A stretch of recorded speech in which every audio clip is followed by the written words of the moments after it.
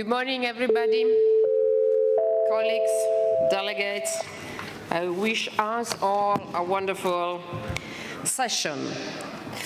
I declare open the 5th plenary meeting of the 20th session of the General Conference. I would like to remind you that the list of speakers of the general debate will be closed today at noon. The Credentials Committee is taking place in parallel. Good morning. Good morning. Oh, great to see you. Great to see you too, General Director. Great to see you too. The Credential Committee is taking place in parallel to this plenary meeting from 9:30 to 10:15 a.m., followed by the 3rd meeting of the main committee from 10:30 a.m. to 12:30 in boardroom A and online. Following the conclusion of the 2 first meetings of the main committee held yesterday, I am pleased to provide you with an update on its proceedings. The main committee has reached consensus on the following agenda items, and their related decision and resolution have already been forwarded to the plenary and will be presented in the form of an L document for adoption on Friday. Item 10B, Financial Situation of UNIDO. Item 10C, Working Capital Fund for the biennium 2024-2025. Item 11, Program and Budget 2024-2025. Item 17, Outlook on UNIDO activities in different regions, under which a resolution was submitted by Ghana, co-sponsored by Algeria, Burkina Faso, Egypt, and Sudan. Item 21, UNIDO activities related to the Vienna Ministerial Declaration for the least developed countries, under which a resolution was submitted by Rwanda, is chair of the 10th Ministerial Conference of the least developed countries.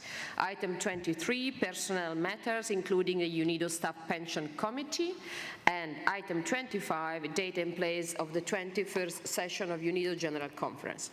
I have been informed that negotiations are still ongoing in the main committee, as well as in additional informal informals, and that everyone is working hard on reaching consensus on the draft resolution submitted under agenda items 14, 19, and 28.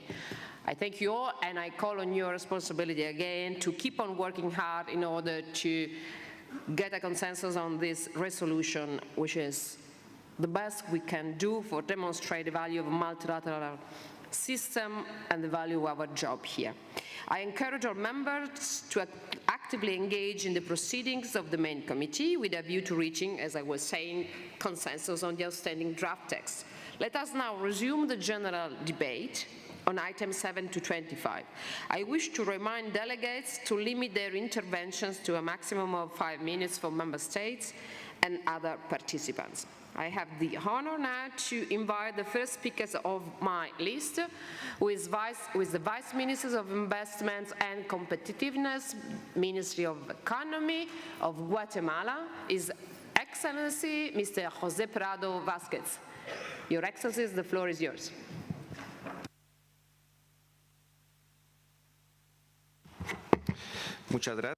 Thank you very much. President of the 20th session of the General Conference, Deborah Lepre, the Permanent Representative of Italy, Director General Gerd Müller. I'd also like to extend my greetings to the main table, and also, ladies and gentlemen, members of the delegations. Allow me to extend my warmest greetings to you on behalf of my country, Guatemala.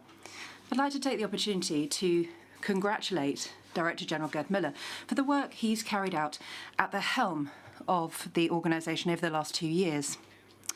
I'd like to reiterate, too, the commitment of the State of Guatemala to continue contributing to the work of the United Nations Industrial Development Organisation in our region. I'd like to let you know that my delegation endorses the statement made by Pakistan on behalf of the Group of 77 plus China, as well as the statement made by Mexico on behalf of GRULAC. Today, I want to underscore the importance of inclusive and sustainable industrial development for integral economic growth and social well-being, which are both strategic pillars for our nations. Guatemala has positioned itself as a key player in the Central American region, thanks to the numerous different pro-investment and pro-business policies which have been approved and implemented under this government. Even since the economic crisis caused by the COVID-19 pandemic, as well as the interruption of supply chains, the increase in sea freight rates and other devastating events that we've seen, Guatemala has stood firm, and our economy has performed extremely well thanks to our historic economic stability. We've shown ourselves to be a resilient country, able to overcome challenges, even in the most critical moments that we've experienced during the COVID-19 pandemic. The impact of our economy, in spite of this, was minimum in 2020, and the country only shrank by 1.8%, one of the lowest figures for the whole of Latin America. And in 2021, our country experienced a recovery with economic growth of 8%. And that was the highest figure for the last 40 years. For this year, we forecast growth of 3.5%. We're making progress on industrialization, but there's still a long way to go in order to achieve sustainable processes which foster innovation and development. 4 in every 10 products in the Central American region are manufactured in Guatemala, which means that the level of industrialization of our national economy is very high.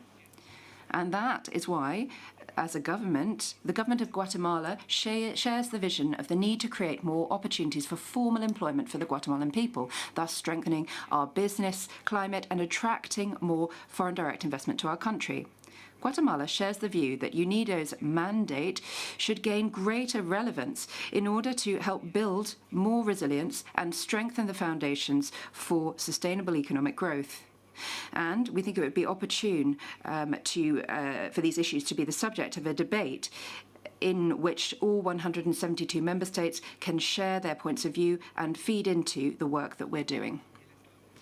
The state of Guatemala, during the period of 2020 to 2023, has reported more than 5,000 processes and industrial activities, thus indicating that in spite of all of the events due to the global economic situation, Guatemala's industrial activity is highly dynamic, and as a result, an increasing number of companies are turning to our country for the development, design, and manufacture of new products and services. At the Ministry of Economy and via the so-called Guatemala Will Not Wait plan, a pact which shares the vision of our president, Mr. Alejandro Yamatei, and this has given life to a public-private strategy to boost exports from our country, as well as attracting foreign direct investment in order to achieve more jobs, render industries where we already have installed capacity and competitiveness more sophisticated, and what's more, we're trying to do more in the areas where our strengths lie in attracting more sophisticated industries such as pharmaceutical products, medical devices, electronic devices, and services. The state of Guatemala is working to bring together actions which will allow inclusive and sustainable industrial development. And this will in turn support supply chains which are sustainable via efforts which bring together public and private institutions which are focused on boosting exports from Guatemala and attracting new industries to Guatemala. In addition to all of this, we are fostering inclusion via our digital government, which allows our citizens and foreign nationals to be at the centre of our administrative world. By using transparent platforms which are open to all of the public, this will allow them to carry out administrative processes online and save time, interactions and costs, which could be better used for their day-to-day activities. I'd like to reiterate the state of Guatemala's commitment to join in efforts to demonstrate the key importance of industry towards developing sustainable development. We would encourage the Director General to ensure fair geographical representation within our organisation to thus develop and coordinate actions which allow for the promotion and acceleration of industry in Latin American countries and the rest of the world. Furthermore, we would invite all of the members of the Latin American region to coordinate efforts as well as promoting projects which allow for industrialisation and achieving the SDGs, especially those linked to the work of UNIDO. Wishing you all a good day. Thank you very much for listening. Thank you. Thank you, Your Excellency. And now I have the pleasure to give the floor to the Federal Secretary, Minister of Industries and Production of Pakistan, His Excellency Mr. Azad Rehman Gilani. Your Excellency, the floor is yours.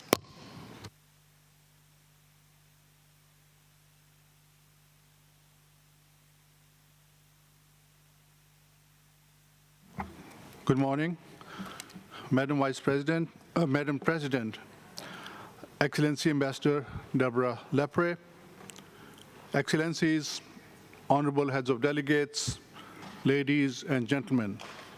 Allow me to congratulate the President and the other members of the Bureau on their election. You have our full support to steer this General Conference session to a successful conclusion. Let me also convey our gratitude to the outgoing President of the 19th General Conference, His Excellency Ambassador Mohammad Mizani, Permanent Representative of Tunisia. We are thankful to the Secretariat for making excellent arrangements for organization of this General Conference. Madam President, Pakistan aligns itself with the statement of G77 and China and wishes to make the following comments in its national capacity. At the outset, I would like to reiterate Pakistan's long-standing, steadfast, and resolute support for the people of the State of Palestine. We are appalled at the humanitarian crisis in the Gaza Strip, inflicted by brutal aggression of Israel. We call for a permanent and comprehensive ceasefire in Gaza and an expeditious and effective delivery of humanitarian assistance to the people of Gaza, including food, water, medicine, fuel, and other essential supplies, without any conditions, restrictions, and limits. Excellencies, this year UNIDO is holding the General Conference under the overarching theme of fair globalization, innovative solutions for the industry of tomorrow. An apt reminder that globalization needs to be fair and that innovation is key to inclusive and sustainable industrial development. Pakistan supported Director General Muller's reorganization of Secretariat and field offices. We believe that upon completion of this process, UNIDO will become more efficient and responsive to the needs of the member states. Moreover, UNIDO has redoubled its effort in various fields, particularly in the field of climate change and adaptation. We note with satisfaction that UNIDO has prepared its climate change strategy and is now developing an action plan for the same. Pakistan views with satisfaction UNIDO's activities with middle-income countries and with LDCs.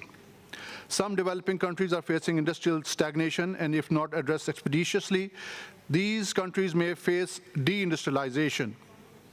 Moreover, the world is facing increased poverty and hunger. UNIDO has dedicated niche to provide developing countries in meeting their food needs by reforming agro-industry through tech-based innovative solutions. Distinguished delegates, Pakistan acknowledges with deep appreciation the decades-long services extended by UNIDO to Pakistan. These services encompass all UNIDO thematic areas and have contributed significantly to the sustainable industrial development in Pakistan. It is heartening to note that UNIDO's country program for Pakistan has been successfully completed. We together implemented 8 projects with a cumulative funding of $77 million. The two sides will again start negotiation for the next country program. Madam President, we fully subscribe to Director General Gerd Muller's 3 priority areas for action, which are supporting sustainable supply chains, limiting climate breakdown, ending hunger by cutting post-harvest losses, and developing agribusiness value chains. UNIDO is the implementing partner of European Union-funded Euro 50 million project in Pakistan, which is poverty alleviation and inclusive development across rural Sindh. This project helps support the government of Sindh in implementation of its poverty reduction strategy. Madam President, Pakistan also wishes to be part of UNIDO's green hydrogen program. Green hydrogen is the fuel of the future, and Pakistan is the requisite raw material in abundance, and UNIDO's assistance could go a long way in development of the green hydrogen program in Pakistan. Coming to end, Pakistan has supported Director General's initiative regarding reorganization of the Secretariat and also support his reforms in UNIDO's field network. We also support UNIDO's climate change strategy. We believe that climate change is one of the gravest challenges being faced by the mankind, and industry is not just part of the problem, but it is actually part of the solution. Madam President, Pakistan supports Kingdom of Saudi Arabia's bid to host 21st session of the General Conference in Riyadh in 2025. To conclude, I would like to reiterate Pakistan's deep appreciation for UNIDO's role and activities and Director General's reform agenda. We also reaffirm our support to UNIDO's activity in Pakistan. I thank you, Madam President. Thank you. Thank you, Your Excellencies. And now I have the honor and the pleasure to give the floor to His Excellency, the Permanent Representative of India, His Excellency Mr. Jaideep Mazumdar. Your Excellency, the floor is yours. Thank you. Madam President, my delegation congratulates you on assuming the chair of the 20th General Conference of UNIDO. We also congratulate the other members of your Bureau and assure you of our full cooperation in the successful conduct of this General Conference. Our greetings to DG Gert Mueller and our appreciation for his opening statement. India associates itself with the statement made by the Permanent Representative of Pakistan on behalf of the Group of 77 and China, and would like to add the following points from our national perspective. Madam President, we are gathered here in Vienna for the 20th General Conference of UNIDO at a time when the global challenges and their impacts continue to grow. Pandemics and human conflicts reinforce our ancient Indian belief that we live in an interconnected and interdependent world, and that we need to meet these challenges together. Our belief is captured in the expression Vasudeva Kutumbakam, the world is one family. And from this springs the theme for India's presidency of the G20, One Earth, One Family, One Future. At such a time, it is imperative that we, the international community, recognize this interdependence and take united action in intensifying the efforts for delivering the objectives of the 2030 Agenda for Sustainable Development. India, as the G20 chair this year, pursued the path of dialogue and diplomacy to ensure that people, planet, prosperity, peace, and partnership remain at the forefront of our international agenda. The first ever Voice of the Global South Summit was convened early in our presidency to ensure that the concerns of developing countries as well as the emerging solutions from them are factored in the global discourse. India also worked to ensure that by including the African Union, Africa has a voice in determining the future of humanity and of our planet. Madam President, amidst these uncertain times, the Indian economy has shown resilience and continues to be among the fastest growing major economies. This growth over recent years is led by the innovative use of digital technologies, low-cost solutions, and whole-of-society participation. These technologies, popularly known as digital public infrastructure, have emerged as a critical enabler of digital transformation and can turbocharge progress to deliver on the SDGs. The award of Gender Equality Mobilization Award to UNIDO's Uday Pride project in India in the third plenary meeting yesterday is testimony to our whole of society approach. In August 2023, UNDP published a compendium on digital public infrastructure as a practical resource for countries to use for building a rights-based and inclusive DPI. We continue to work for adoption of DPI approach to deliver population-wide solutions and accelerating achievements of SDGs internationally. Madam President, in 2023, India reached a milestone of becoming the most populous country in the world. Our requirements for food and energy are also enormous. However, we remain conscious of our international commitments. We are pursuing a path of just energy transition by encouraging development and rapid adoption of renewable energy, including solar, wind, as well as green hydrogen. Our fossil fuel energy usage has grown. Our non-fossil fuel energy usage has grown by more than 25% in the past 7 years. And by 2030, we hope to fulfill more than half of our energy requirements from renewable sources. This year, India has also committed $25 million in support of the Global Solar Facility formed by ISA to stimulate investments in solar projects internationally. We urge UNIDO and the member states to make use of this facility for enhancing adoption of solar energy. Madam President, India believes UNIDO to be among the important global platforms for fostering collaboration and dialogue, mobilizing investments and delivering technical cooperation programs, and thus promoting sustainable industrialization in countries of the Global South. We support and welcome the reforms undertaken by DG Mueller in making the organization more nimble and agile and less hierarchical. We also welcome the enhanced delivery of technical cooperation projects in 2022 and are further encouraged by the objective to enhance it by 25% in 2024-25. We urge UNIDO member states to equip the organization with adequate resources for delivery of these objectives. The 2023 Global Sustainable Development Report highlights the significant contribution of science and evidence-based actions to counter uncertainty and address global challenges. In this, we see an important role for UNIDO, especially for advancing digital technologies and innovation, Industry 4.0 and circular economy, while ensuring a just energy transition, resilient supply chains, stimulating job growth, and capacity building in the Global South.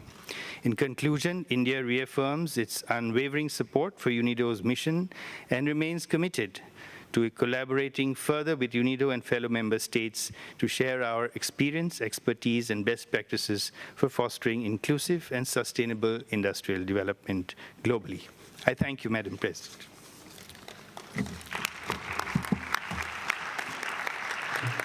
Thank you, Your Excellency. Thank you very much. And now I have the honor to give the floor to the permanent representative of United Arab Emirates, His Excellency Mr. Ahmad Al-Kabi. Thank you. Your Excellency, the floor is yours. Thank you, Madam President. Excellencies, distinguished delegates, ladies and gentlemen, let me first congratulate you, Madam Chairperson, for your election as a President of the UNIDO General Conference. The United Arab Emirates has a steadfast in its commitment to advancing sustainable industrial development on both the national and the global fronts.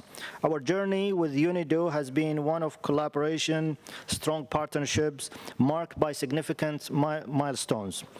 In 2019, the United Arab Emirates hosted the 18th session of UNIDO General Conference, leading to the adoption of Abu Dhabi Declaration. This landmark event reinforced the critical role of industrial development in the 2030 Agenda for Sustainable Development.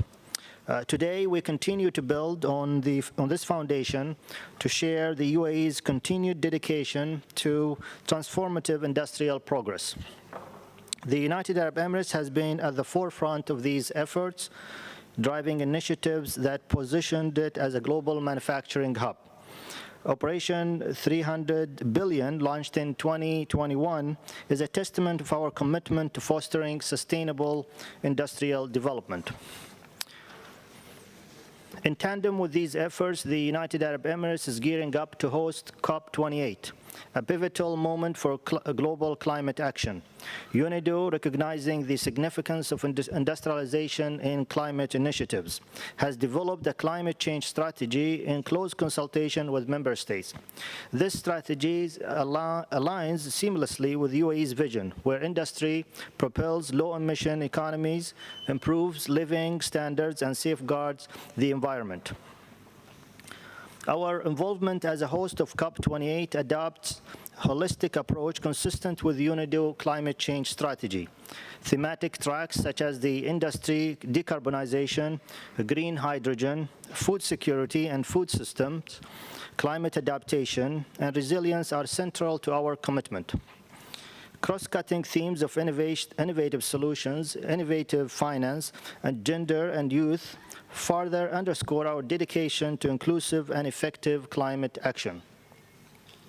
As we navigate COP28, UNIDO and the UAE are poised to launch the UNIDO International Center for Industry Readiness. This initiative aims to enhance industrial sector capacity to respond to shocks and emergencies using fourth industrial revolution applications.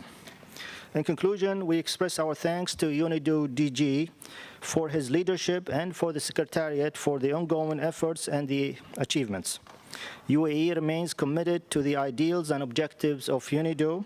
Our collaborative efforts, including hosting key conferences, contributing to negotiations, and actively participating in transformative initiatives, underscore our dedication to a world where industries serve as a catalyst for positive social, economic, and environmental outcomes.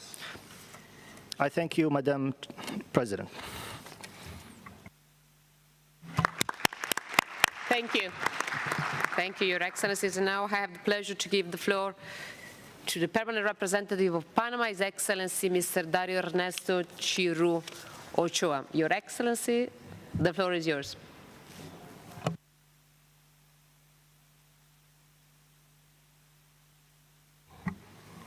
Good morning.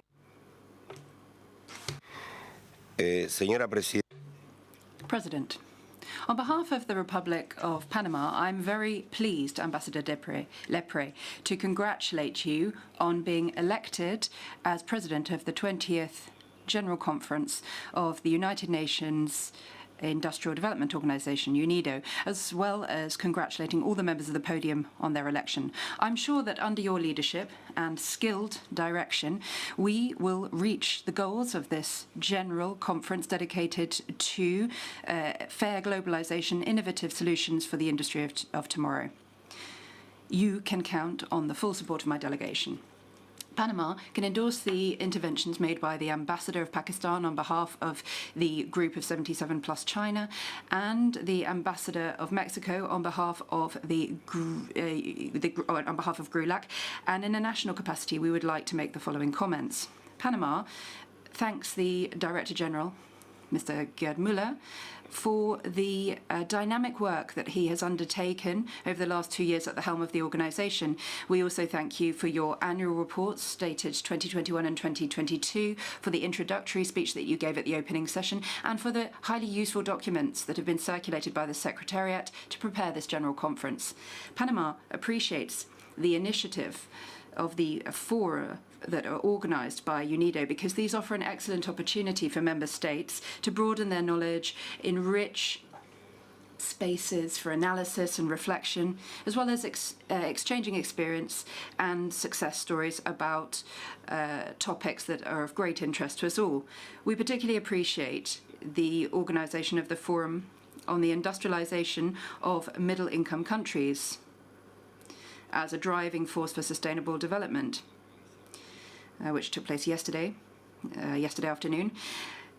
And that allowed us to analyse the situation that at least 105 member states of UNIDO face, because they are classed by the World Bank as middle or high income countries and are thus recognised as important driving forces in global development and deemed fundamental in terms of achieving the Agenda 2030. UNIDO should always play an increasing role in helping us to meet the Sustainable Development Goal number 9, focused on sustainable and inclusive industrial development of member states via the policies which promote building resilient infrastructure, sustainable industrialization, fostering innovation, and also fostering energy transition too. In Latin America, we have come to understand that in order to make inclusive and sustainable industrial development a possibility which generates employment and boosts GDP, we need a paradigm shift when it comes to productive work, innovation, scientific research, and the modernization of our infrastructure for training human resources. Panama thus welcomes the interest demonstrated by the Director General to maintaining direct and frank dialogue about the priorities and the action plan developed by the Latin American Caribbean region in Panama and Guatemala of these high-level meetings in 2022 and in 2023. This is essential if we are to have a new action agenda and combat climate change as well. In 2020, Panama approved the strategic guidelines for our energy transition agenda as part of the meeting of the objectives for sustainable, the Sustainable Development Goals of the EU. We also have the national program, Reduce Your Carbon Footprint, for the management and monitoring of economic development and social development, which is low in carbon. And in 2023, we furthered public consultation on green hydrogen. We have also increased the participation of the industrial sector from 5% to 17% over the last decade in this, and we would like to bolster growth by adapting our legal and regulatory framework on a national level in terms of industry, as well as designing a national policy to promote sustainable industrial investment. And we need a frank discussion with the Secretariat so that this will allow our region to fulfill our priorities in terms of decarbonisation of industry, as well as digitalisation and innovation, a circular economy, and the development of SMEs, which generate employment, as well as in the field of renewable energy and energy efficiency. In terms of the circular economy, Panama in 2021 promulgated a law which sets out fiscal incentives for 5 years for companies of recycling plants which specialize in recovering waste in order to transform those into items that can have a new life and can be reused. And currently there is a draft law to encourage the circular economy, and the objective of that is to improve the problem of waste and raise awareness amongst the population. Panama, in spite of having a low emissions economy, has set itself the challenge of prioritizing, protecting our environment, declaring 40% of our maritime and land-based areas as protected areas. And this means that one of these is recognized on a global level as being carbon negative too. Panama welcomes the commitment of the organisation to gender equality and women's empowerment, as well as the progress that has been achieved in terms of fostering gender equality over the last few years. We are convinced that with the increased participation of women in our work, that will not just ensure that 60% of human resources in our countries are participating in active work, but we also will bolster economic growth as well as security. Finally, I wanted to reiterate the commitment of our national government to work on positioning the country in terms of international cooperation and undertaking regional leadership to meet the Sustainable Development Goals, which will be both resilient and inclusive. Thank you very much, Chair. Thank you very much, His Excellency, Your Excellency. And now I have the honor to give the floor to the permanent representative of Myanmar, His Excellency Mr. Min Tein. Your Excellency, the floor is yours.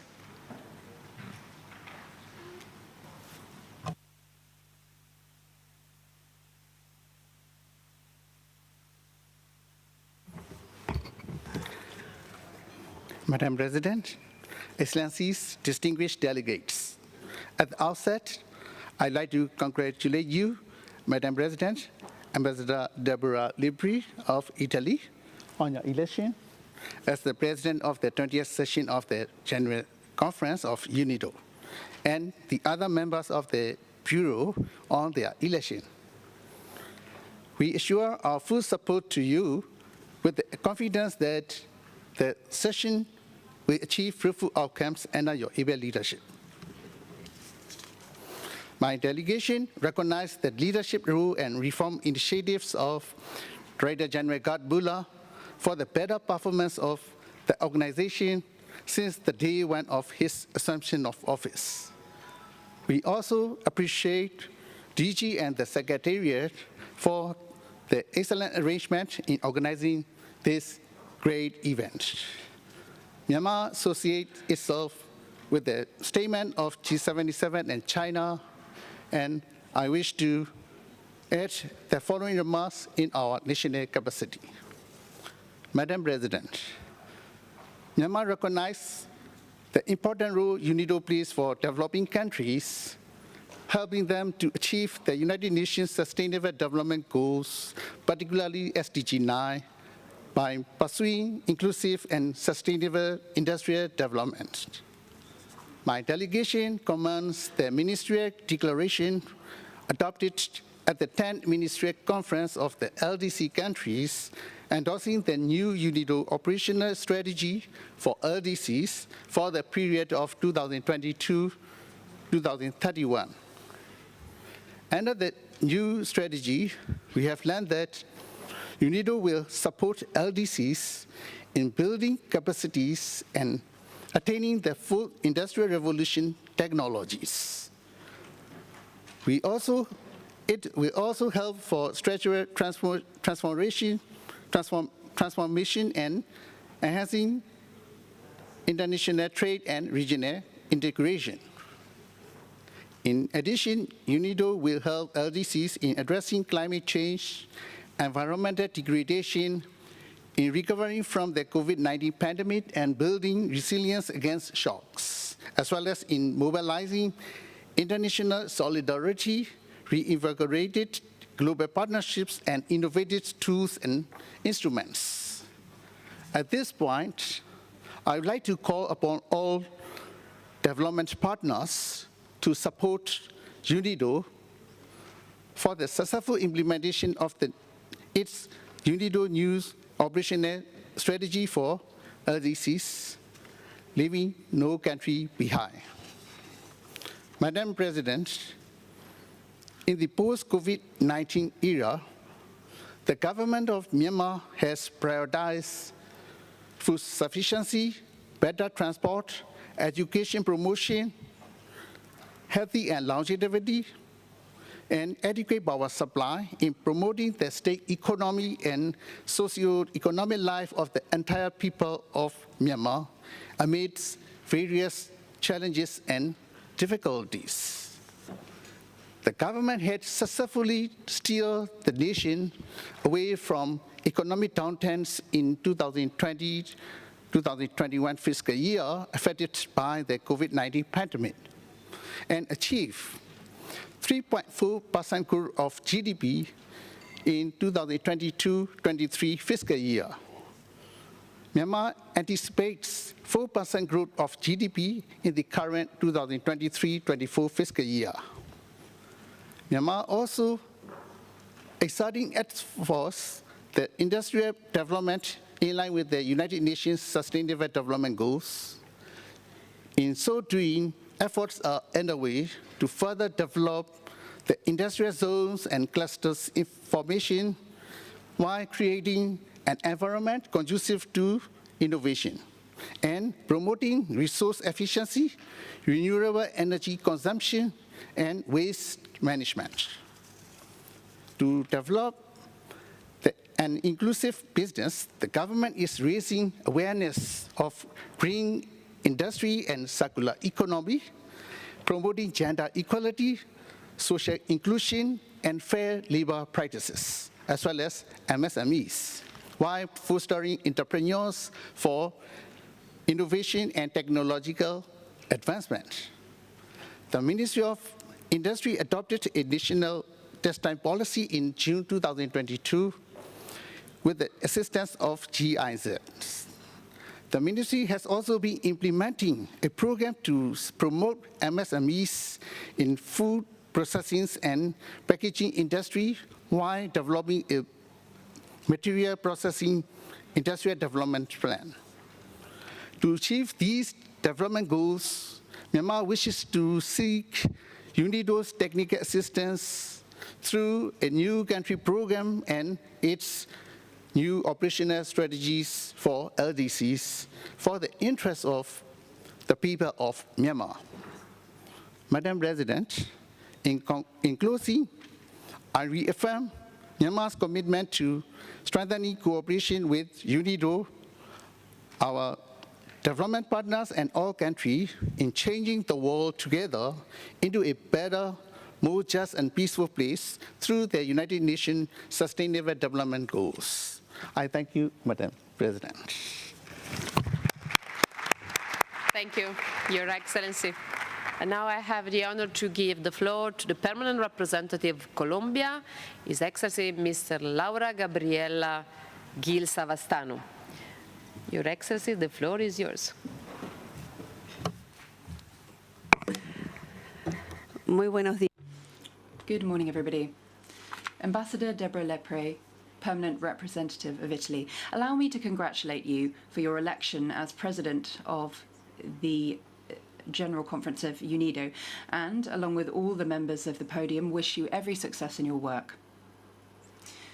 President, Colombia endorses the statements of the G77 plus China and GRULAC, and would like to make the following comments. In Colombia, national priorities are defined in the National Development Plan. This promotes sustainable development, which is both fair and equitative, based on decarbonized economies, clean energy, and the respect for rights to life and nature. These priorities coincide with those outlined by UNIDO, by emphasizing the need to eradicate poverty and achieve inclusion, develop productive capacities with all sectors that are involved in industrialization. We agree with the need to ensure that all countries can benefit from international trade and technological progress by implementing modern industrial policies and ensuring compliance with fair international standards and laws. All of this needs to be based on the need to drive environmentally sustainable growth, as well as building industrial capacities for green industries by harnessing cleaner, productive technologies, as well as methodologies for ensuring that resources are efficiently used. President, I'd like to stress the relationship that exists between industrial development and gender equality if we are to achieve sustainable growth in the longer term. It's essential that we promote gender equality and the empowerment of women, not just as a mere question of human rights, but also in our quest for sustainable growth. Respecting the rights of women makes economic sense because it bolsters the efficiency and effectiveness of our economies. we need to tackle the effects that industrialization has on the lives of women, as well as promoting, supporting and encouraging their leadership and effective participation as a necessary condition to achieving sustainable and inclusive industrial development. We hope to continue redoubling efforts so that we implement the transformative approach of gender into all of our activities, mainstreaming it within UNIDO, as well as stepping up the proportion of women who occupy leadership roles. Colombia supports the statement made by the group of countries who are friends of gender that will be read by the ambassador of Honduras. We lament the fact that there has been no consensus on women as a member state. We'd like to draw your attention to the fair geographic representation as a principle of the United Nations system. UNIDO is not applying that, and we would like, as members of GRULAC, to see a correction to this. We think that sustainable development needs to be focused on in terms of generating an economic model that leaves behind our dependence on carbon and oil. And instead we should turn our attentions to new technologies which will allow us to better care for the natural resources of our planet. In Colombia, if we are to undertake an energy transition, then we'll need to reindustrialize the country by harnessing developments in science, knowledge and technology, so that we can become a country that's less dependent on oil and gas and fossil fuels, and in order to gain an energy mix that is more diversified and a lot cleaner.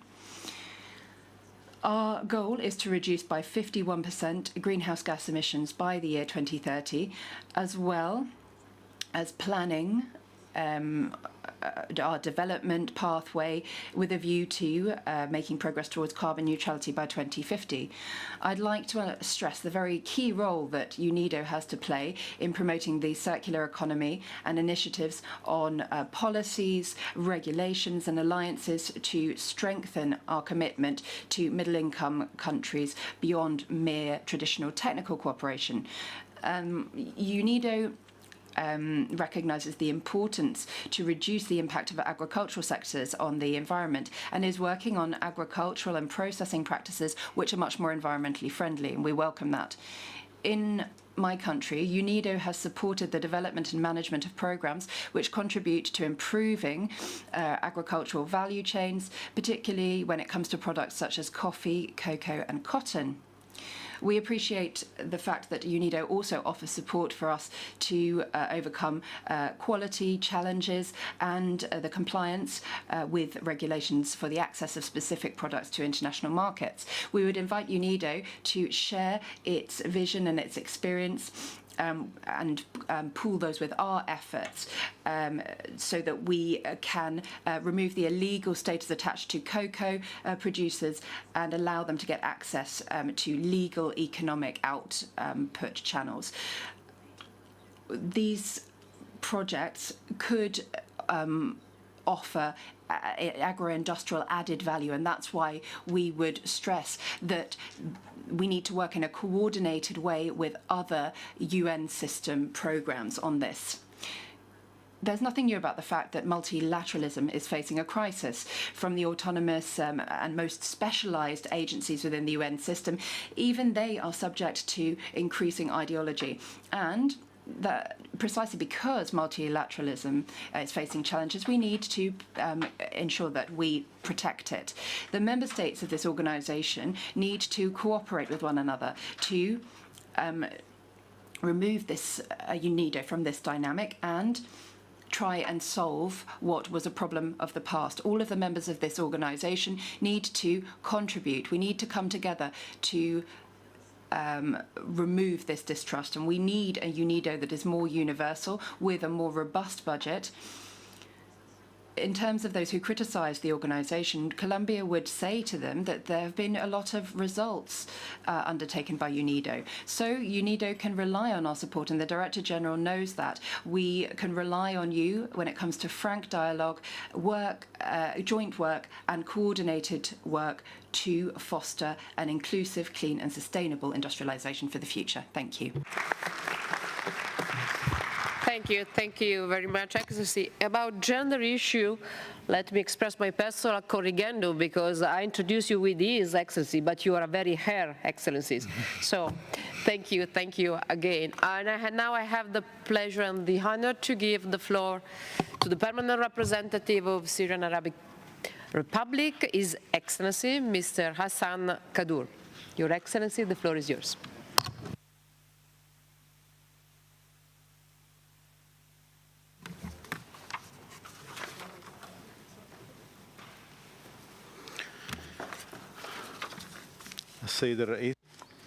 Excellency, Madam President, at the outset, the delegation of the Syrian Arab Republic wishes to congratulate Her Excellency Permanent Representative of Italy, Ambassador Deborah Lepre, on her election to the presidency of the General Conference. We equally congratulate other members of the Bureau and various committees. We wish you all success in your endeavors during the current session of the conference.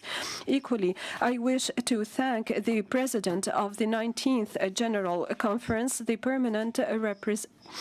former permanent representative of Tunisia, Ambassador Mohammed El-Mezghani, and members of his bureau for their efforts that led to the success of that session. I equally convey my thanks and appreciation to the Director General of UNIDO, Mr. Mueller, and members of the Secretariat for the able preparation and organization of the current session of the General Conference. Madam President, this delegation aligns itself with the statements to be delivered under the current item on behalf of the Arab group, in addition to the statement delivered on behalf of the group of 77 in China, and wishes to make the following remarks. The Syrian Arab Republic condemns in the strongest terms the brutal Israeli practices targeting the Palestinian people in the occupied territories, particularly in the Gaza Strip, that is indiscriminate bombing and killing of innocent civilians, in addition to systematic targeting of hospitals and industrial infrastructure in the Strip.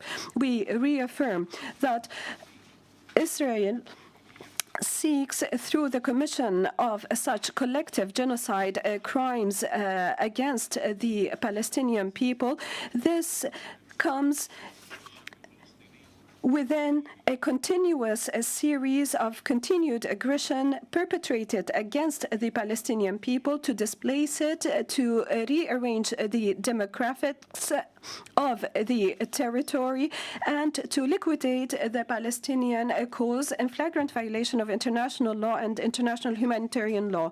We reiterate the need to immediately stop this Israeli aggression and to allow the delivery of urgently needed humanitarian aid to the Palestinian people in the Gaza Strip. We believe that this aggression has continued over years. Just a few days ago, Israel targeted the international airport in Damascus, which is a civilian infrastructure that serves civilians exclusively. Over the last 2 months, this comes within the series of aggression that targeted the Gaza Strip, which is a crime of war and a crime against humanity. Targeting civil Syrian airports threatens peace and security in the region and constitutes a violation of various international resolutions. Madam President, the Syrian Arab Republic attaches utmost importance to close cooperation with the UNIDO. We greatly value efforts exerted by the organization in support of the development of Syrian industry. We look forward to further collaboration and work alongside the organization, particularly under the circumstances my country has been going through since 2011. The terrorist and economic war launched against Syria has had a catastrophic impact on all sectors, particularly the industrial sector, which sustained major losses owing to that war, as it's now it is ranking second in terms of devastation caused by war after the housing sector, meaning that over 70% of that sector has been demolished entirely, be it through the targeting by armed individuals of plants, the theft of plants, factories, and the smuggling of those items into other neighboring countries at a value estimated at approximately $60 billion, in addition to losses estimated at 1 million job opportunities, covering industry, agriculture, services, and trade, in addition to losses sustained by private sector entities, both in Damascus, its countryside, Aleppo, Hamad, and Homs.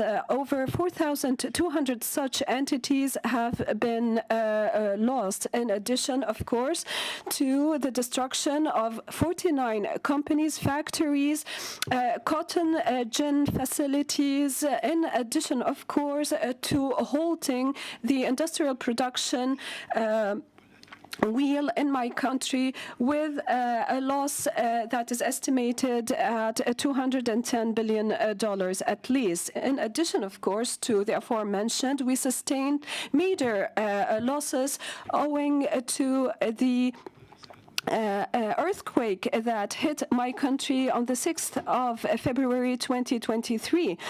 We sought the assistance of international organizations in support of governmental efforts to address this natural catastrophe. President, my country has long suffered and suffers still of challenges and major hurdles that impede the developmental process, at the forefront of which the adverse impact of the suffocating economic siege imposed on my people, and the imposition of unilateral coercive economic measures, unprecedented measures that undermined our productivity and the productivity of the developmental and industrial sectors, particularly modernization and industrialization.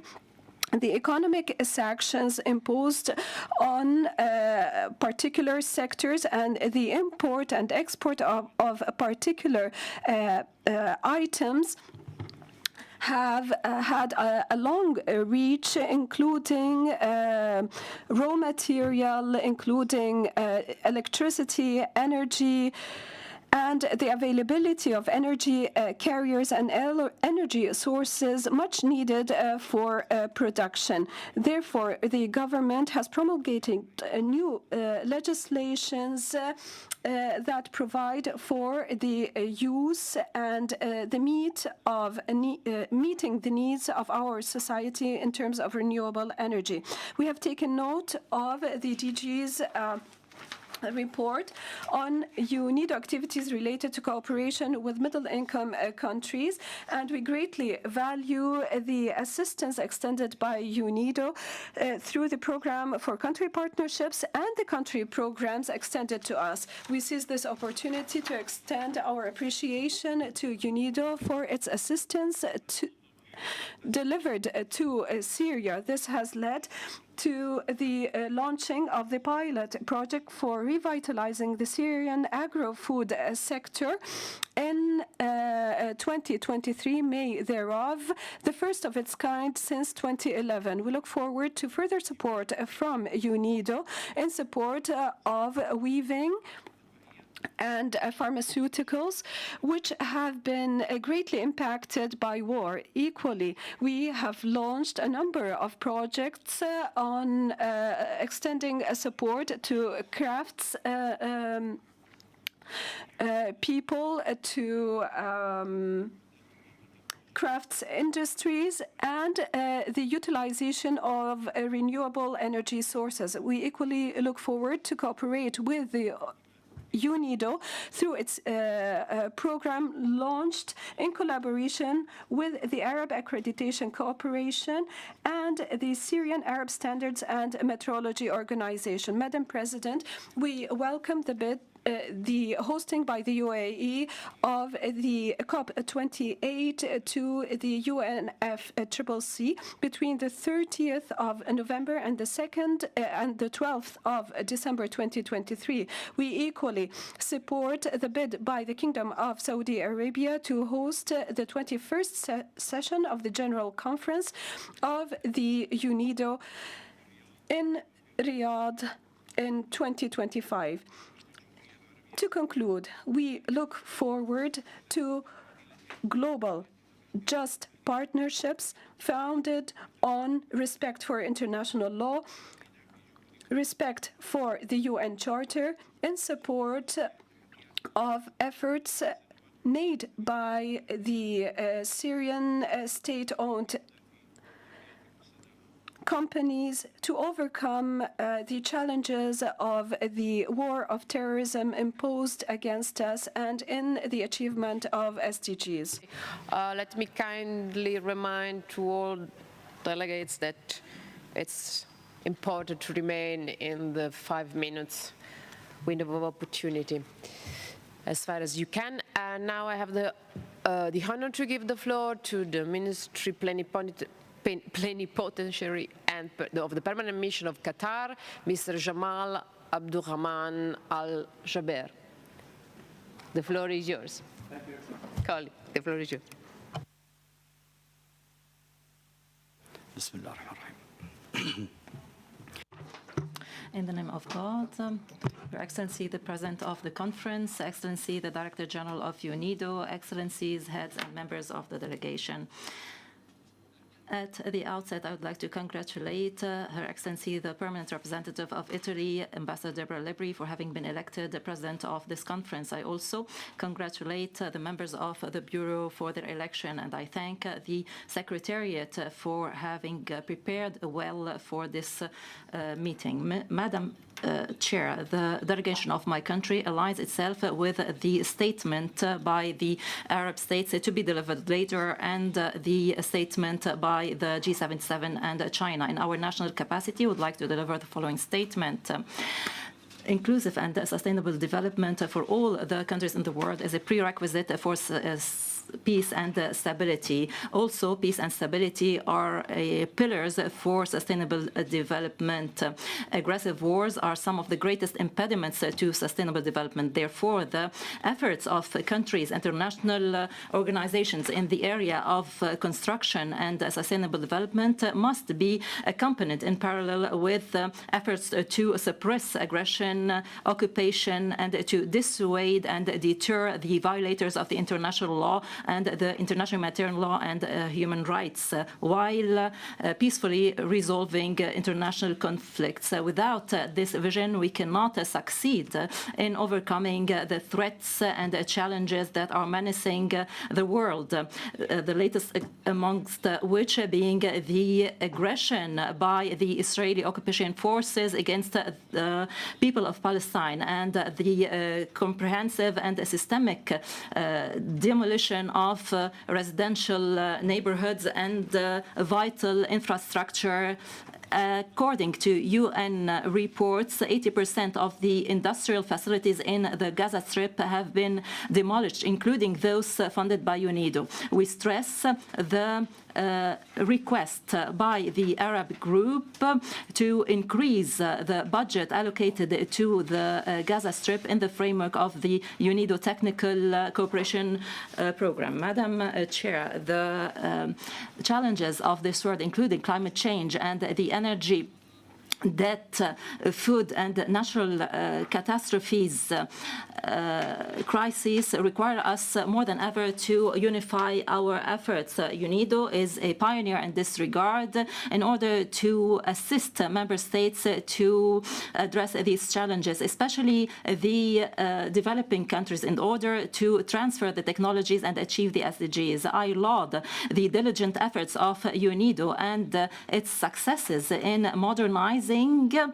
and developing industrial policies that push forward towards economic transformation and sustainable development. This has been reflected in UNIDO's annual report 2023. I call for further support and assistance for UNIDO for it to attain its noble mission. I would like to particularly praise the efforts of UNIDO to support the UN development system as well as its programs in the area of technical support and capacity building offered to developing countries. This has included the preparation and implementation of the acceleration plan for the least developed countries 2022-2031. This is complementary to the efforts of the UN conferences on least developing countries, the latest session of which having been held in Doha in March 2023, which led to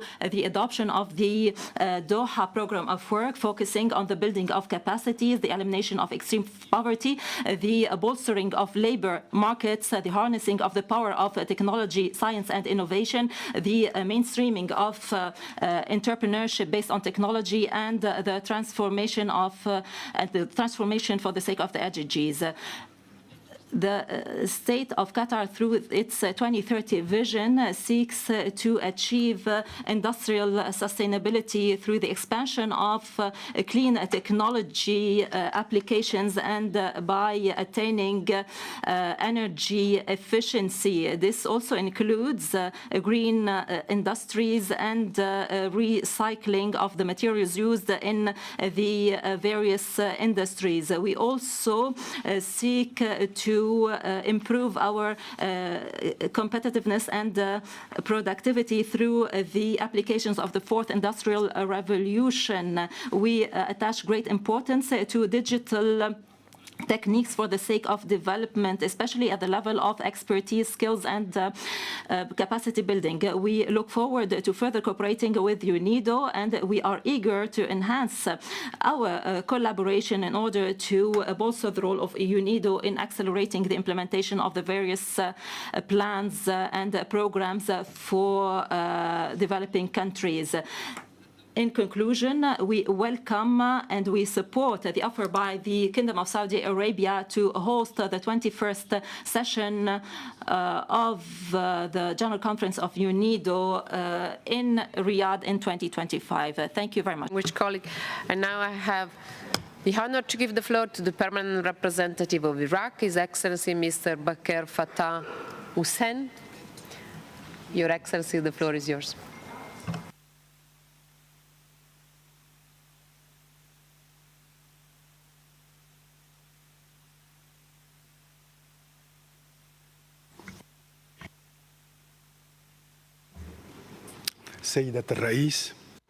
Madam President, ladies and gentlemen, at the outset, it is my pleasure on behalf of the delegation of my country to congratulate Her Excellency, the Permanent Representative of the Republic of Italy, Madam Deborah Lepri, for assuming the presidency of the 20th session of the General Conference of UNIDO.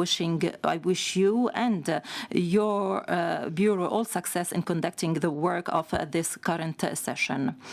We are fully confident that you possess the capabilities to lead us to attain the desired outcomes. We also thank and express our appreciation to Ambassador Mohammed Zghani, a former permanent representative of Tunisia and former president of the conference in its 19th session.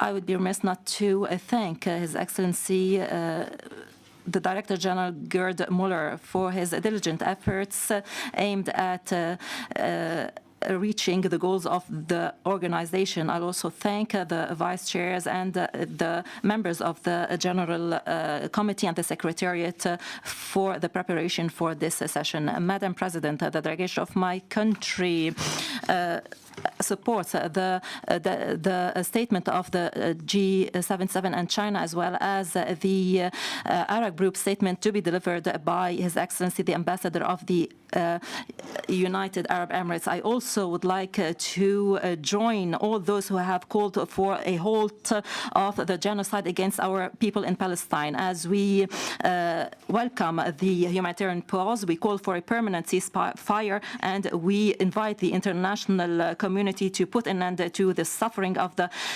Palestinian people and to find a permanent and just solution that consists in the creation of the independent state of Palestine with Jerusalem as its capital. In our national capacity, we would like to laud the efforts and works of UNIDO, especially those that have supported the member states, especially the developing states. The organization has always endeavored to achieve a better life by laying the industrial foundation for prosperity and economic power on the long run, and by working to achieve the SDGs. Regarding the strides made by countries to achieve the SDGs, Iraq has been keen on following the progress in this regard in spite of our dire circumstances. The government has set forth its priorities for the industrial sector in the area of mining, petrochemicals, fertilizers, and concrete.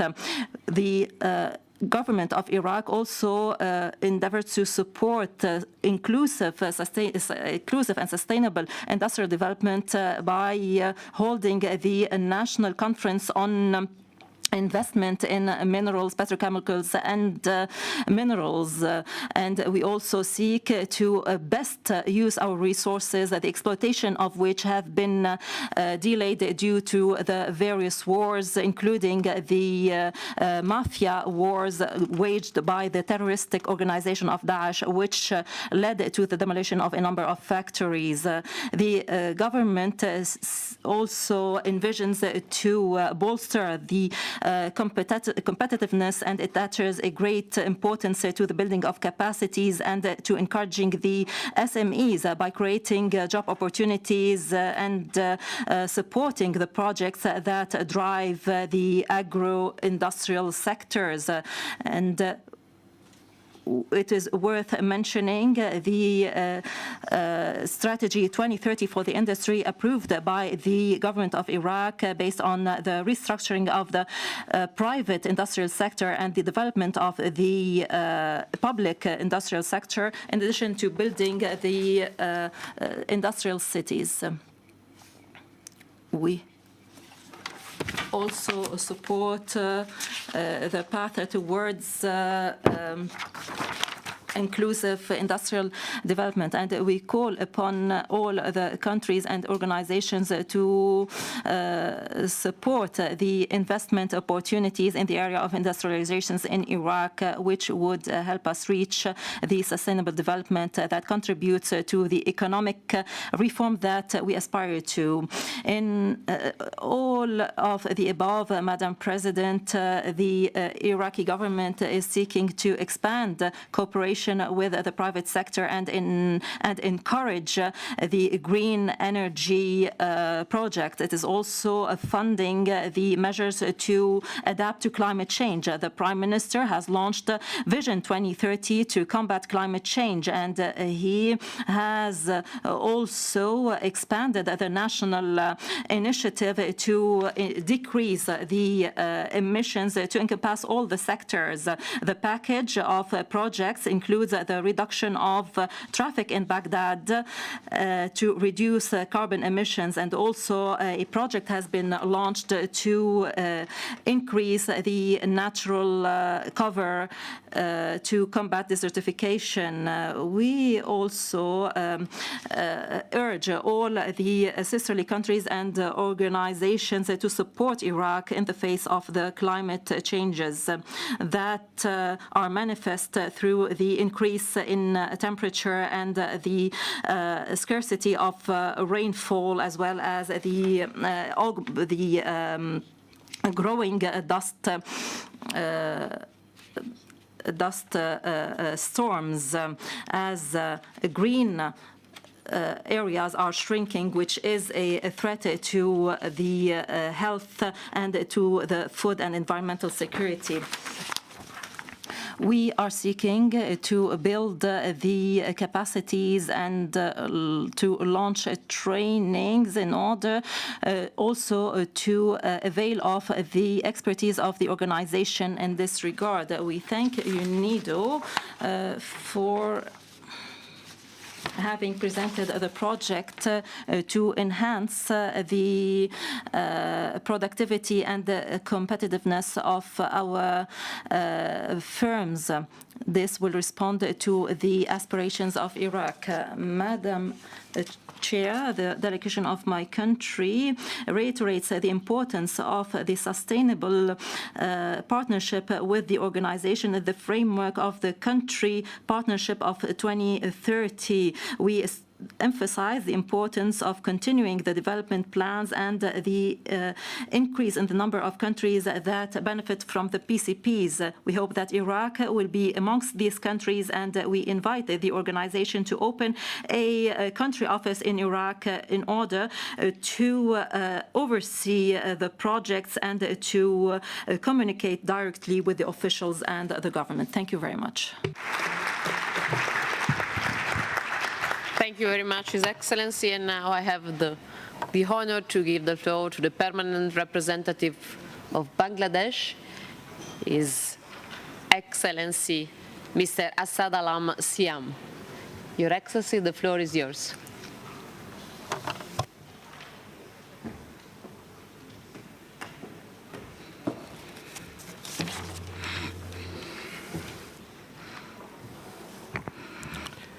Madam President, Excellencies, ladies and gentlemen, good morning. Let me begin by congratulating you on your election as the President of the 20th session of the General Conference of the UNIDO, as well as other members of the Bureau for their election. I am confident that under your able leadership, Madam, this session will be a successful one. My delegation assures you of our full support. I also take this opportunity to express our sincere appreciation to the outgoing President and his Bureau for their commendable job. I would also like to thank the Secretariat for the excellent arrangement made. Madam President, my delegation fully associates itself with the statement delivered by the distinguished permanent representative of Pakistan on behalf of the Group 77 and China. I will, however, add a few remarks on my national capacity. At the outset, let me briefly update you about the recent industrial development in Bangladesh. As one of the fastest growing economies of Asia, Bangladesh attained a growth rate of around 7% over the last decade. Last year, according to the World Bank, our GDP grew by 7.1%. The current contribution of industry in our GDP is around 34%. By 2031, we hope that industry's share to GDP would rise to 40%, absorbing the additional workforce. In other words, we aspire to transform our economy from agriculture to manufacturing. In the context of our LDC graduation in 2026, our industrial policy includes 3 targets. First, socio-economic development through inclusive growth by adaptive, green, and sustainable industrialization. Second, to increase share of industry to GDP by improving skill, productivity, and employment. And last but not least, capacity building in public and private sectors, responding to ever-changing technology and 4IR. We are trying to boost this transformation through multiple major projects, setting up high-tech IT parks and special economic zones, digital transformation programs, and export diversification. There are challenges: climate change, market access, technology transfer, ethical pricing, capacity building, and supply chain disruption. All these pose huge obstruction to smooth industrial elevation. In this context, we invite UNIDO to facilitate improving our human skills, capacities, and innovation to overcome these challenges. Madam President, Bangladesh values UNIDO's significant role to promote inclusive, sustainable, and green industrial development to realize relevant SDGs targets in developing and transitioning countries. In Bangladesh, UNIDO is working to improve industrial productivity and competitiveness of the private sector by enhancing export capability and environmental sustainability. We commend UNIDO's project with Pran Agro-Processing, whereby it intends to double the national dairy production by 2025, making Bangladesh milk sufficient through mass dissemination of the know-how to the grassroots farmers. Agriculture and climate response are two areas where we need better scale, productivity, and innovation. We suggest that UNIDO adopts projects in tune with our national industrial policy and vision documents to help us to diversify our exports basket and get better access and ethical price in the global market. We urge UNIDO to mobilize climate investment and green technology for the vulnerable countries to ensure sustainable and inclusive growth. Madam President, Bangladesh considers UNIDO as a partner in the industrialization of the economies of the Global South. We therefore underscore the robust need of strengthening UNIDO's capabilities and funding to deliver its unique mandate. We encourage UNIDO to explore ways to enhance its resources to meet the huge expectations and confidence of the developing countries that it enjoys. I would like to reaffirm Bangladesh's full commitment to UNIDO to this goal and look forward to continuing an intensive and effective collaboration with it.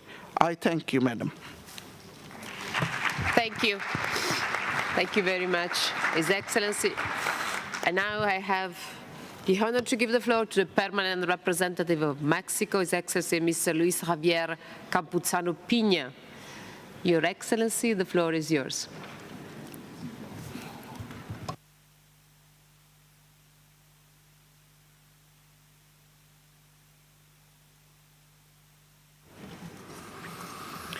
Muy buenos días. Good morning.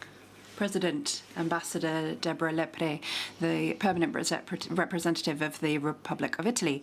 Firstly, Mexico congratulates you on your election as president for this period of sessions. You can rely on our full support. President, my delegation recognises the work and leadership of the Director General, Gerd Müller, and welcomes his efforts that he's undertaken to strengthen the efficiency of UNIDO and broaden its technical cooperation capacities as part of a results-based leadership. Mexico believes that the Director General's structure and vision will bolster the impressive technical capacities developed by UNIDO with an innovative vision and a strategy to mobilize the necessary financial and human resources so that the organization can stand as an international benchmark which promotes industrial policy in the 21st century, which are both inclusive and sustainable. Mexico recognizes the fundamental role UNIDO has to play in promoting and fostering inclusive and sustainable industrial development on a global scale. With this in mind, we'd like to express our commitment to the objectives and principles that guide this conference, as well as to Agenda 2030 and the Sustainable Development Goals. We welcome the recent visit undertaken by the Director General to Mexico, where talks were held with the highest authorities of the Mexican Secretariat for Economy, which yielded proposals for cooperation in areas which include UNIDO Global Industrial Eco-Parks and green hydrogen programs. President, Mexico welcomes the actions of UNIDO in support of its member states. Of particular note are initiatives such as aquaculture projects and the SDG Accelerator for Latin America, which will contribute to job creation in our region. In the face of significant challenges today, UNIDO has a duty to boost its efficiency and efficacy through close dialogue with member states, as well as the mobilization of extra budgetary resources and the urgent and disciplined implementation of a results-based management approach. With this in mind, Mexico calls upon UNIDO to update and adapt its technical cooperation capacities to the emerging needs of developing countries, with a renewed focus on the case of middle-income countries, which represent the majority of member states and the households of 70% of the world's population. At the same time, Mexico is concerned to see that technical cooperation with Latin America and the Caribbean still lags behind. Our region has supported UNIDO's mission right from its beginnings, with human, financial and political resources committed. Similarly, Mexico expects that UNIDO will significantly accelerate and prioritize its cooperation with our countries at this critical time.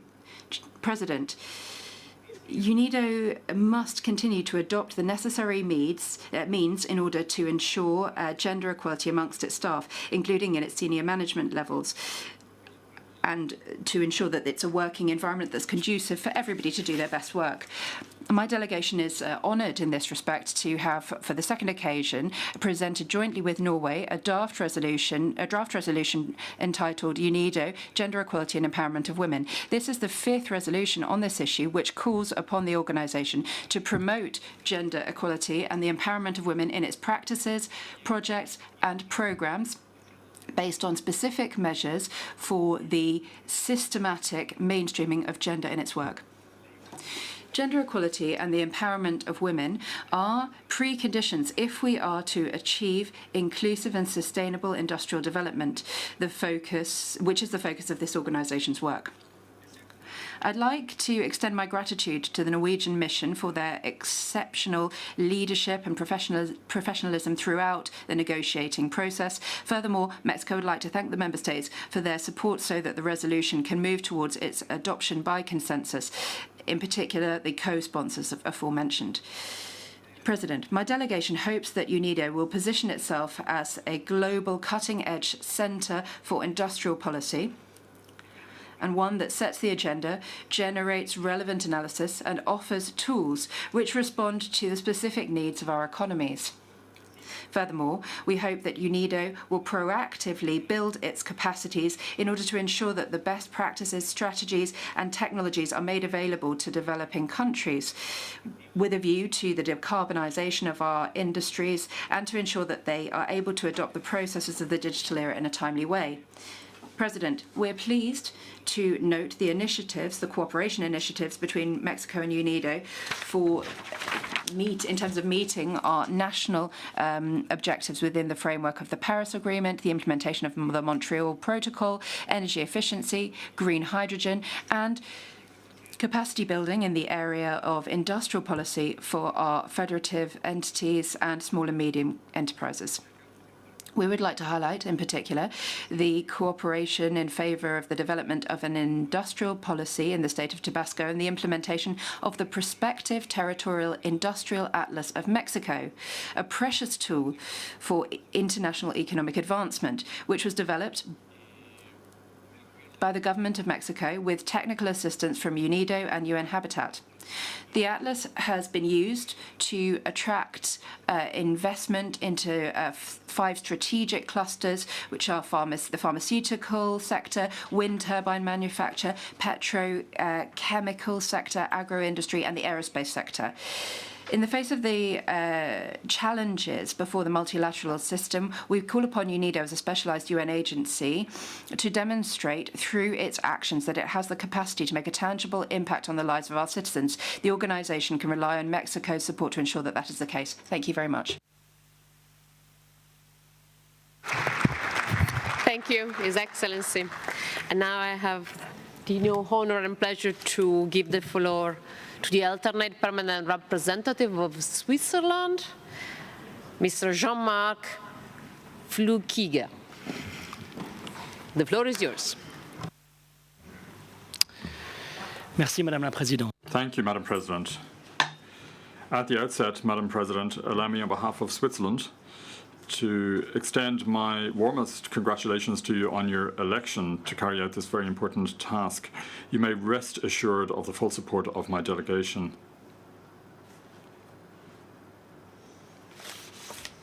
As UNIDO's second biggest contributor of extra budgetary funding, Switzerland attaches great importance to UNIDO.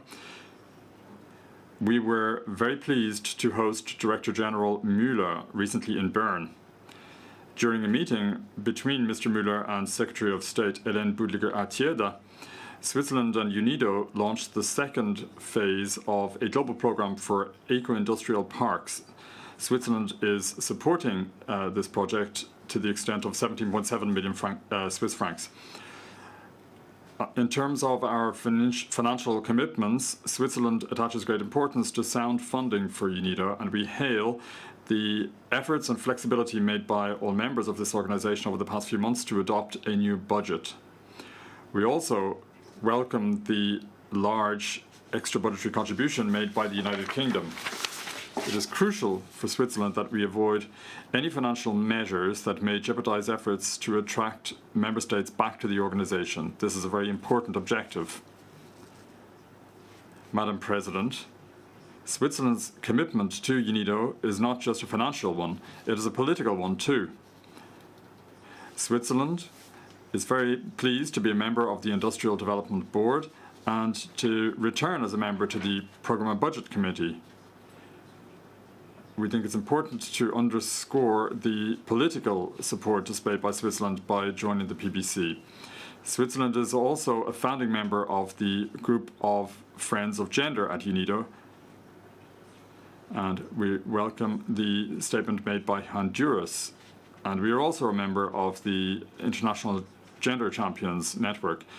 We are very much involved in discussions on gender at the present time, and we welcome the Gender Strategy 2024 to 2027 adopted by UNIDO. We would like to recall that in current conflicts, the civilian population must be protected at all times and international humanitarian law must be upheld. International humanitarian law calls on us to protect civilian populations and civilian infrastructure, including hospitals and medical transport. They must not be targeted. Switzerland welcomes the agreement for the release of hostages and a humanitarian ceasefire in Gaza. We thank the countries that were involved, Egypt, Qatar, and the US. We condemn in the strongest possible terms the terrorist attacks perpetrated by Hamas from the Gaza Strip.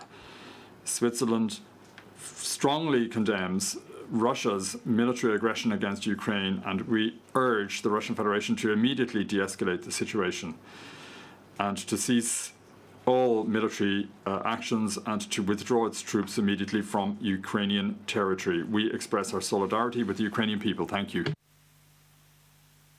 Thank you. Thank you very much.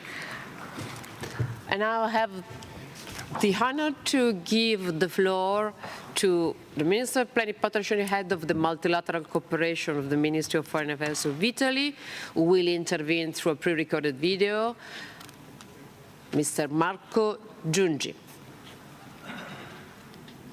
Ladies and gentlemen, esteemed delegates and distinguished guests, it is an honor to address you today. We appreciate the theme of this General Conference, fair globalization, innovative solutions for the industry of tomorrow. It is a forward-looking and pragmatic approach. We are also proud of having the Italian ambassador to UN in Vienna chairing the conference, and I wish her and you all a successful session. Italy recognizes the pivotal role that UNIDO plays in fostering international cooperation and promoting innovative solutions to address the challenges of our time. Italy is a major supporter of the organization, with almost 30 projects under implementation in all regions of the world. As a nation that cherishes its rich industrial heritage, Italy is committed to leveraging its expertise and resources to contribute to the achievement of the SDG 9, also through public-private partnerships.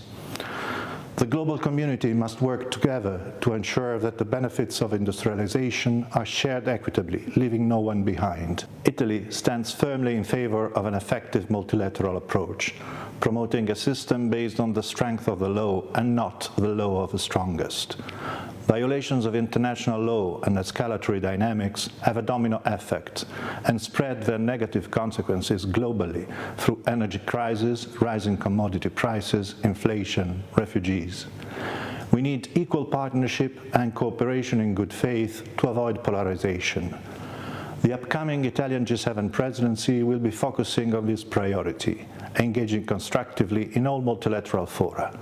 All developing countries and our special relationship with Africa and the Mediterranean will be at the core of our initiative, and we think that the spirit of Vienna, as well as the competencies of all Vienna-based UN organizations, could help us to this aim. Italy highlights the importance to put at the center of the horizontal agenda gender equality and the empowerment of women, intended both as a fulfillment of fundamental human rights and one of the main ways to sustainable development. The same applies to safeguarding the environment. We are committed to implementing policies that prioritize sustainable industrial practices, harness the potential of clean energy, and promote circular economy. I would like to express our sincere appreciation for the outstanding leadership of UNIDO's Director General Gerd Müller. Under his guidance, UNIDO has become a driving force for fostering international partnerships, promoting technology transfer, and supporting developing countries in the pursuit of sustainable industrialization. In conclusion, let me reiterate Italy's steadfast commitment to the ideals of fair globalization and innovative industrial solutions. Together with our global partners, we are confident that we can build a more just, inclusive, and sustainable world for current and future generations. Thank you. Thank you to my distinguished colleague in Rome. And now I have the honor to give the floor to the permanent representative of the State of Palestine, His Excellency Mr. Salah al-Din Abdallah Safi. His Excellency, the floor is yours.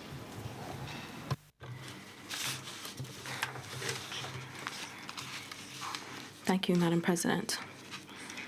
The State of Palestine wishes at the outset to congratulate the permanent representative of Italy, Mrs. Deborah Lepre, on her election as president of the 20th session of the UNIDO General Conference.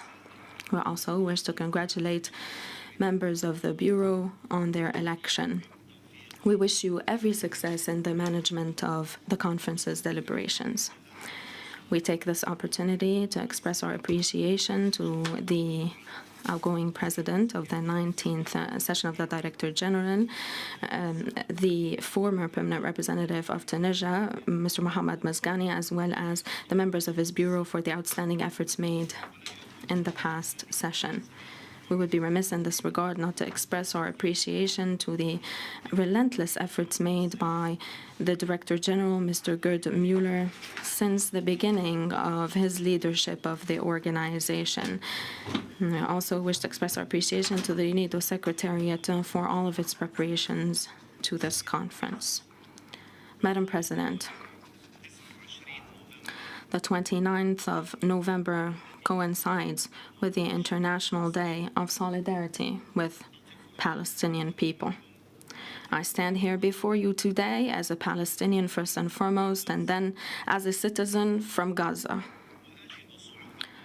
I find it very difficult to discuss inclusive and sustainable industrial development. Therefore, how can I talk about development after my city has been razed to the ground?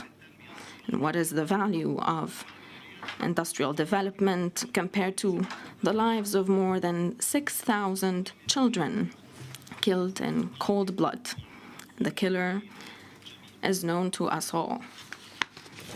I will not mention it by name. It is not worthy of that. It knows who it is all too well. How can we talk about development while the projects funded by your countries and Gaza have been destroyed? The infrastructure, including water, sanitation, and electricity networks, as well as educational and health facilities, have been devastated, in addition to projects funded by the EU, Japan, Italy, and many more countries through the UNIDO. This is taxpayer money. This is your money being destroyed before your eyes, and you know all too well who destroyed it. Yesterday, the representative of the occupying state said in this very hall that his country respected international law. What cynicism is that? 56 years of illicit occupation, more than 6,000 murdered children, more than 3,000 women killed. 80% of economic facilities have been destroyed in 50 days of crimes of war. Madam President, the goal behind development is humankind, its well-being, security, and safety. If countries of the world and international institutions, including the United Nations and specialized agencies, are incapable of protecting mankind, what is the worth of this development? Thank you, Madam President.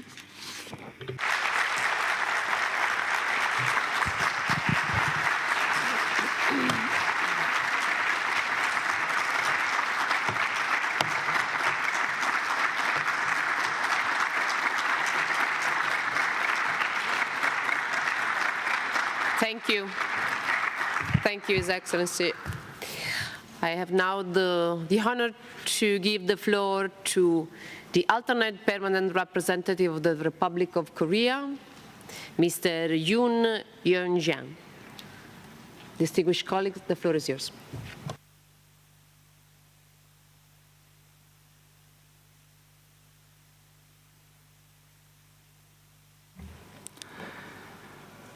Thank you, Madam President. I would like to congratulate Your Excellency on your election as the President of the 20th General Conference of UNIDO. My delegation also extends its sincere appreciation to Director General Mueller, who has been devoted to realigning UNIDO's mandate and priorities for better integration into the global development agenda. We highly value the efforts of him and his staff to revitalize the organization under the motto, progress by innovation, so as to achieve its important mandate in not only a more efficient, but also relevant manner with new goals and focus areas. In this regard, I'd like to highlight that UNIDO's unyielding efforts have positively contributed to tangible poverty reduction and the improvement of people's livelihoods by promoting inclusive and sustainable industrial development, ISID. We are now facing critical challenges such as climate disaster, a series of global economic shocks, and destructive wars, all the while the world has not fully recovered from the impact of the COVID-19 pandemic yet. To overcome these challenges, we need to focus on increasing the productivity and inclusion of the workforce with innovative approaches and new technologies. This is exactly what UNIDO is working for, and the Republic of Korea is committed to contributing to such efforts. First, Korea supports UNIDO's work to advance environmentally sustainable industries. We are concerned about the impact of the climate change, where devastating climate-related disasters are slowing down industrial development in developing countries. Hence, we value UNIDO's efforts to help its member states find innovative climate solutions and welcome UNIDO's climate strategy and action plan. The Republic of Korea supports climate action in the UNIDO's context by funding several projects, such as supporting Southeast Asian countries to cope with climate change through policy consultation and capacity building in the area of renewable energy and energy efficiency, and leveraging climate finance for increased private sector investment in clean technology and business solutions. Based on the partnership with UNIDO, the Republic of Korea will actively support the international community's clean energy transition and aims to solve the challenges like the climate gap between countries. Second, Korea supports UNIDO's endeavors to improve economic competitiveness of developing countries with the implementation of innovative technology. Science and technology are key to achieving inclusive and sustainable industrial development and SDG number 9. By introducing innovative technologies and digital transformation, both developing and developed countries can increase their productivity and competitiveness. Korea recognizes UNIDO's activities related to digital transformation, innovation, and AI, and considers its operation strategy for digital transformation very important for harnessing the game-changing potential of digital technologies. To this end, the Republic of Korea has been assisting developing countries to establish digital infrastructure and build digital capacity in order to narrow the digital gap. Korea has partnered with UNIDO on a project for developing a strategic framework for science, technology, and innovation to help UNIDO foster productive transformation. With digitalization and AI, this project will enter its second phase next year. The Republic of Korea will fulfill its role as a responsible member of the international community in ensuring that the benefits of AI and digital technologies are shared by humanity. Third, Korea supports the work of UNIDO to promote gender equality and the empowerment of women. We would like to emphasize the essential role of women in promoting ISID. Women's economic empowerment contributes not only to economic development, but also to the health and education of their families. Indeed, Korea's experience has shown that empowering women has led to significant job creation and economic growth, as women are playing a leading role in the political and economic field in Korea. Therefore, we fully support UNIDO in emphasizing women's empowerment and its policy to mainstream a gender perspective in its development programs. The Republic of Korea remains a wholehearted supporter of UNIDO and its efforts to achieve ISID. I thank you, Madam Chair. Thank you. Thank you, distinguished colleague. And I have the honor to give the floor to the permanent representative of Sri Lanka, His Excellency Linagala. Your Excellency, the floor is yours.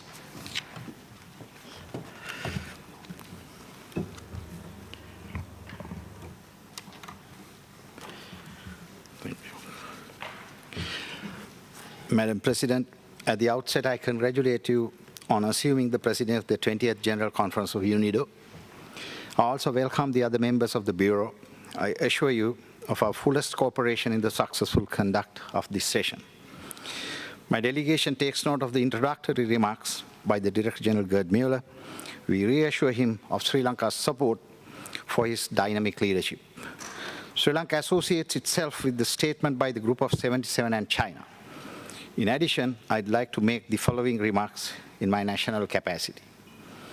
Madam President, at the same time last year, amidst multiple global crises, Sri Lanka was going through one of the most difficult periods in its recent history due to unprecedented economic challenges. Those challenges had a devastating impact on people's lives, driving more than half of the country's population into multidimensional vulnerability, jeopardizing Sri Lanka's past development gains. The reforms Sri Lanka has since initiated have been directed towards laying the foundation for economic stabilization and recovery. People of Sri Lanka are already witnessing positive outcomes of these measures. The reforms have revived confidence internally and externally relating to the progress of the country. Madam President, Sri Lanka has remained resilient in the face of multiple challenges it has faced and taken all opportunities such crises provide to learn, effect reforms, and bounce back.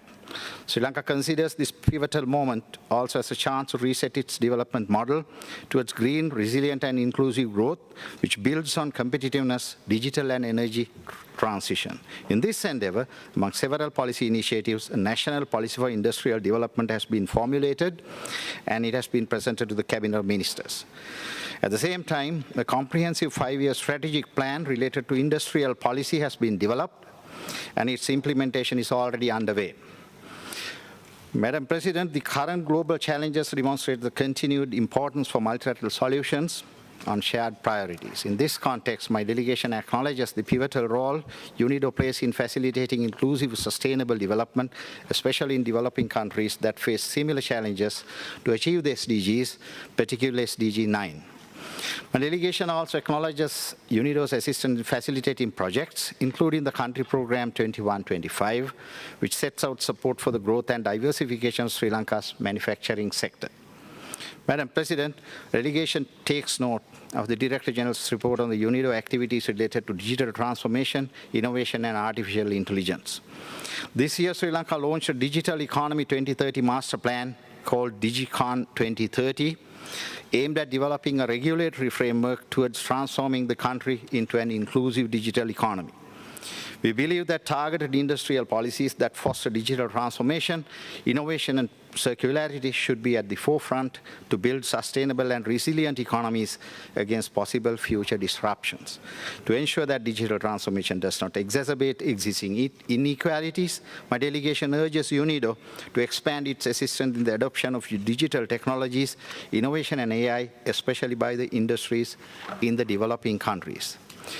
Madam President, my delegation welcomes the endorsement of UNIDO's strategy in response to climate change during the last Industrial Development Board. We have taken note of the update on the development of the action plan for the implementation of the strategy as well. We further welcome UNIDO's activities related to the environment, energy, and circular economy. The current multiple environmental crises affecting billions of people, wildlife, and properties are reminders of the urgent need to decarbonize the world. Disproportionately affected are the countries of the Global South, which are the least responsible for universal emissions, but the most vulnerable to their detrimental impact. In our transition to a new post-carbon world, global investment and trade flows must address this mounting climate debt. In this context, Madam President, Sri Lanka recognizes green hydrogen as an important aspect that offers a unique opportunity to tackle key socio-economic challenges. Accordingly, the National Hydrogen Roadmap, which was launched in August 2023, aims to address these challenges through a flexible and adaptive approach. My delegation is looking forward to establishing possible cooperation with UNIDO to make this green dream a reality.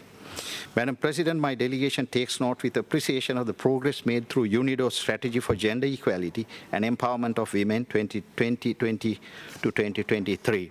Sri Lanka recognizes the invaluable contribution of women to the social and economic development of the country. Women represent half of the working population in Sri Lanka, and they excel in higher education. The increasing number of Sri Lankan women being engaged at all levels of public, private, administrative, and corporate sectors is extremely encouraging. Sri Lanka remains committed towards sustainable policies that ensure equality and empowerment of women and integrated gender-related priorities into government plans and legal frameworks. In 2023, Sri Lanka adopted its first national action plan on women, peace, and security, for the period 2023-2027 with the support of the government of Japan and UN Women. The plan adds to the country's legal and policy frameworks to protect and empower women. Madam President, Sri Lanka joins the call for UNIDO to give special emphasis and adopt innovative approaches on capacity building, upskilling and training programs in the developing countries in order to put the developing countries and economies in transition on the path towards economic and social prosperity through inclusive and sustainable industrialization. In conclusion, let me reiterate Sri Lanka's commitment to build resilient infrastructure, promote sustainable industrialization, and foster innovation, which is integral to all dimensions of inclusive and sustainable development. Sri Lanka also reaffirms its commitment to continued cooperation with the UNIDO. Thank you. Thank you. Thank you, His Excellency. I see it is now 12 o'clock, and as announced earlier, I herewith close the list of speakers in compliance with Rule 38 of the Rules of Procedure of the General Conference. And I have the honor to invite the next speaker of my list. I have the pleasure to give the floor to the permanent representative of Sudan, His Excellency, Mr. Magdi Ahmed Mofadal El Noor. Your Excellency, the floor is yours.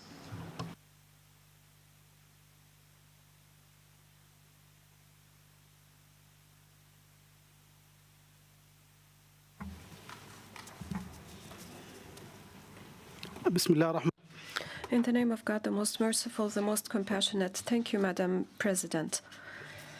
It is a pleasure for this delegation to address its congratulations to you upon your election to the presidency of the 20th session of the General Conference of UNIDO. As we congratulate members of the Bureau, we are fully confident in your able and wise leadership that will lead the session to success. Rest assured of our full support, Madam.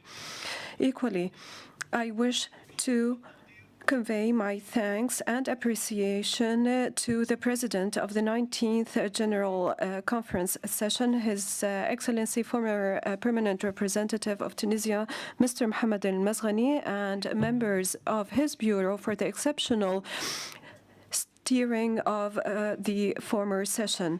Equally, I wish to congratulate the brother Republic of South Sudan, Palau and Tuvalu upon their accession to UNIDO. Madam President, we align ourselves to the statements delivered on behalf of the Group of 77 and China and the African and Arab groups. In our national capacity, we wish to make the following remarks. On behalf of my delegation, I express my sincere appreciation and thanks to the UNIDO Secretariat and its Director General, Mr. Gerd Müller, for the excellent preparation for the current session and the events held on its margins, and we thank them for their efforts in the service of member states. We fully support the reforms undertaken by Mr. Müller within the Secretariat and its field network. Madam President, ladies and gentlemen, this conference acquires a particular importance as it coincides the midterm mark on the path to achieve the 2030 development agenda. Unfortunately, reports and statistics indicate that not more than 15% of the SDGs will be achieved. Rather, some indicators indicate a decrease compared to 2015. This requires intensive, redoubled efforts, strengthening of partnerships to address risks that endanger humanity. They even risk making the 2030 agenda a dream never to be realized.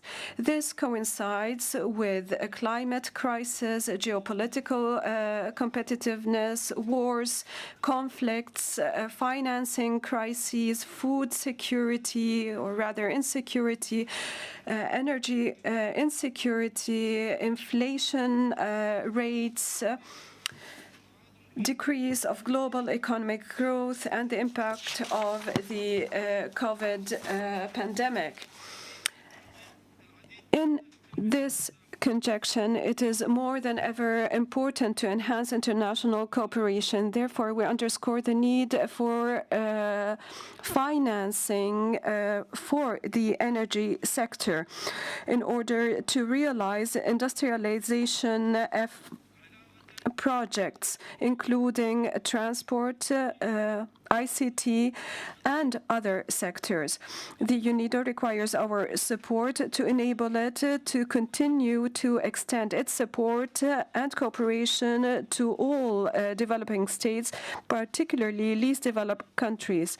We call on all member states to extend their full support to the organization and its various projects and programs. Madam President, we wish to reiterate our thanks and appreciation to the Secretariat for their support extended to Sudan in developing its industrial capacities. We thank the partners from the European Union, Italy and Canada, and other donors that have provided support to UNIDO projects in Sudan and look forward to work with them in the next period.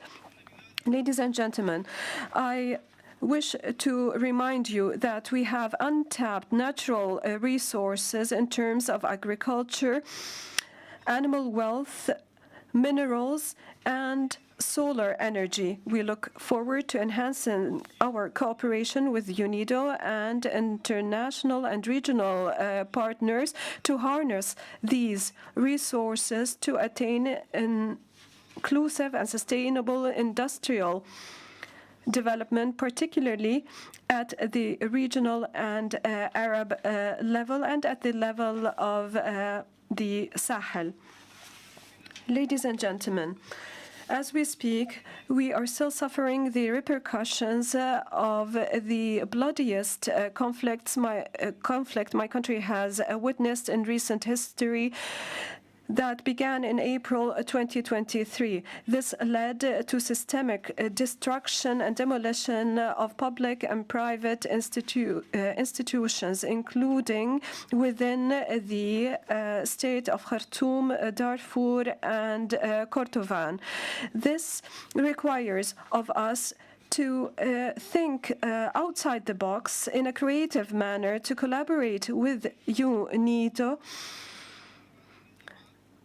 in order to assume a role in post-conflict Sudan. We call on the UNIDO to enhance and strengthen collaboration with the Sudan government to meet the urgent needs of the country and to provide technical support and to support capacity building.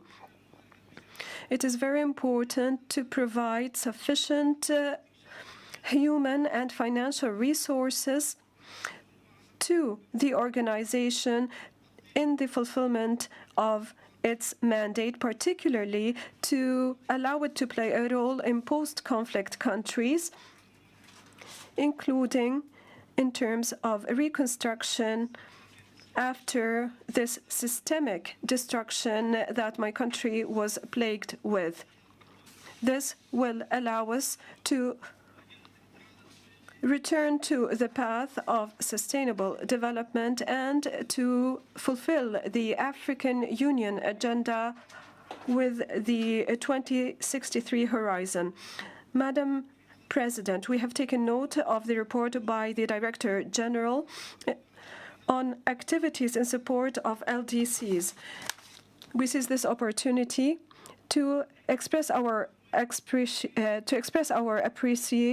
to the UNIDO for holding the 10th Ministerial Conference for Least Developed Countries for the period 2022-2031. We call on partners to support UNIDO in its support to least developed countries, and we call on them to support the UNIDO strategy for Africa and for the Arab region. Madam President, we strongly support the bid by the Kingdom of Saudi Arabia to host the UNIDO General Conference in 2025.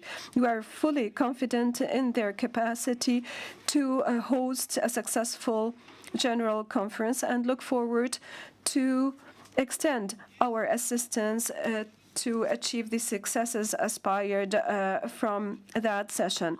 Madam President, concerning the serious and dangerous developments in the Middle East, we reiterate our unconditional condemnation of the crimes, the horrendous crimes perpetrated by Israel against the Palestinian people, and reiterate our call for a medium, permanent and comprehensive ceasefire to allow the delivery of humanitarian relief without impediment or hurdle. This will allow for the return of a comprehensive political credible process seeking to resolve the situation in Gaza. Comprehensive and lasting peace in the Middle East passes through a single path, that is, an independent, viable, contiguous Palestinian state established within the pre-June 1967 borders, in line with UN General Assembly. Digital transformation. We encourage UNIDO to continue its support to member states in developing reliable and sustainable supply chains, including through development of efficient multimodal transport corridors, giving the role of supply chains in driving inclusive industrial development. It can create new opportunities and benefits for further integration of countries to the regional and global markets. All above-mentioned topics are also in the focus of the organization of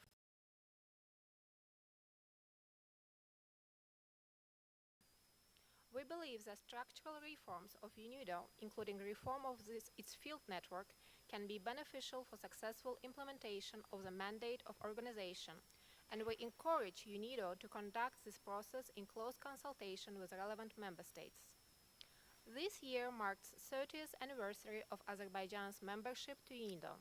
We highly appreciate all the efforts undertaken by UNIDO in providing assistance to Azerbaijan in line with the country's economic development priorities, aimed at achieving inclusive and sustainable industrial development.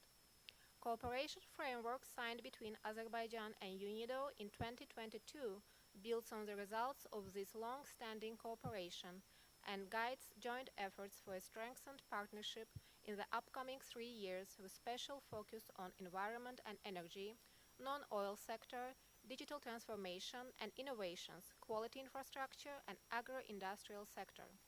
Assistance in the establishment of industrial and technology parks and free economic zones in Azerbaijan, including in its Karabakh region, is of particular importance for our country. Azerbaijan is ready to continue its practical cooperation with UNIDO based on country's economic development priorities. In conclusion, Madam President, we once again reiterate our full support to your efforts to have a productive General Conference and look forward to further deliberations. I thank you.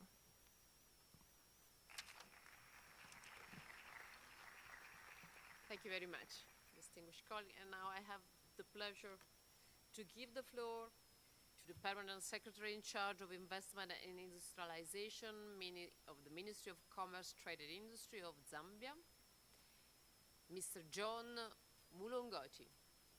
Distinguished colleague, the floor is yours.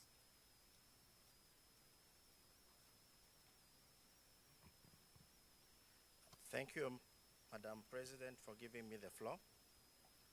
On behalf of the Zambian delegation, I would like to congratulate you on your election as chairperson of the 20th session of the UNIDO General Conference.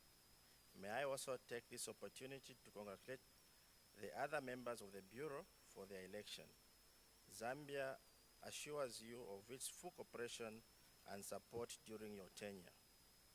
In the same vein, I would like to thank the UNIDO Director General, Mr. Gerd Muller, and the Secretariat for the excellent arrangements put in place for this UNIDO General Conference. My delegation would further like to convey its appreciation to the outgoing President and the Bureau for their work and leadership at the last session of the General Conference. Madam President, Zambia welcomes the timely theme for this session of the General Conference, Fair Globalization, Innovative Solutions for the Industry of Tomorrow, which calls for a more inclusive and sustainable economic integration process that ensures fairer distribution of the associated benefits and costs while seeking to minimize costs. Governments world over are becoming increasingly aware of the importance of ensuring that globalization does not come at the expense of our common socio-economic future, and the importance of concerted efforts in this respect cannot be overemphasized. In this regard, Zambia commends UNIDO's regional approach and strategies aimed at enhancing cooperation and partnerships to promote and accelerate inclusive and sustainable industrial development in the targeted groups of countries. Further, Zambia takes note that UNIDO strategy for Africa is structured around 6 key areas, including investment in people and transforming communities for shared prosperity, enhancing firm and industry-level productivity and competitiveness for productive transformation, promoting sustainable energy and just transition, and strengthening cooperation, strategic partnerships, and innovative financing for industrialization. Zambia acknowledges the importance of these areas for fair globalization and therefore calls upon UNIDO and other partners to continue supporting the country in its efforts to upscale industrial skills development, increase productivity and in identified priority sectors, diversify the energy mix, and improve financing for innovation and industrialization. Zambia also takes note of the work by UNIDO with SMEs as drivers of economic growth and poverty reduction. In recognition of the important role that SMEs play in achieving inclusive development, Zambia established a standalone ministry dedicated to small and medium enterprises development in 2021. We therefore look forward to strengthening collaboration with UNIDO in this area to support the establishment of new enterprises, capacitate institutions, and assist firms to improve their management practices and adoption of new technologies. Madam President, the emphasis of this General Conference on Innovative Solutions summarizes the lessons learned from crises such as the COVID-19 pandemic, geopolitical tensions, and climate change, that to withstand external shocks, we need to be innovative.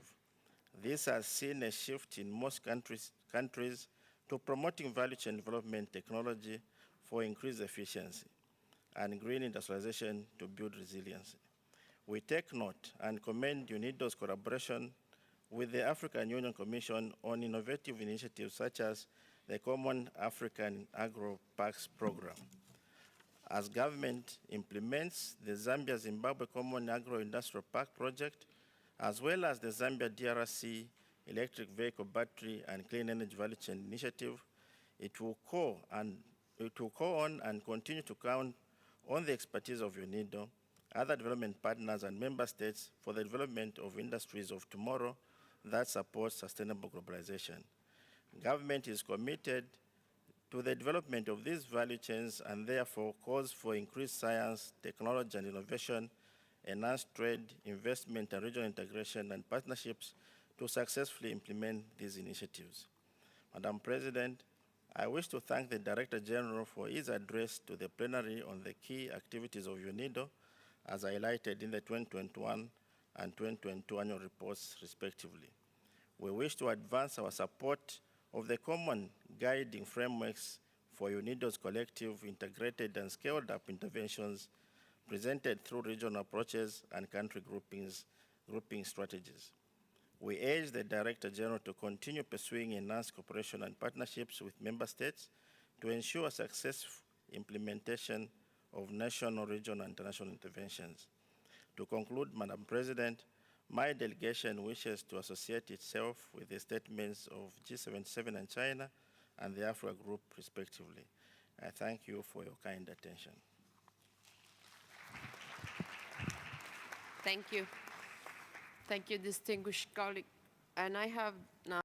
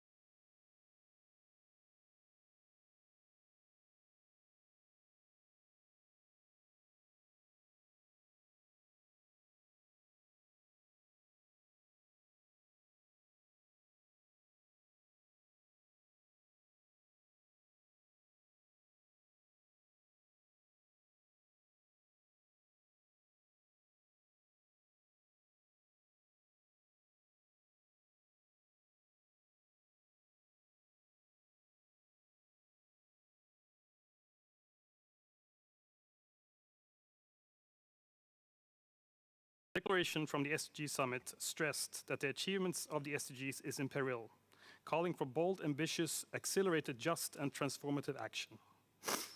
Achieving the agenda is a joint responsibility of the entire international community. Strengthening multilateral cooperation is key, and this needs to be coupled with national plans, reforms supported by domestic resource mobilization, and innovative private investments. We recognize that UNIDO can play an important role in this regard, and we will continue to support the organization to that effect. The goal for the Swedish government is to remain a strong industrial nation and a world leader in innovative and sustainable production. The development that is now taking place globally is unique, with several parallel, extensive investments with a rapid rate of adjustment and a long time horizon, a development that also leads to a transformation of the entire society. Climate change is upon us all, and we must do all our efforts to try and reverse it. By supporting inclusive and sustainable industrial development, these massive challenges can be turned into opportunities. In Sweden, we are developing innovative battery production, green mining, and fossil-free steel. This is creating new jobs and also increases our welfare.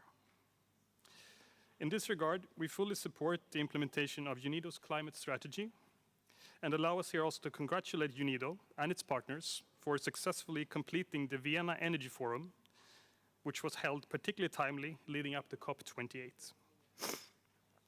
Madam Chair, Sweden is one of the largest funders to UNIDO's programs and projects. Focusing on the work in the field is key, and UNIDO's support to member states with regards to capacity building and technical assistance remains highly relevant, and we will continue to be a strong donor as we move ahead.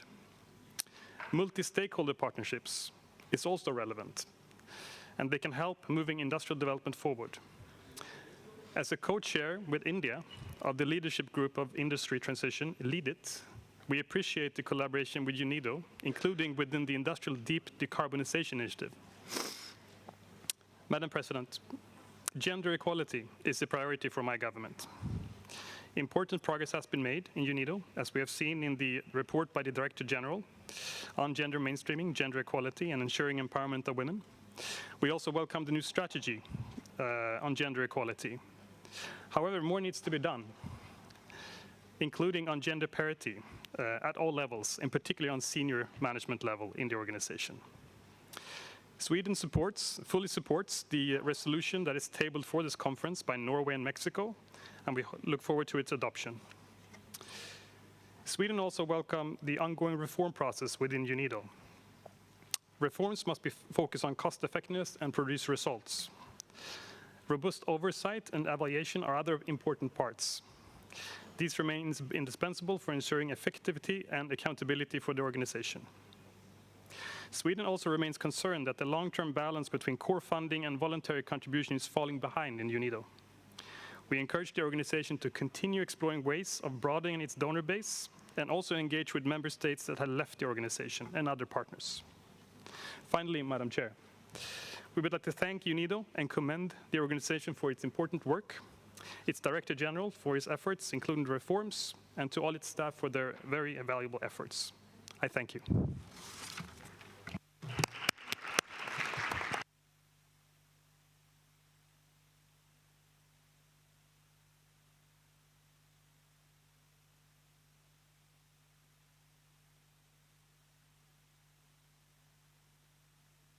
Colleague, the floor is yours.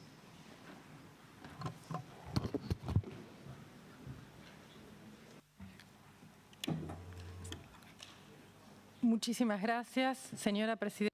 Thank you very much, Chair, and Your Excellency, Ambassador Deborah Lepre, the permanent representative of Italy.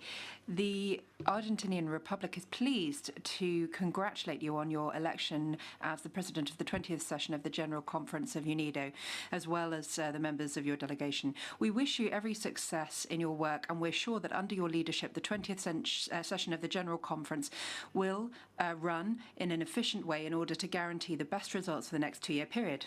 Argentina thanks the Director General and his team for organising this General Conference. Argentina also thanks the Director General for his leadership during the first 2 years of his mandate and is carefully following the reform process initiated by the Director General with a view to strengthening the efficiency of the organisation.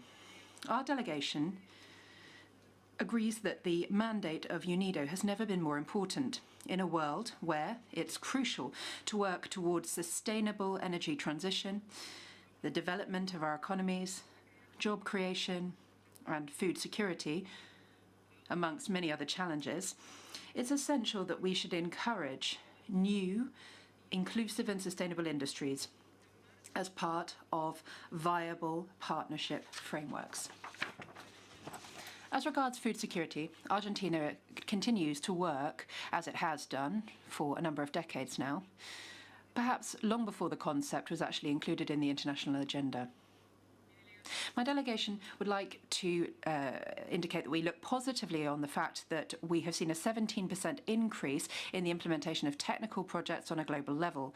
And we also would like to underscore the importance of stepping up technical cooperation in the region of Latin America and the Caribbean, particularly in initiatives identified as a priority by the member states of that region, as well as those that are in line with the objectives of UNIDO and the Sustainable Development Goals, particularly when it comes to SDG 9. As regards the progress made in the initiative of the SDG 9 Accelerator in Latin America and the Caribbean and the activities undertaken within this framework, we would encourage the Director General and his team to continue stepping up their efforts to ensure monitoring of this in order to implement the actions that have already been identified in the meetings held in Colombia and Panama. Argentina has taken note of the recently announced initiatives announced by the Director General in pursuit of filling posts, even at a high leadership role, with nationals from the Latin American region, given that we've already warned that our region is underrepresented in decision-making roles within UNIDO. In this respect, we'll continue calling for dialogue mechanisms with the upper leadership to be open and strengthened, and that we hope that one day soon we'll be able to have a Director General, a man or a woman, from our region. We'd encourage UNIDO to continue to step up their efforts to increase its presence and visibility in the region of Latin America and the Caribbean, and to continue coordinating priorities with all of the membership. Thank you very much.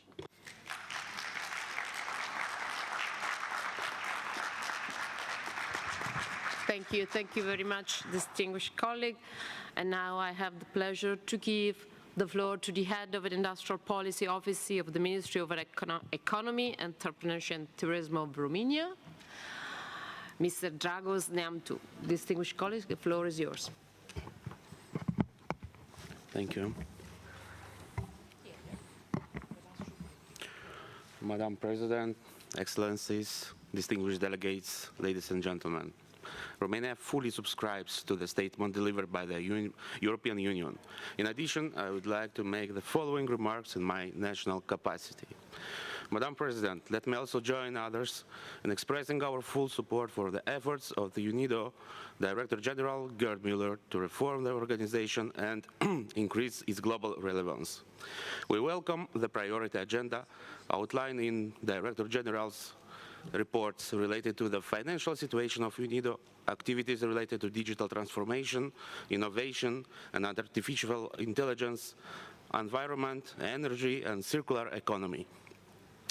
Update on the development of the action plan for the implementation of UNIDO climate change strategy, activities related to agribusiness, trade capacity building and job creation, activities related to gender equality and empowerment of women.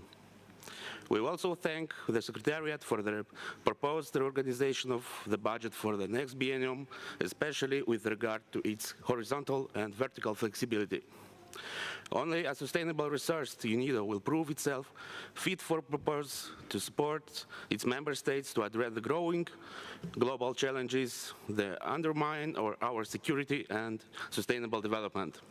Distinguished delegates, UNIDO's adaptation to the current realities is even more important as we are confronting today many and diverse challenges from Russia or aggression against Ukraine, conflict in the Middle East, and different tensions arising in other regions of the world. All these are overlapping and are multiplying each other, affecting the lives of millions of peoples. That is why we need to cooperate and take concrete, efficient steps together in order to face the humanitarian, social, and economic challenges. Romania, for its part, is ready to bring its own contribution to this process. My country remains committed to the implementation of the 2030 United Nations Agenda and consequently to the international efforts aiming to eliminate the negative elements that undermine sustainable development and growth. In this very context, we value the work UNIDO does with regard to the implementation of SDG 9, since the areas envisaged by UNIDO are also key priorities for my country. We also have a great opportunity to build bridges and link our experience to a broad network of member states under the umbrella of UNIDO towards to support innovation across the whole spectrum of industrial development and to achieve progress by innovation. To meet these milestones, we are engaged in promoting policies, identifying the best available technologies and beyond the global state-of-the-art technologies to provide the opportunity to create low-carbon economies and the opportunity to create new jobs and skills. To conclude, I would like to quote from former United Nations Secretary General Kofi Annan. We are not only responsible for each other's security, we are also, in some measure, responsible for each other's welfare. Global solidarity is both necessary and possible. It is necessary because without a measure of solidarity, no society can be truly stable and no one's prosperity truly secure. Thank you very much.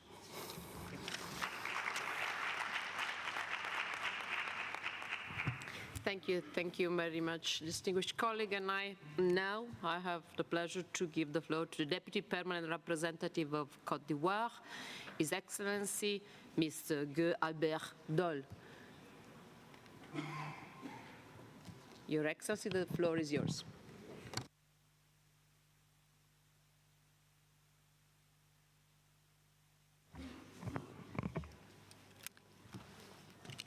Merci, Madame la Présidente. Thank you, Madam President. Madam President, I would like to congratulate you on your election as President of this 20th General Conference of UNIDO. You may rest assured of the full support and cooperation of my delegation. I'd like to thank the outgoing President and team for the excellent work carried out during the term of the presidency. My thanks also go to Dr. Gerd Müller, Director General of UNIDO, for his great leadership and dynamism since he took up the helm of this organization. We would like to reiterate our support to him. My delegation aligns itself with the statements made by the G77 in China and the African Group. And we would like to make the following comments in our national capacity. Madam President, we all know that unemployment is a major scourge among young people, and poverty also, and that these are causes of crime and insecurity across the world. The best responses to these tragedies, which affect my country too, lie in policies of fair industrial development that will lead to changes that may lead to economic growth and job creation. We have made industrialization a political priority in our National Development Plan for 2021 to 25. And we will base that on the pillar of structural transformation of the economy via industrialization. We will focus on agriculture, chemistry, or rather the chemicals industry, construction materials, pharmaceuticals, textiles, packaging, and the manufacture of automotive spare parts. Our new policy has the objective of meeting the major challenges faced by my country, having an industrial development plan, creating employment, and achieving economic growth for our country, whose population will double between now and 2050. Implementation of our industrial development plan, whereby UNIDO is a key partner, has allowed us to make major progress in creating jobs, reducing poverty, and protecting the environment. In terms of sustainable industrial development, my country has adopted an industrialization strategy for sustainable industrialization via the strengthening of oversight institutions, the implementation of a national program to upgrade our national enterprises, support to the private sector, the development of industrial infrastructure that's integrated and that meets international standards. Also, quality assurance support to improve made in Côte d'Ivoire product quality.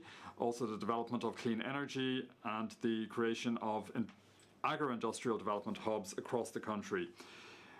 We are also developing our human resources development system to meet the needs of industrialization in the area of business and innovation. We have set up a mechanism to support young people and vulnerable populations. And we are also carrying out professional training, vocational training, business support, self-employment support, also support for research, and also high added value micro-projects. 2023 was declared the year of youth in young people. The aim is to better address the challenges faced by young people, particularly unemployment. Madam President, despite all of this progress, like other countries, Côte d'Ivoire continues to be faced with great challenges when it comes to industrial development. The complexity of these challenges can only be addressed by national efforts, hand in hand with sharing of experience and regional and international solidarity. With that in mind, my country welcomes the country partnership program for Côte d'Ivoire that's been put together by UNIDO. The PCP is based on the strategic aims of our National Development Plan for 2021 to 2025 and the SDGs, and this will provide excellent support to my country in achieving inclusive, fair, innovative and sustainable industrial development. Along the same lines, we very much welcome UNIDO's strategy for Africa, which has 3 goals, namely to create guidelines for collective and integrated interventions taking on board African reality to promote interregional commerce and strengthen cooperation and partnership. Implementation of this strategy will lead to economic development and industrial development across Africa. We support UNIDO's actions and activities. The value of its support to our countries is recognized by all. The admission of South Sudan and Palos as new members brings to 172 the number of member states, and this points to the universal recognition and trust placed in UNIDO. Member states must provide our organization with the resources needed to carry out its policies through financial contributions and by approving the budgetary reforms initiated by the DG. My country is favourable towards budgetary flexibility for 2024 to 25, so as to measure the effectiveness of the actions undertaken by UNIDO in order to meet the challenges of the economic uncertainty that currently plagues the world. I would like to close by reiterating my warmest thanks on behalf of the government of Côte d'Ivoire to UNIDO. Thank you.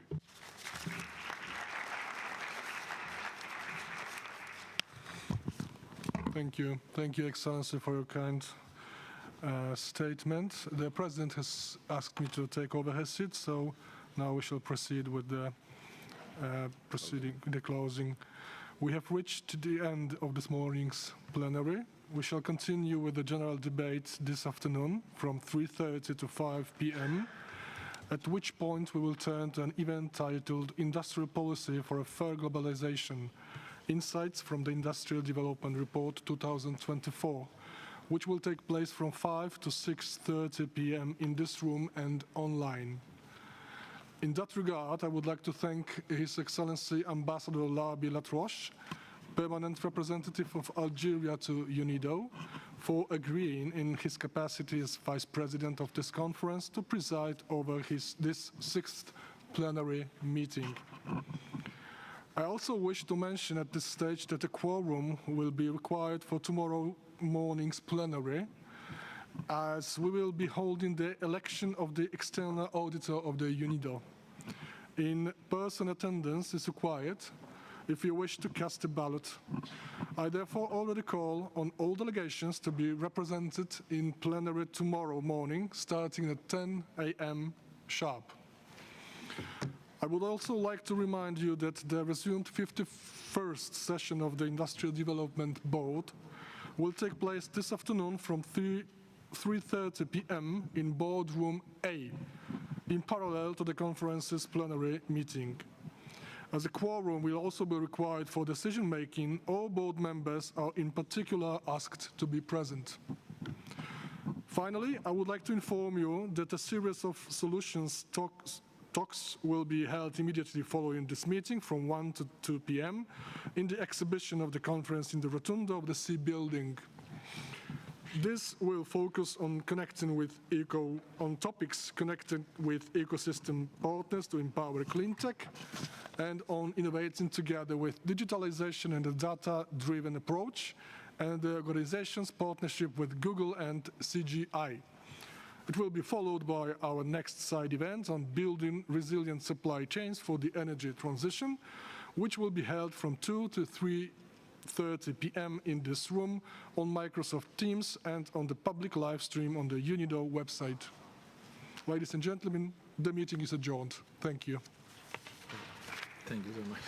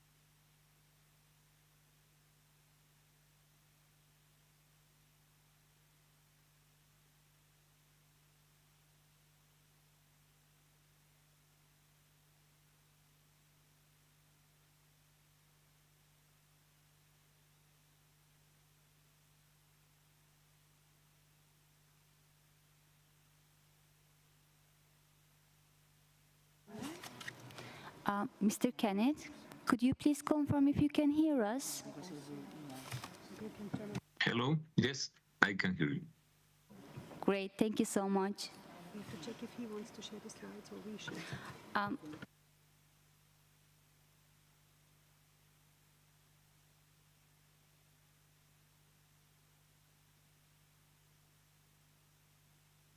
If you need something else, just tell me, please. When you take the floor, you're going to share your PowerPoint presentation through your platform on your computer, and we can see it here. And could you please also keep in mind to turn on your camera? Of course. When you take the floor? Okay, okay. Thank you so much. You're welcome.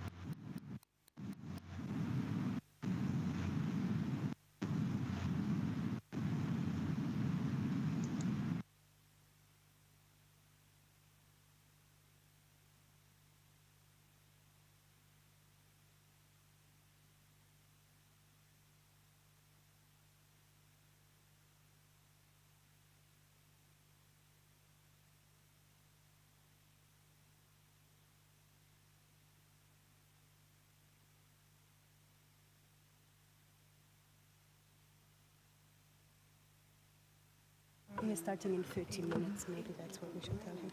Sorry. Hello, Mr. Mendes.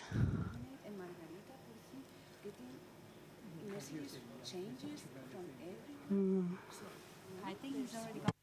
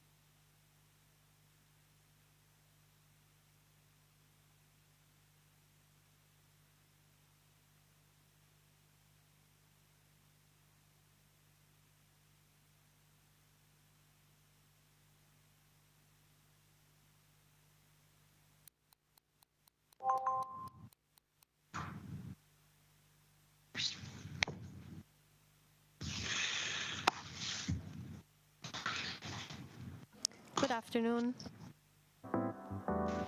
Hi, good afternoon. We can hear and see you well, and we were informed that you will share the presentation, right? Yeah, but how do I do that? You can share it on Teams.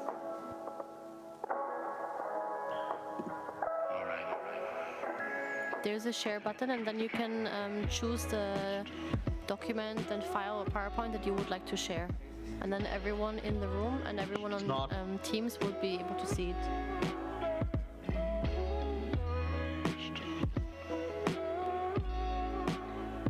It's not giving me any option to share a document. Okay, then give us a second. Share. Yeah. Okay, give us a second, we will get back to you.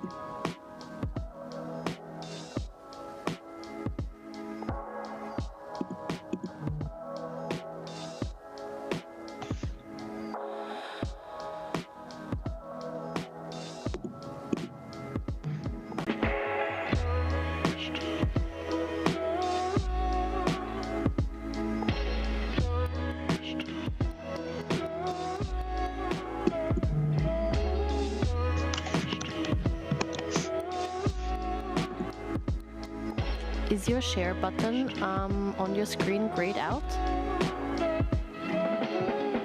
I can see the share button. When I click on it, it says share content, presenter mode, window, but it doesn't actually give me a chance to upload any presentation. Do you have your presentation open on your computer? Yeah.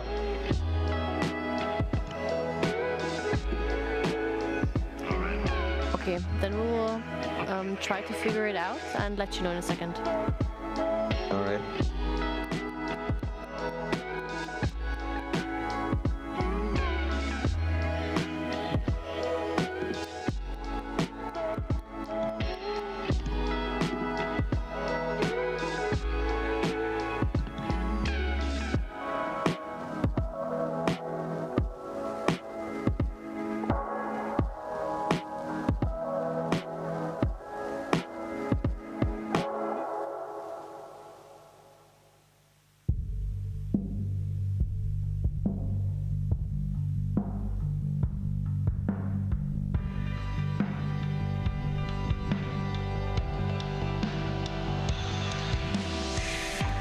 So when you click on the share button, you should have something that says window, and it should be, if you click on that, you should be able to see your presentation. No, that's the thing. It's disabled. That's what I'm saying. That I can see window. But yeah. Okay, my colleague will get in contact with you then. She will write you. All right.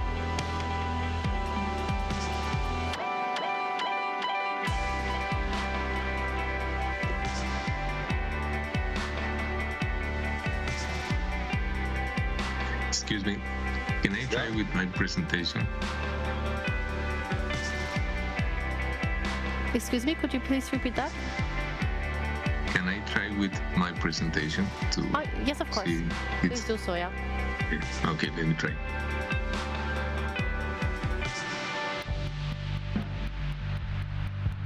Yes, we receive it here. We can see it. Okay, perfect.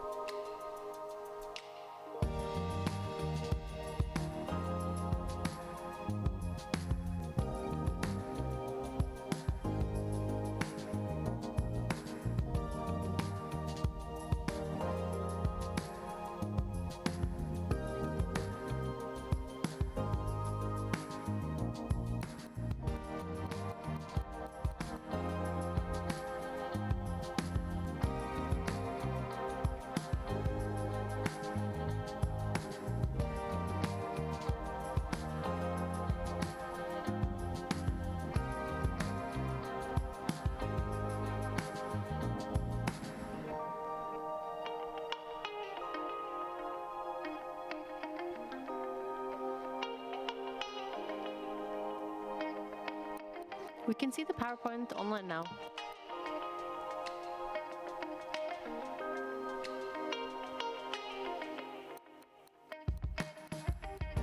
I'm sorry, you're muted.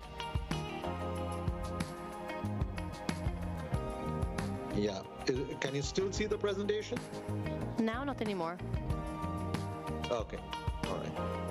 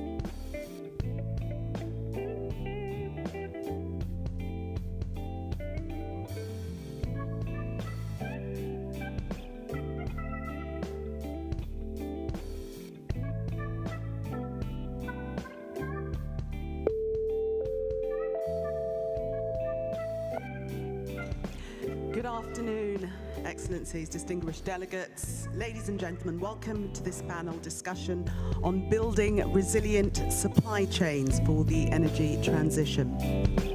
My name's Gillian Joseph and I will be your moderator for the hour. I'd like to welcome, first of all, Deputy Director General of UNIDO, Seong Zhu, to the stage to share some opening remarks. Please welcome him.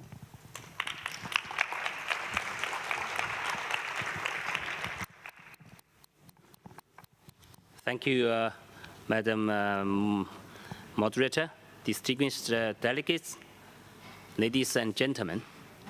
It is my pleasure to welcome you on behalf of UNIDO to this session on sustainable supply chains for the energy transition.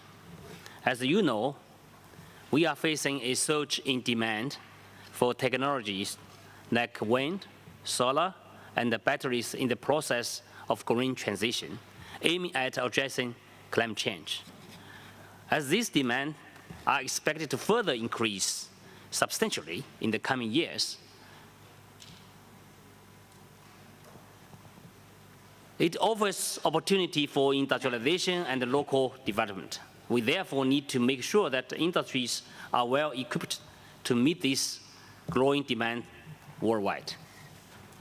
The International Energy Agency predicts a significant rise in solar and wind capacity from 134 gigawatts and 114 gigawatts in 2020 to 630 gigawatts and 350 gigawatts by 2050, respectively.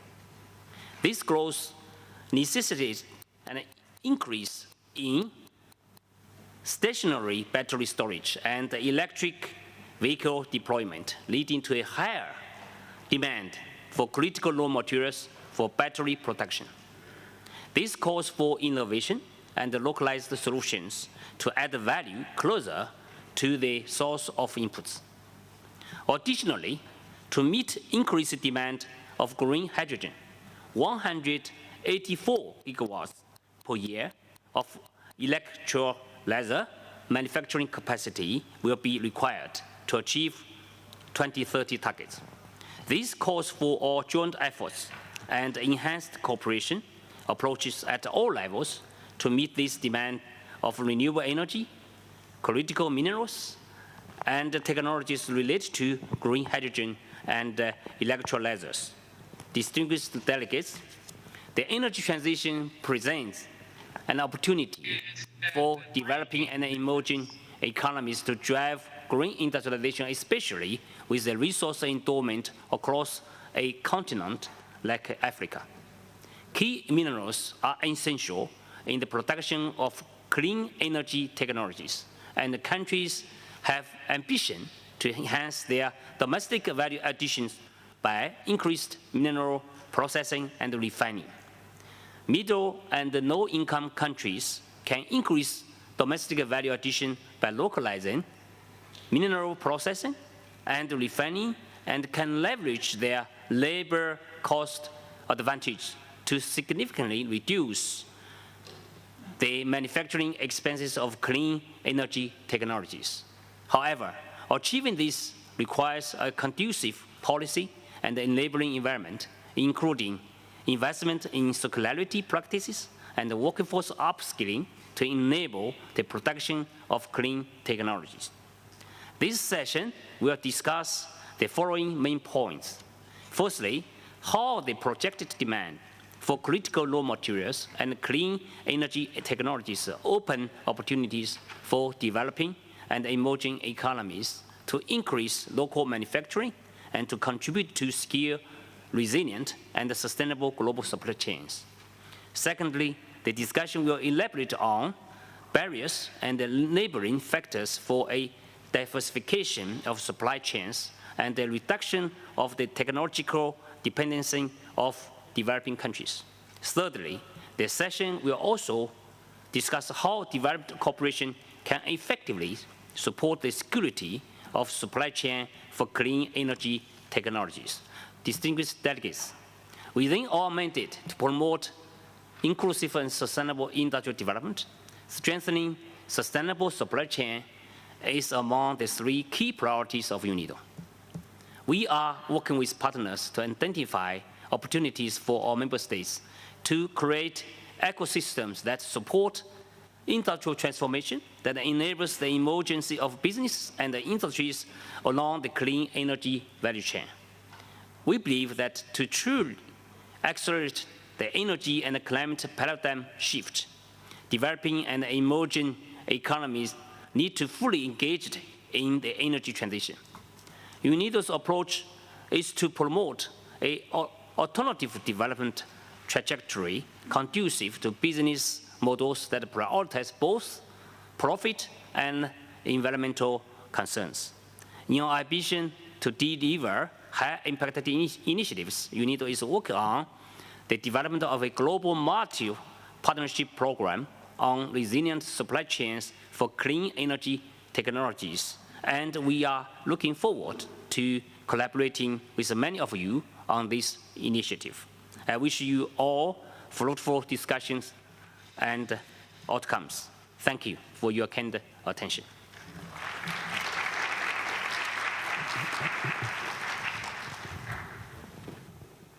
Thank you, Deputy Director General. Thank you for those words.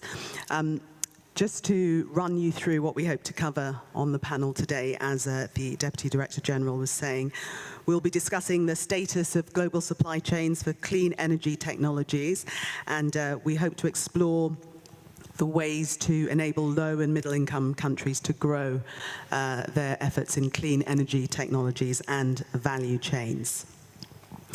Now, before we go further, I'd like to bring to you a presentation from Arunabha Ghosh, CEO of the Council for Energy, Environment and Water. He'll be making that presentation virtually.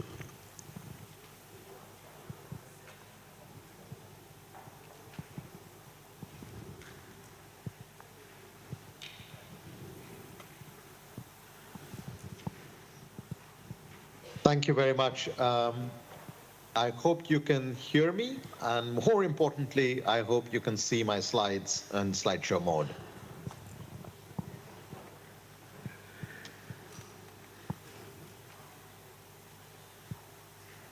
Could you please confirm? Then I will carry on with the presentation. Yes, we can see you. Wonderful. Good afternoon, everyone. Thank you very much for inviting me to the 20th General Conference of UNIDO. I'm sorry that I cannot be with you in person, as I'm here in Dubai for the COP28 negotiations.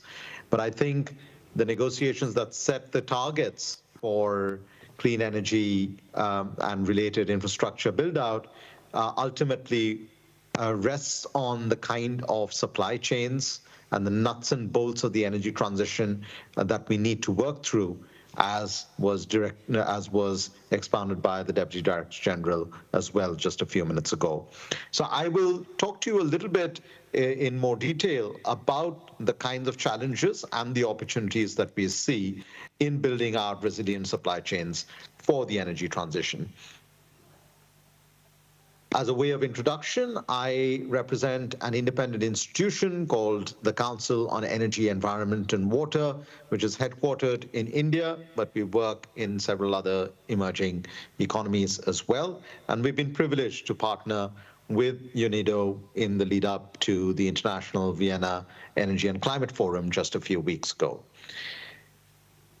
So let's start by acknowledging that it is in the emerging markets and developing economies that we will see the greatest clean energy deployments. Over the next 2 decades, 88% of new electricity demand will come from the emerging markets, which means that this is also the very geographies where we'll need to ensure that the clean energy deployment occurs, but it also occurs in a manner that is strengthening of energy security.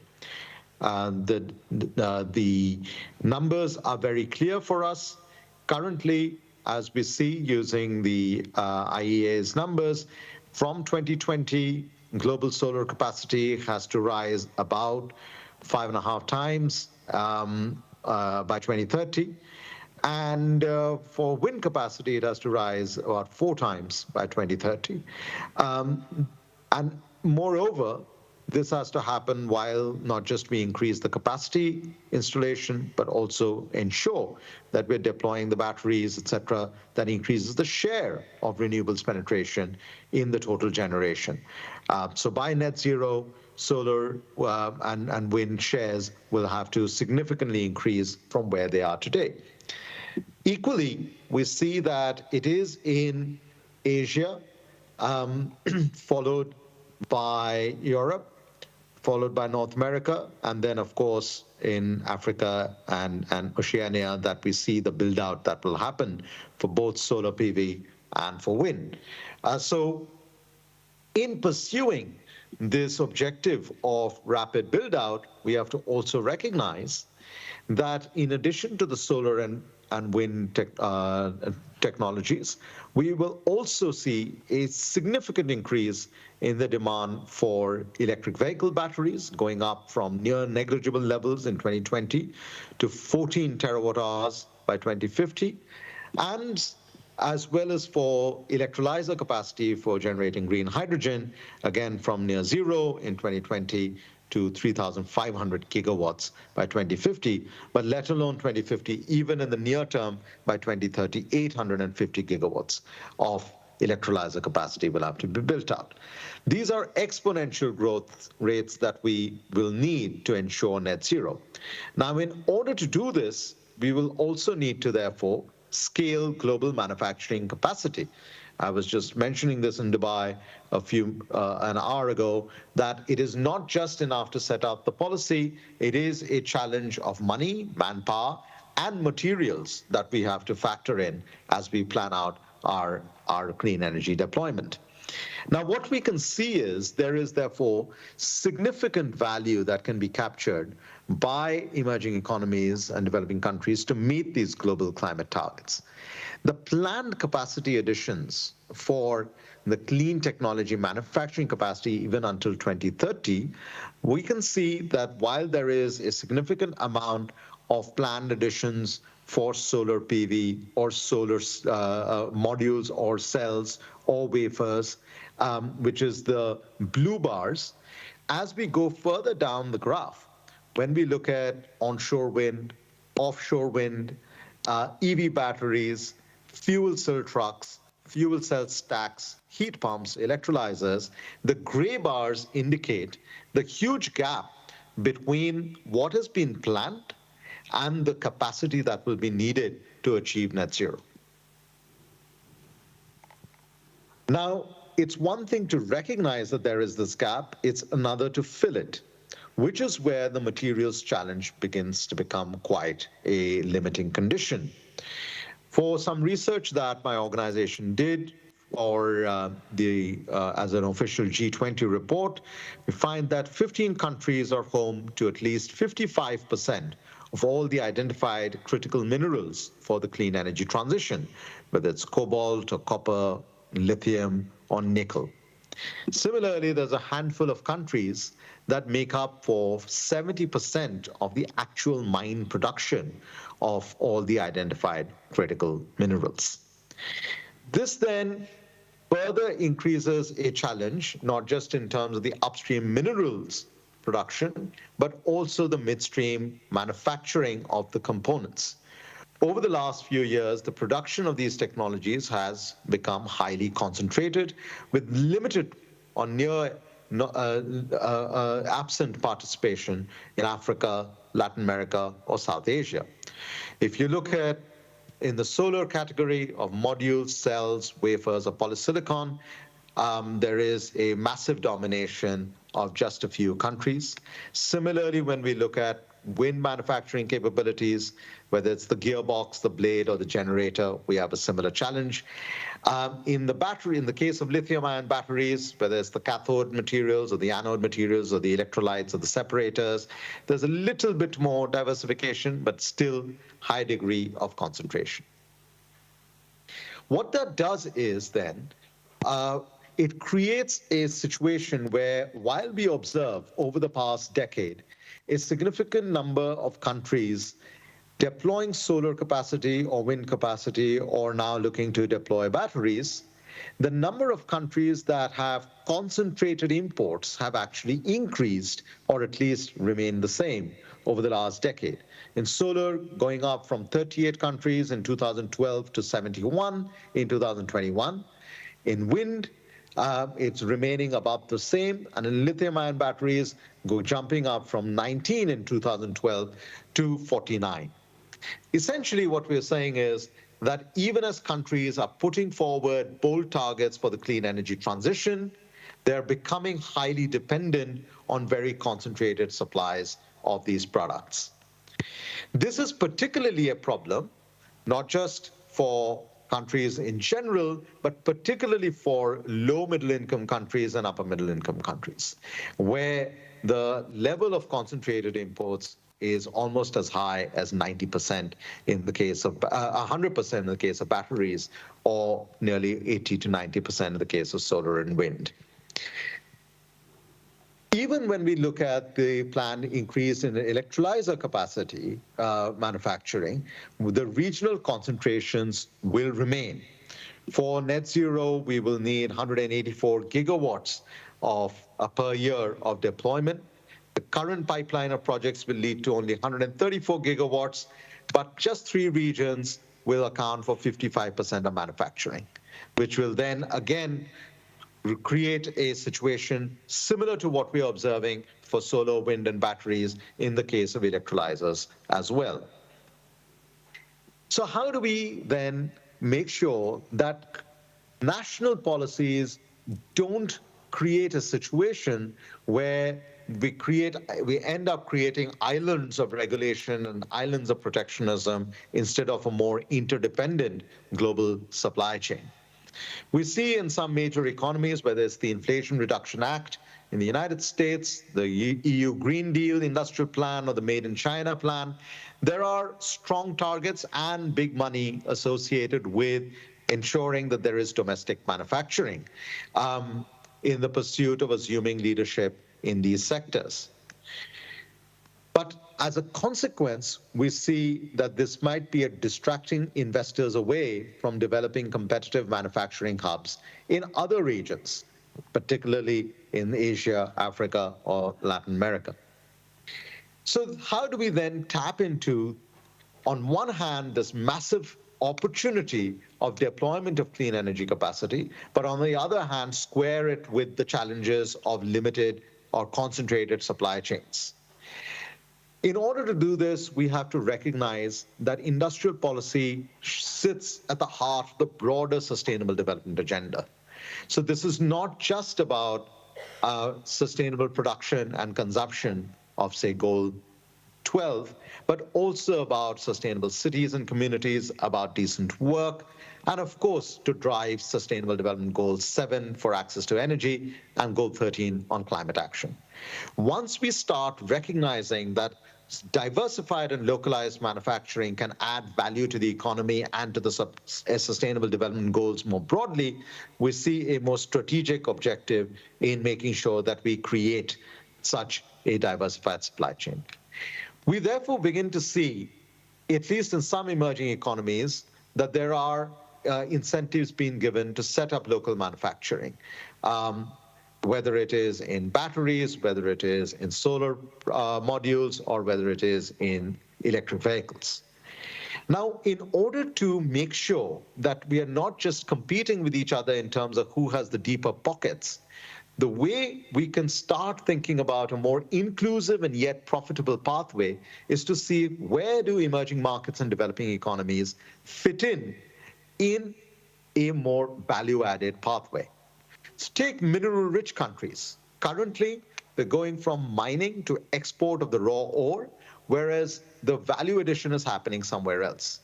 Could we rethink that paradigm where some of that mineral processing happens at home, so they take the benefits of the value addition at home and then export it further? Similarly, countries that have large markets. Currently, the status quo is importing a lot of the solar modules or the wind turbines and resulting in large-scale deployment.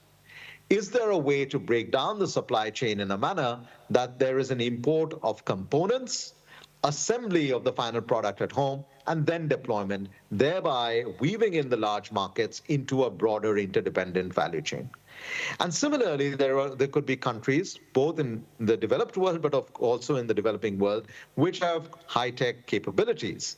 Again, from the status quo of just importing components and assembling and deployment, can we also look at a more value-added pathway where the import is of the minerals, the processed minerals that I was referring to earlier, the component manufacturing, then the assembly, then the deployment. A paradigm of this kind ensures that no one country and no one region then risks, through its domestic policy, a beggar-thy-neighbor approach where the development of industrial capability elsewhere doesn't occur. So in my final slide, what I want to argue is in order to move towards that new paradigm of interdependent, resilient, and reliable supply chains, we've got to make sure that we are addressing challenges of global overcapacity, that we are addressing the inadvertent or deliberate approach of trade barriers that exclude some countries from developing that capability. We address the issue of high cost of capital, especially for the capex involved in developing this manufacturing capabilities in developing countries, especially by lowering the risks or transferring the risks through more innovative mechanisms. We've got to move from limited access to technology to looking at a paradigm of technology co-development, where emerging markets offer their territories, both in terms of as laboratories for testing out new technologies, but also the contributions, not just in cash, but also in kind, in terms of the scientific capability and the testing facilities that can be offered. And finally, therefore, we will need to make sure that we have a focus on diversifying the specialized skills that will be needed across the value chain, from the upstream mining, the mineral processing, the component manufacturing, the assembly, and the deployment, thereby bringing the energy transition closer to people and to communities and giving labor an opportunity to participate in the growing clean economy of the future. In order to do all of this, we will, of course, need to reduce the uncertainties in the clean tech markets, which means clear national policies, clear adherence to the global commitments, but also a reduction of protectionist measures, which then scare away capital from the very regions where the technologies need to be deployed, but where at least they can participate in the value chains as well. So let me thank you once again for your attention and for giving me an opportunity to present the data to you. And I look forward to the other speakers on the panel and the discussion that will follow.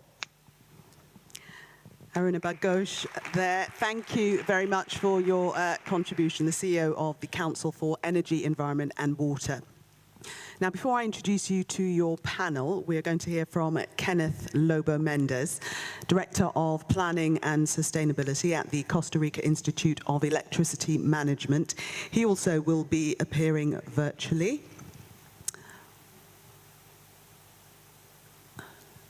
Let's see if we can establish connection with Mr. Mendes.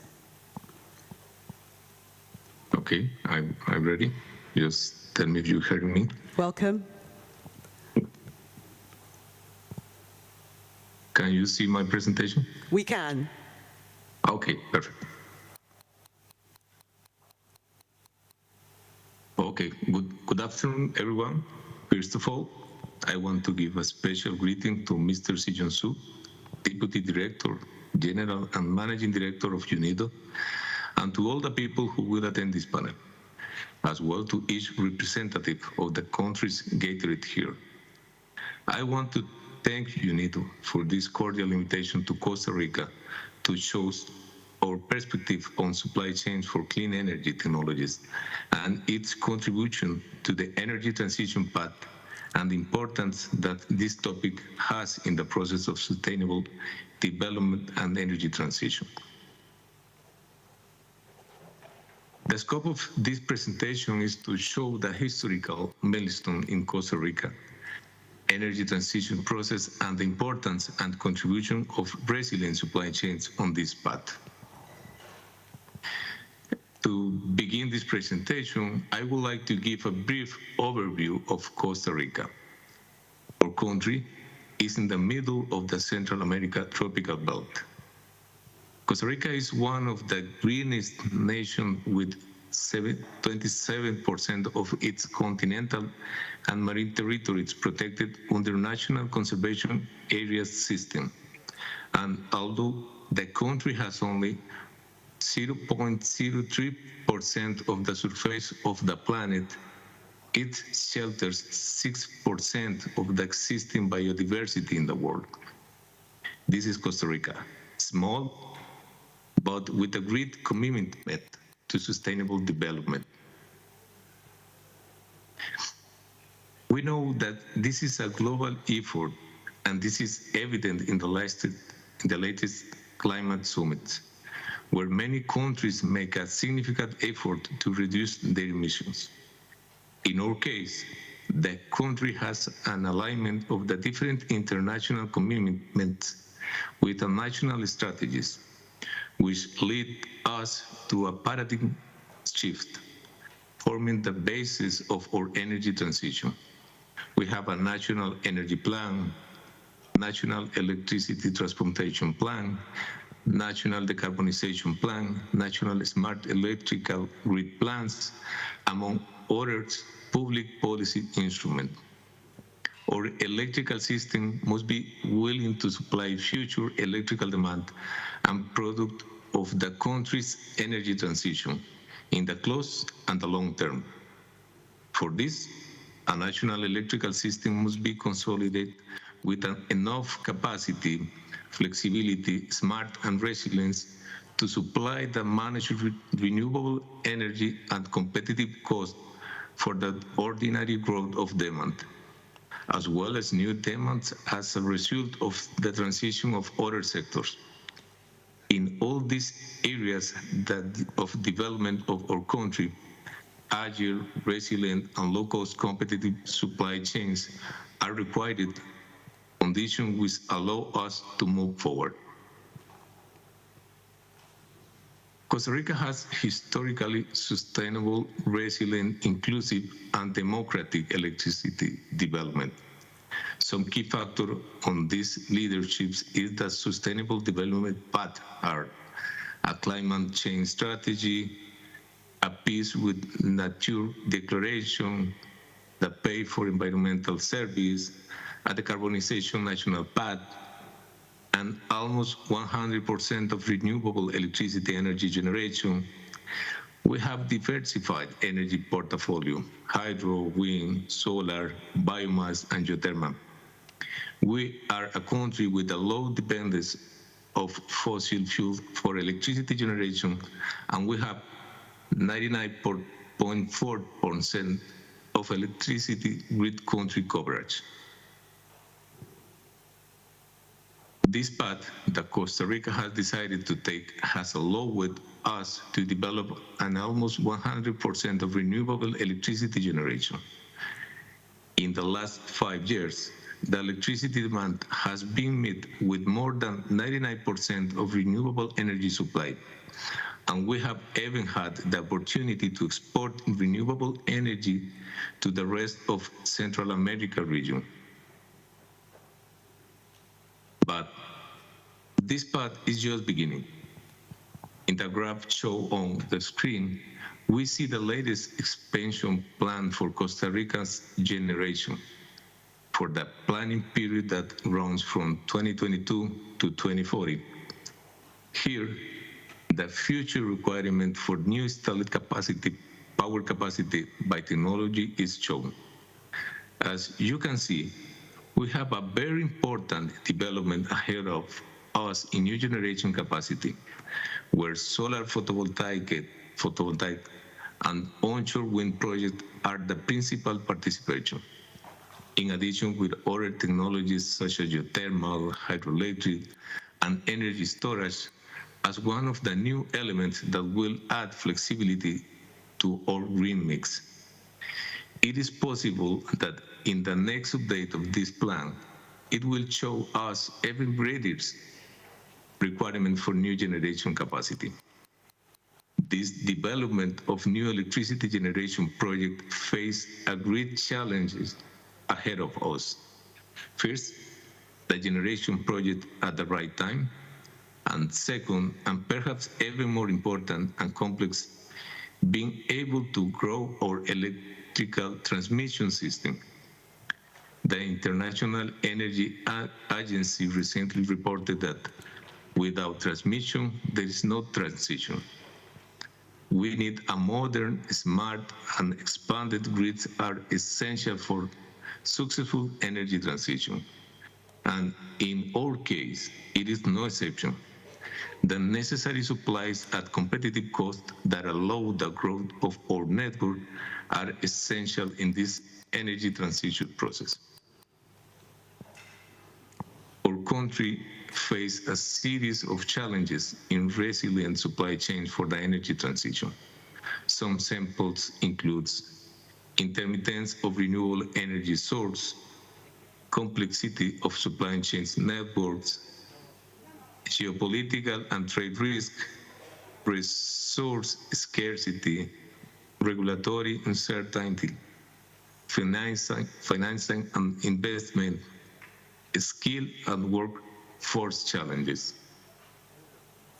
But also we see opportunities that we should take advantage and which laws should promote. Resilient infrastructure planning, diversification of energy source, smart grids and advanced metering infrastructure, energy storage solution, investment in cybersecurity, cross-sector collaboration. Costa Rica, like many other countries, face a series of challenges in resilient supply chains for energy transition, but at the same time, can benefit from adopting a perspective that prioritizes the creation of resilient supply chains for the energy transition. Here are several key considerations that can guide Costa Rica in this effort. And finally, as the last message, in the pursuit of resilient supply chains for the energy transition, please let me give you some insights of innovation. We need diversified with renewables, digitized for efficiency, and decentralized for adaptability. We will address challenges and needs to a commitment to sustainability, forging a resilient energy future. Together, we can build a global framework that drives means disruption, ensuring a sustainable and inclusive transition to cleaner energy source. And to finish my brief intervention, I just want to tell that this beautiful photo that you see on my screen was taken near of one of geothermal generation plants here in Costa Rica. One more example that sustainable development in harmony with nature is possible.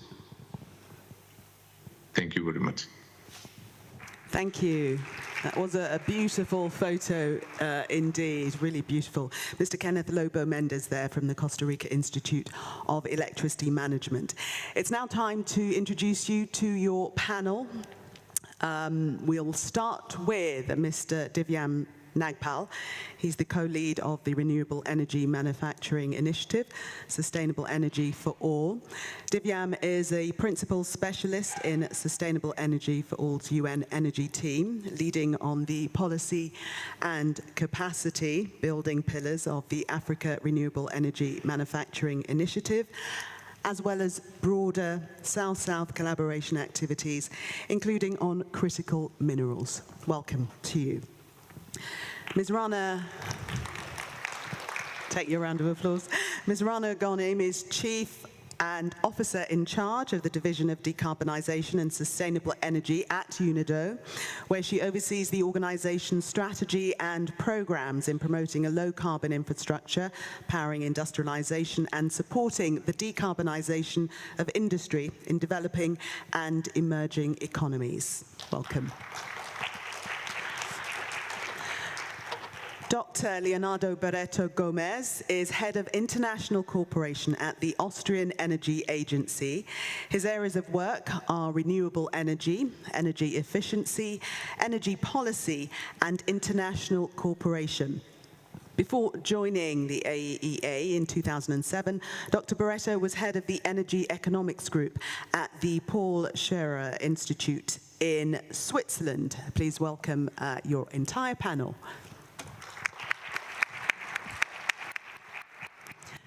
Thank you for being with us. Oh, I just wanted to take the notes of what our virtual contributors provided, because I think that might help inform some of the discussion, because there's some very interesting points there. But Divyam, if I come to you first, where do you see the opportunities through energy transition for developing countries to really drive green industrialization? Check. Thank you for the question and the opportunity to be part of this panel. I think what we heard from the initial statement from the Deputy Director General, but also from the scene setting presentation, is that we are going to see a massive deployment of renewables aligned with national targets that countries have in terms of NDCs. And when we talk about those deployment of renewables, a lot of that will happen in the global south countries. But what we don't want is that we don't want to replace one form of dependency with another. So as we scale a lot of those renewable energy deployment, whether it's solar PV, batteries, electric vehicles, or electrolyzers, we want to see how we can link our energy transition plans effectively with the country's industrialization objectives, whether it's industrialization, job creation, structural transformation, really try and get away from the commodity dependence that still continues to affect a number of countries in the global south. So linked to that, at SE for All earlier this year, we launched the Africa Renewable Energy Manufacturing Initiative, which is to support countries to move upwards in the value chain and try and localize some of the manufacturing for the renewable energy products. So over the past year, we've particularly worked in Kenya, Ghana, and Nigeria. We focused on solar PV module assembly, battery assembly, as well as electric vehicle assembly in particular. We worked with governments, but also worked with almost 16 companies in these 3 countries that are currently pioneering assembly of these local components. So what I would like to do is, the opportunity is immense, but there are, a few key learnings that I want to sort of emphasize on from our program. One is really around policies. So industrial policy has a major role to play here, both on the supply side and on the demand side. One of the big challenges we see when we talk about manufacturing locally is, what does the demand look like? Is the demand large enough at a national level, or is the demand large enough at a regional level? Nobody's going to invest in a local manufacturing unit until there is visibility on that offtake and on that demand. So how do we really create that demand visibility, both at the national level and through trade policies at the regional level?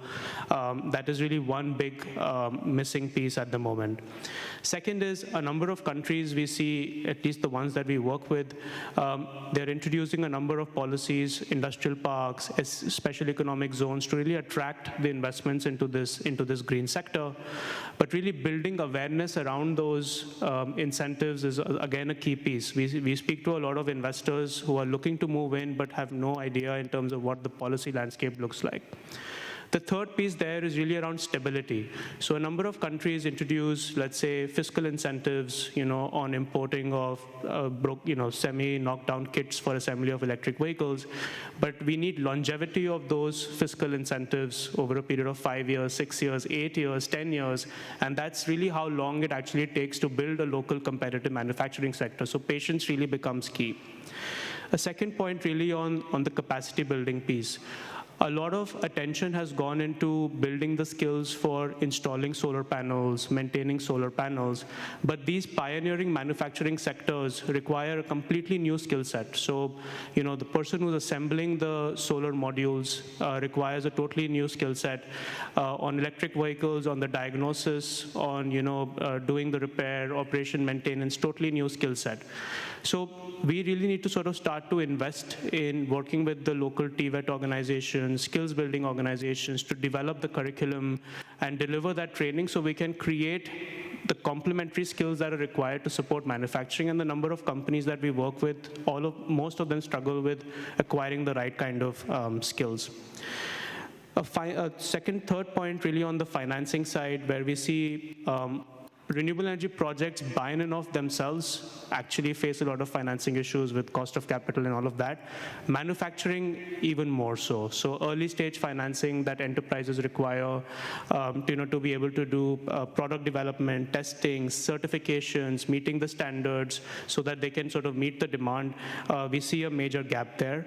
And a final point really on focusing on firm level capability building. So how do we strengthen the capacity of local enterprises who are already operating in this space, to move up the value chain and scale? That is really the big question. We see that there's a very strong role for South-South cooperation here. A lot of these issues have already been resolved in a number of other countries. So whether it's around building the skills, curriculum for the skills, or dealing with sort of identifying OEM partners in different countries. So by strengthening South-South cooperation, we make sure that not everybody goes through the same learning curve, and we waste time. But in fact, we can actually leverage on everybody's experience and really start to create the local value that we need to create in terms of local manufacturing. So I'll pause here and back to you. Rana, we heard from Arinuba Ghosh there raise the point that the processing happening at home rather than sending elsewhere would be a way forward. How do the policies of industrialized countries have an impact on the developing countries? Well, thank you so much for the question. And I mean, I think already the speakers have covered quite a lot extensively, so I'll try to see how to make some unique points here.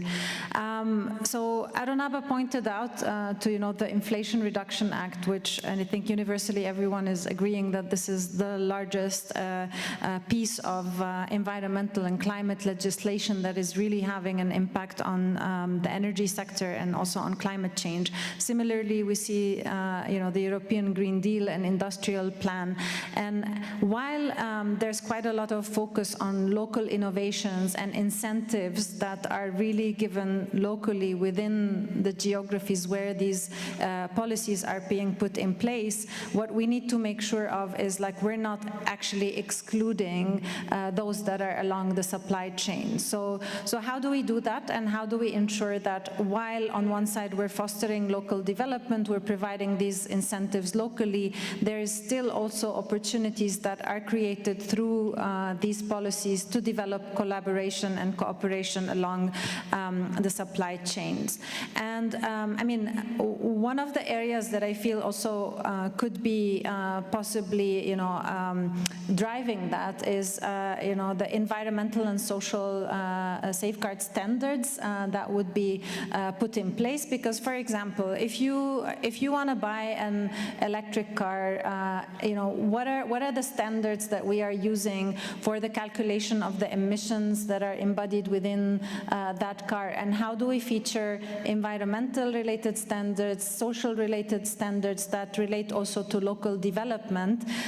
That is basically the just transition that we want to make sure is happening, and this is how, through standards as well, we can actually pull for new technologies and new innovation. And this is, for example, an area where I see UNIDO could work, and where there would also be more responsibility, not only from countries, but also from the private sector that are expected to adopt these standards and then carry them forward along their supply chains and not have them really focused only on where this manufacturing or processing is actually happening. So yeah, I'll stop here perhaps. Thanks. Dr. Burrito Gomez, we heard from Kenneth Lobo Mendes, I think that they're still with us, that they have a national energy plan, a national decarbonisation plan.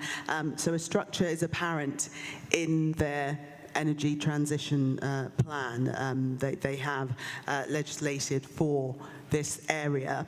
Now, Austria and the EU they've been actively promoting green industrialization.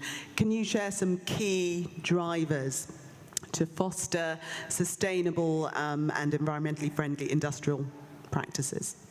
Yes. First, thank you very much for the invitation. It's a pleasure to be here in this panel. I will say that what is happening now is that governments are enacting measures to move away from fossil fuels towards renewable energies. These measures, however, when you move to renewable energies, this increases your dependencies, as it was said by Vivian, on critical materials and minerals. So you have to enact strategies so that you don't move from one dependency on fossil fuels to a dependency on materials. So this is what governments are trying to do now, and the EU is working on this. This means that strategic cooperation between countries for the development of supply chains are in place to reduce the risk. And the Green Industrial Deal at the European level is basically trying to improve the competitiveness of the European Union on net zero technologies, at the same time advancing climate change goals. So in this way, this policy is trying to support European industry to reshore industry towards the European Union, solar PV and other technologies that are not being produced in the European Union and that where our dependencies from other regions. And this is all in the context of the European Green Deal? Yes. Yes, this is in the context of the European region. Now, in terms of key drivers of policy, one is simplifying the regulatory framework to improve the participation of the private sector, both as a sector that moves project forward, project development and manufacturing facilities, construction of manufacturing facilities, but also financing from the private sector. This is one. And the other one is creation of markets for renewable energy technologies. This has different sides. One is incentives for the domestic demand for renewables. This is very important also if you want to create domestic supply for renewables, and the others are incentive for the domestic production of the renewables, things like investment tax loans, low-cost land, and other instruments that are there. Of course, other important areas, as Rana mentioned, one is incentives and environmental standards and regulations for the greening of industry. This is a basic pillar of this development. And skills, development of skills, cooperation with partners. There is possibilities for mutually beneficial partnerships between the European Union and European countries and other countries. Also taking into account that Europe doesn't have, at this point, all the supply chains that it needs. It will cost a lot of money to rebuild the supply chains that are in other regions. And to be competitive, in my opinion, Europe will have to go into cooperation with developing countries to build supply chains which are competitive, because it cannot rebuild all the supply chains that are currently in other regions in Europe, because it will be too expensive. You also have to take into account that industrial policy that has been also mentioned already here has a cross-cutting nature. So it's not just about industrial policy, it's about policy on energy, trade policy, environmental policy, climate policy, and educational policy. And in this interplay, we will have to move forward. Thank you. Divyam, key minerals are essential in the production of clean energy technologies, yet many nations export them without value addition, the point that Arunabha Ghosh made, through processing and refining. What are the key barriers that you believe are hindering the manufacturing of clean energy technologies?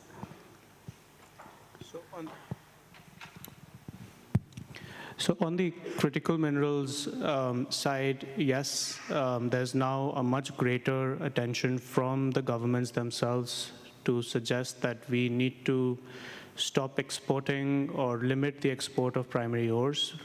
Can we attract more investments in local refining, in local processing? As Arunabha also mentioned, what does that value-added pathway look like? Not everybody can do everything, as was mentioned earlier. Not everybody can have a vertically integrated supply chain for every renewable energy technology.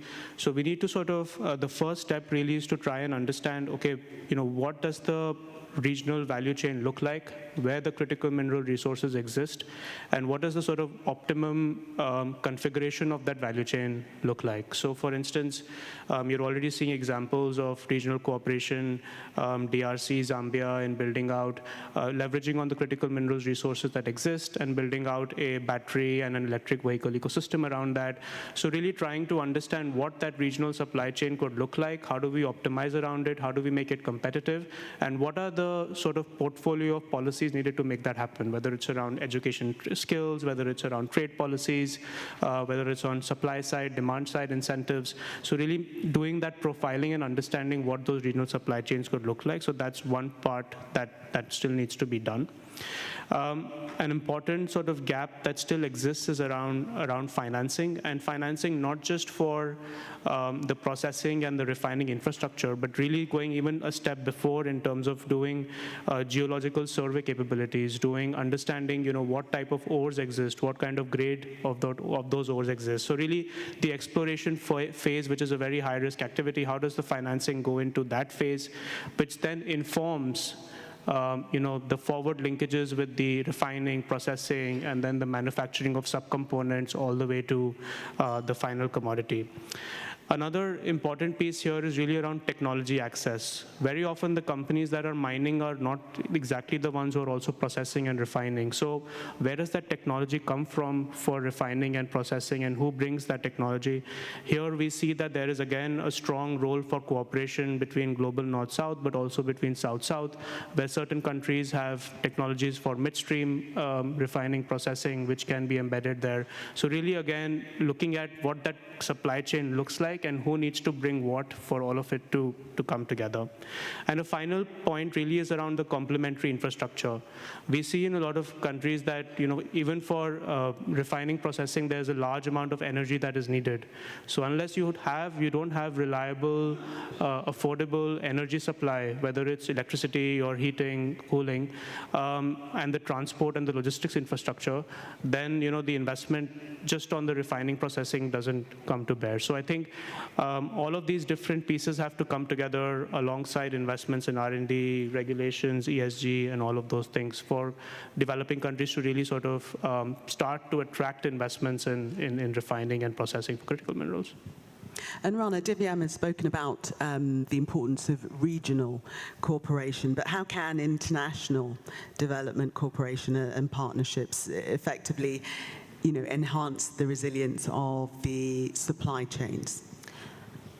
If I may, I would just like to react as well on some of what I've heard. I think essentially we need, this presentation by Arunaba and the studies done by SE for All, IEA, and others are very useful.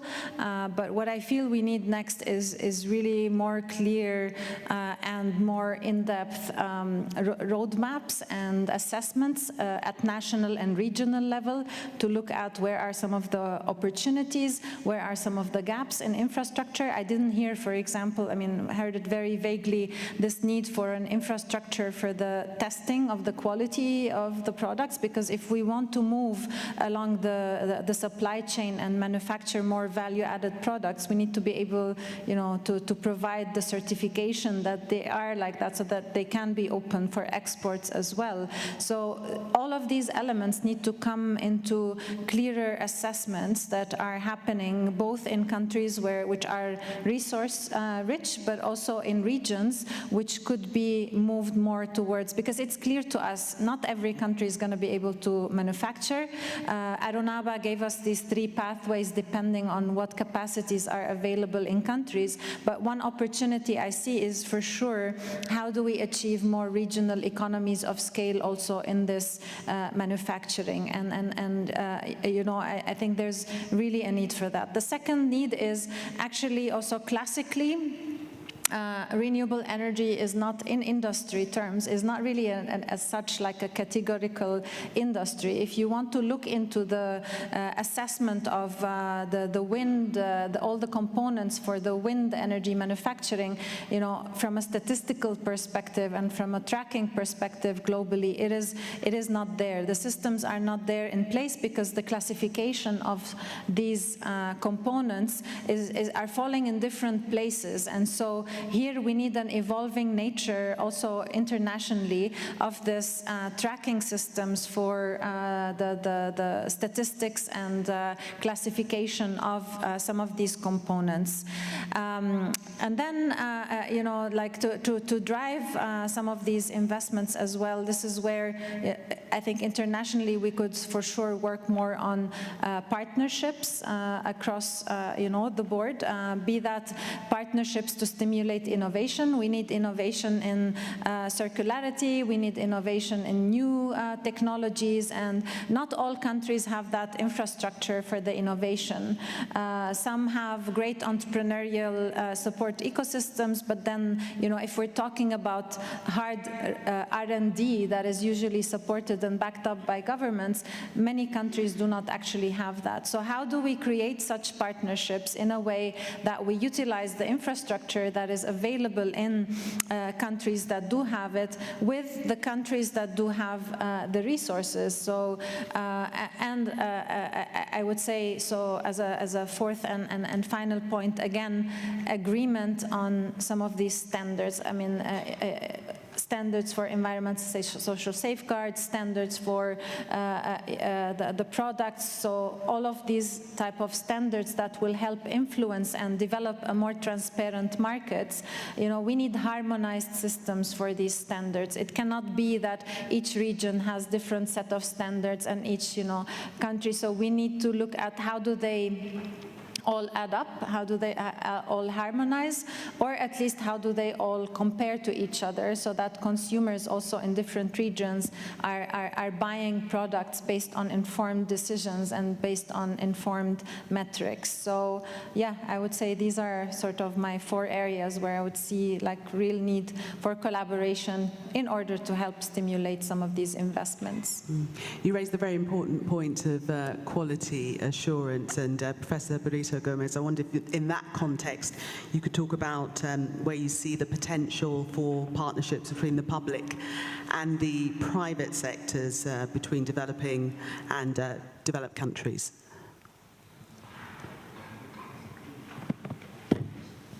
Thank you very much.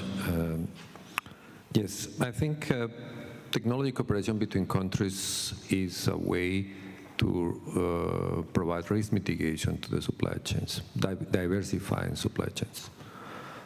These cooperation strategies may have different ways. I mean, maybe trade cooperation between countries on one, or maybe helping resource-rich countries to develop part of the supply chains. This is one point. Now, there are other regions. There are regions in the developing world that have interest in increasing their industrialization and localizing supply chains. Africa is one of them. Africa could do mineral processing, is well positioned to do mineral processing, materials processing as well, but also to localize supply chains.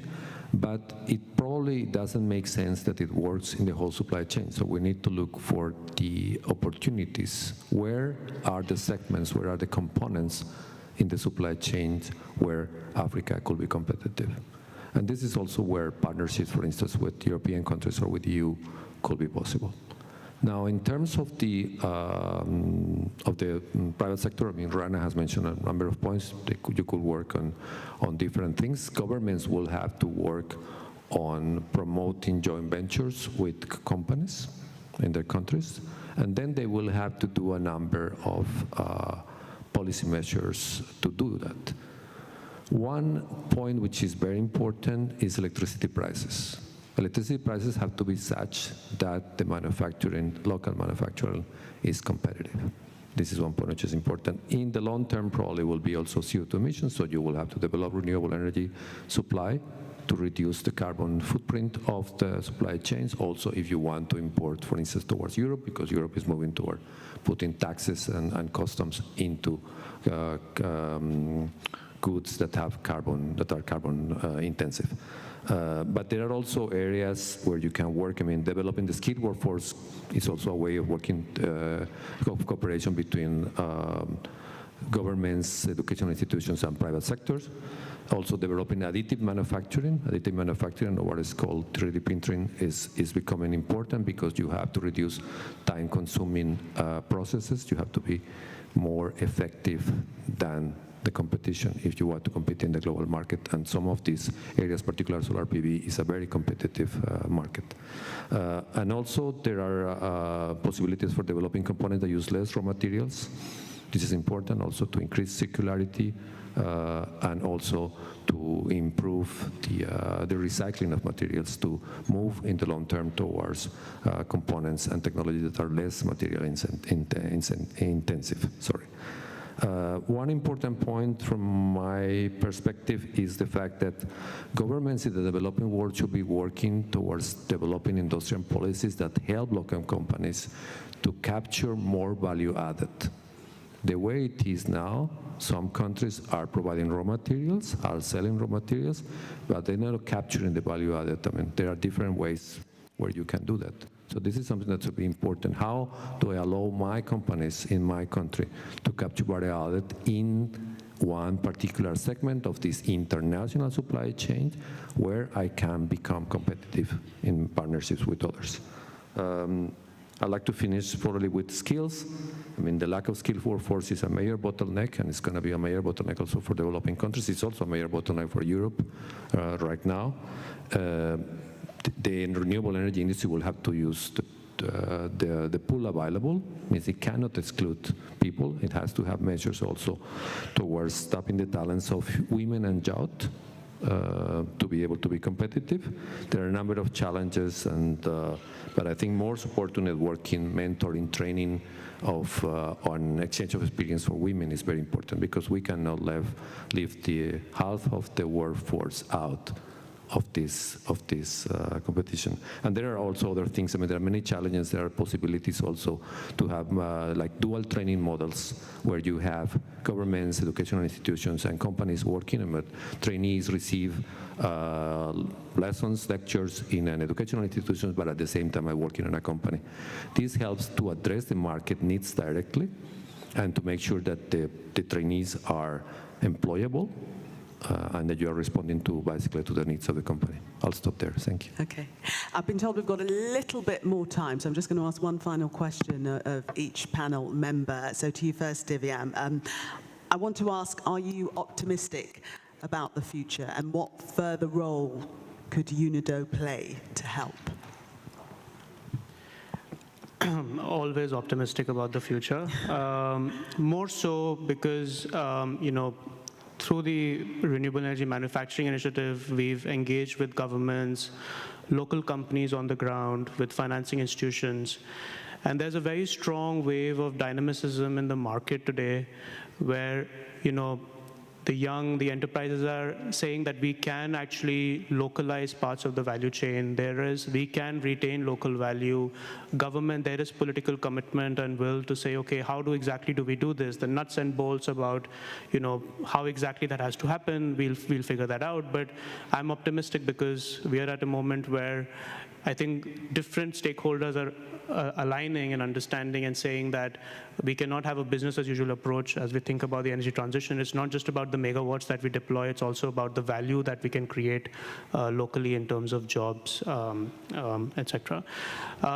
Within that, of course, UNIDO has a crucial role to play. You know, all the points that Rana mentioned in terms of looking at the standards, looking at harmonizing those standards, also working with governments and facilitating cooperation and partnership between countries, so that we are not, again, operating in silos and going through the same learning curves one by one, but how do we sort of understand what those resilient value chains look like, work towards it, and see how we can maximize value for all of the stakeholders, including communities within that. So as a C4All, we obviously look forward to working with UNIDO and other stakeholders in this process. Thank you. Rana, same question to you.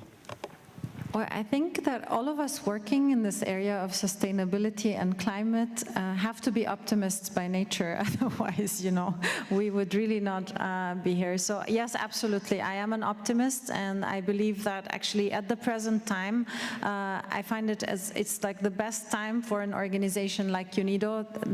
The role of this intersection between industrial policy, climate policy, energy policy is at the heart of what everyone is doing.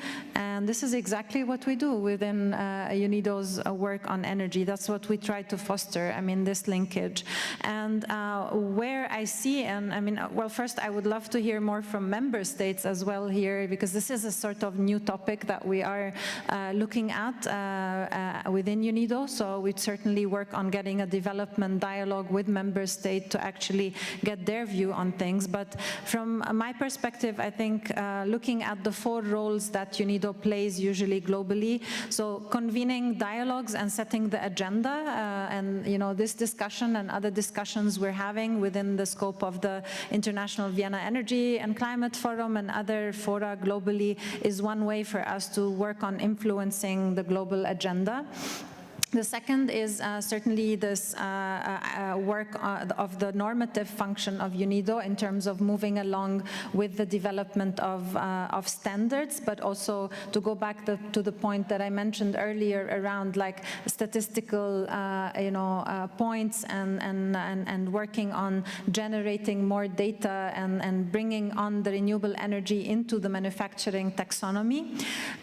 Then the third point is around building institutions and working for sure with our member states on developing the infrastructure that is required, be it for testing or even to the extent possible around stimulating innovation.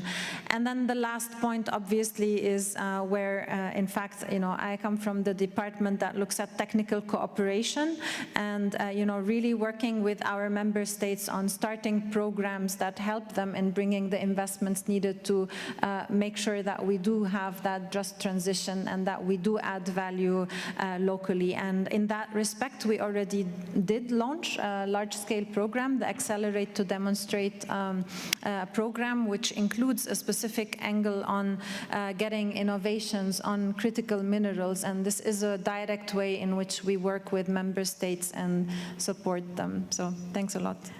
Professor Barreto Gomez, last but not least, the question is to you also. Thank you very much. I'm very optimistic. I think this is a situation that is bringing us to cooperate. We will not be able to move forward without cooperation and with international cooperation. Only with a coordinated strategy we'll be able to move forward. And I think also that industrial development in developing countries is a very important component of their road to prosperity, towards competitiveness at the international level. So I think we'll be moving forward and we'll be finding ways to solve the challenges that we have now. In terms of technology cooperation, which I think is very important, you have to see that technology cooperation can take place at different stages. I mean, you can have pilot projects on the one hand. You can also have at the statement where you are deploying technologies or deploying manufacturing technologies. So I think in those areas, technology cooperation at the international level is very important. And I think definitely here, UNIDO has a very important role to play, as well as C4All, and other institutions, as well as European institutions and national institutions from European countries and developing countries. Thank you. Thank you, and thank you, panel. And please join with me in thanking your very optimistic panel. For them, the glass is half full, not half empty. Thank you, Divyam Nagpal, Rana Ghanem, and Professor Leonardo Barreto Gomez, and also, if they're still with us virtually, Anunabha Ghosh, and also Kenneth Lobo Mendes. Please give them all a round of applause. Thank you.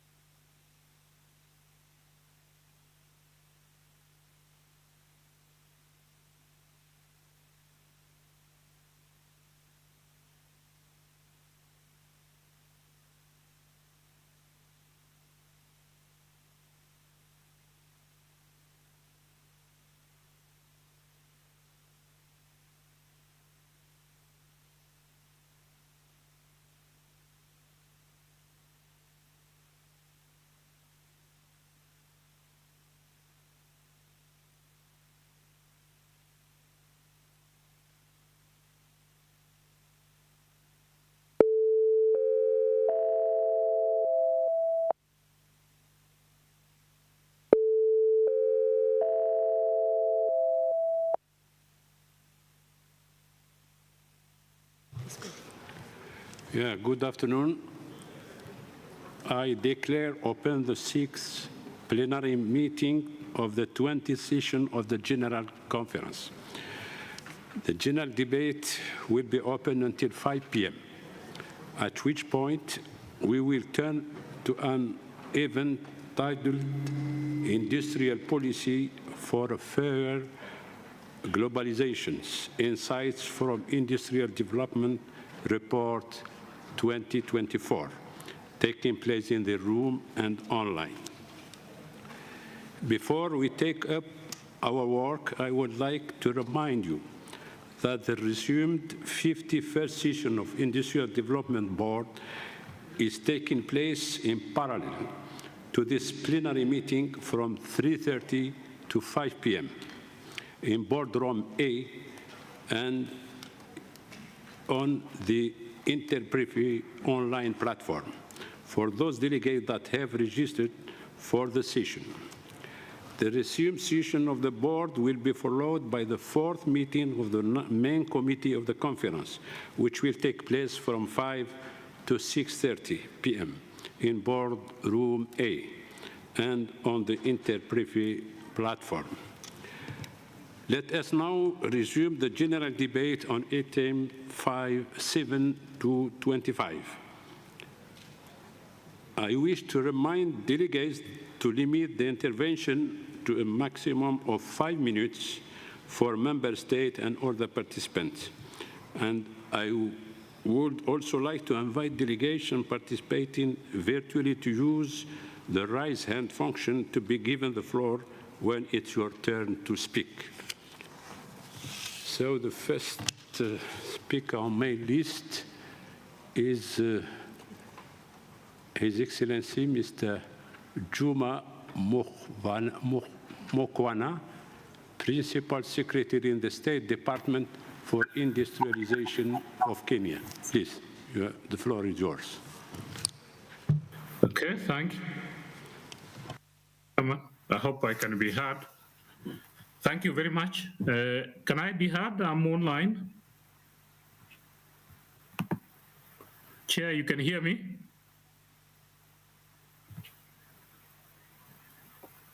Chair, are you able to hear me? I'm online. Yes, good. Okay, thank you. Thank you so much, ladies and gentlemen. My name is Juma Mkhwana. I am the Principal Secretary, State Department of Industry, Kenya. I'm reading this statement on behalf of the Cabinet Secretary for Investments, Trade and Industry for Kenya, Honorable Rebecca Miano. President of the General Conference, Excellencies, UNIDO Director, and my brother, Dr. Gad Muller, distinguished ladies and gentlemen, let me greet you from Kenya. Allow me to thank the Director General again, Gad Muller, for inviting us to this 20th UNIDO General Conference. I would like to say that Kenya and UNIDO have remained very committed partners in promoting industrialization within Kenya and within Africa.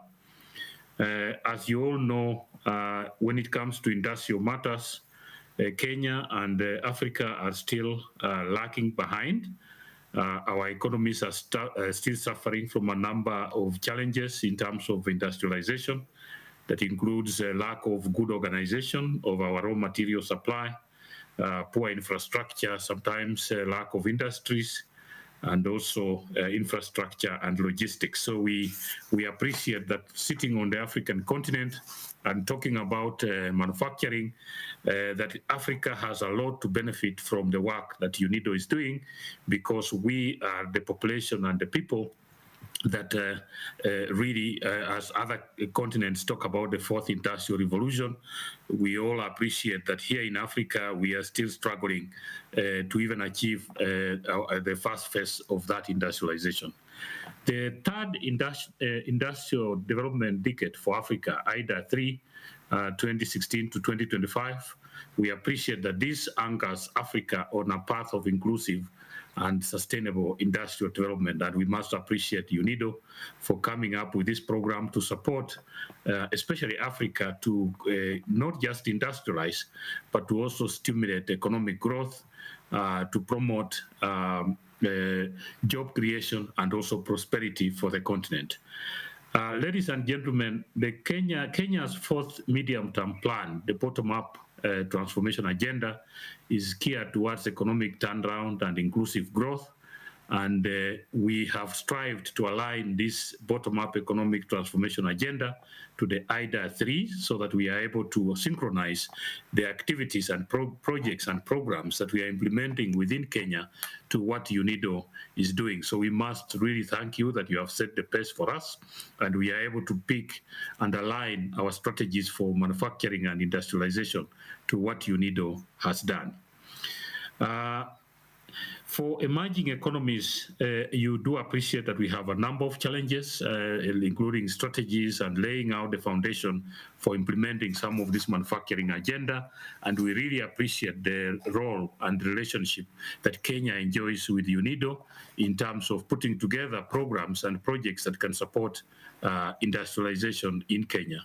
The Kenya government is committed towards implementing the industrialization agenda as set out in IDA 3, and towards this goal we have signed up the self-starter project that we have signed up with the UNIDO that includes development of an industrial park in Nyamira, and we have expanded this to include this year 18 new county aggregation and industrial parks in 18 counties. So this year, the government of Kenya has set aside 9.4 billion shillings to develop county aggregation and industrial parks in 18 counties. And already we really must appreciate that we have received support from UNIDO in terms of helping us to do the business planning and the designing and also feasibility studies for this county aggregation and industrial parks that we are setting up in Kenya.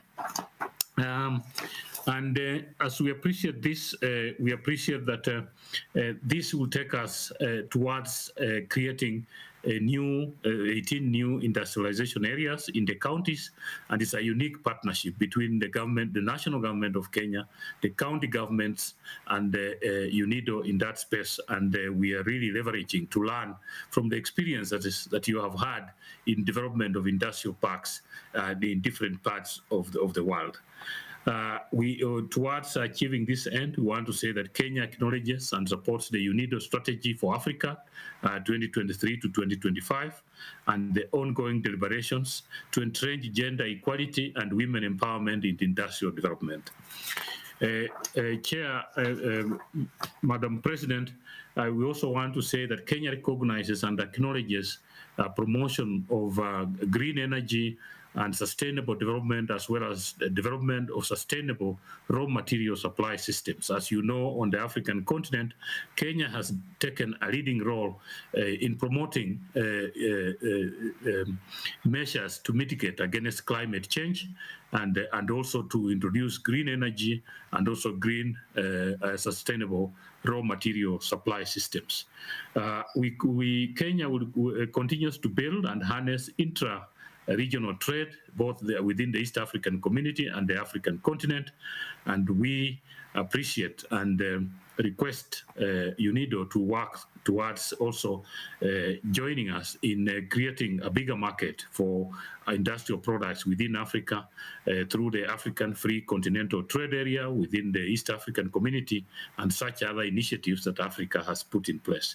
We also continue to encourage UNIDO to endeavor in the implementation of the IDA 3, as this is really important for Africa, and it will put Africa on the path to industrialization, which we have missed in the past. We encourage UNIDO to continue enhancing cooperation to attract investments, especially in this county aggregation and industrial parks, where we are hoping that this will create a place where both the private sector and public will meet.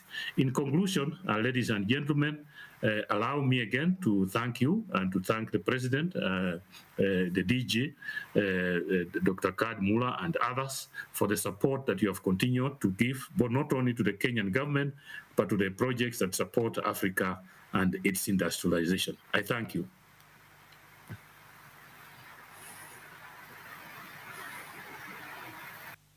Thank you. And the next speaker on my list is Malaysia.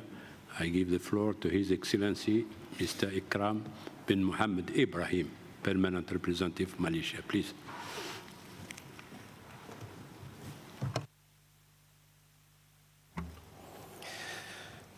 Mr. Vice President, Director General Gerd Muller, my delegation congratulates Madam President on your election as President of the 20th session of the General Conference of the UNIDO. Rest assured of our support and cooperation. We express gratitude to your predecessor, Ambassador Mohamed Mezghani of Tunisia, for his successful presidency of the 19th session. We express appreciation to the Director General Gerd Muller and the Secretariat for their achievements and outstanding work and efforts. Malaysia associates itself with the statement by the Group of 77 in China, delivered by Pakistan. Mr. Vice President, our world remains beset with conflicts, crises, and uncertainties. The global economic slowdown and the bleak global economic prospect pose unprecedented challenges, particularly to the Global South. The 2023 Sustainable Development Report reveals a concerning reality. We are falling behind. We are falling behind with nearly a third of the targets either stagnant or regressing. Amidst these setbacks, Malaysia is convinced of the indispensable role and mandate of the UNIDO in accelerating global economic growth, in particular achieving SDG 9. In this regard, and consistent with the overarching theme of our conference, Fair Globalization, Innovative Solutions for the Industry of Tomorrow, my delegation highly commends UNIDO for continuing to assist the developing countries. Malaysia is supportive of the UNIDO's particular emphasis on inclusive and sustainable industrial development that seek to support sustainable supply chains, limit the climate breakdown, and contribute to ending hunger. Mr. Vice President, considering the cross-cutting and overlapping pursuits of the UNIDO with those of other stakeholders, Malaysia would like to encourage the UNIDO to further enhance the synergy with the relevant bodies and agencies within the United Nations system, as well as other pertinent regional and international entities aimed at building global economic resilience and strengthening sustainable economic growth, including digital inclusivity. Malaysia considers UNIDO as an effective partner. Since becoming a member in 1980, Malaysia has been a beneficiary of the capacity-building contributions by the UNIDO over the past 4 decades, for which we are truly appreciative. We continue to work closely with the UNIDO here in Vienna and its regional office in Bangkok. There are a few ongoing projects in my country, including under the Global Environment Facility, such as sustainable city development that focuses on integrated sustainability planning. These and other projects are in line with our national Malaysia Madani policies, such as the new Industrial Master Plan 2030, the National Energy Transition Roadmap, and the 12th Malaysia Plan 2021-25. My delegation commends the launch of the UNIDO's Artificial Intelligence for Industry and Manufacturing initiative, a groundbreaking platform for sustainable artificial intelligence collaboration. Acknowledging its potential and benefits in driving inclusive and sustainable industrial development, Malaysia is exploring the feasibility of contributing to this initiative.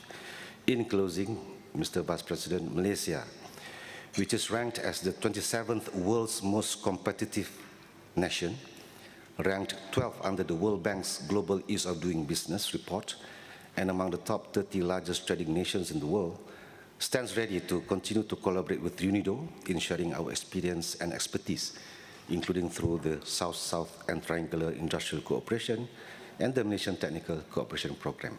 I thank you, Mr. Vice President.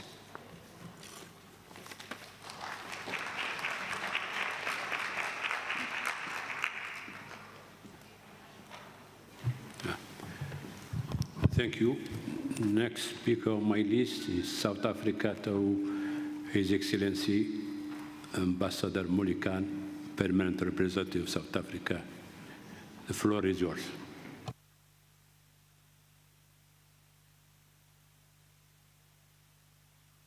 That's fine.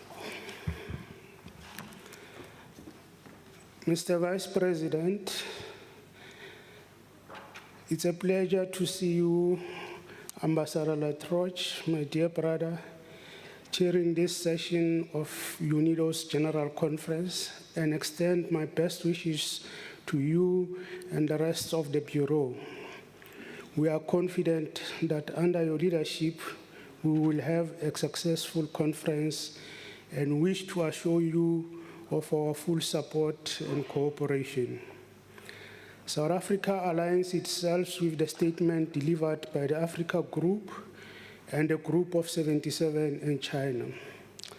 Mr. Vice President, this conference takes place during turbulent times, marked by the ongoing genocidal war waged by the apartheid regime of Israel against Palestinian people, as well as the global inequalities ably elaborated by the Director General, ranging from unfair trade and skewed distribution of resources and wealth to the threat imposed by climate change.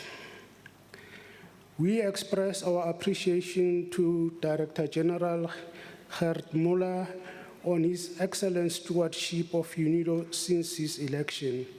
My delegation has noted the significant progress made in the implementation of UNIDO's projects and programs over the last 2 years, notably the 17% increase in the implementation of technical cooperation projects in various areas such as climate change, renewable energy, and food security, which are all of critical importance to the inclusive, sustainable industrial development of the African continent and the broader achievement of the African Union Agenda 2063 and the 2030 SDGs.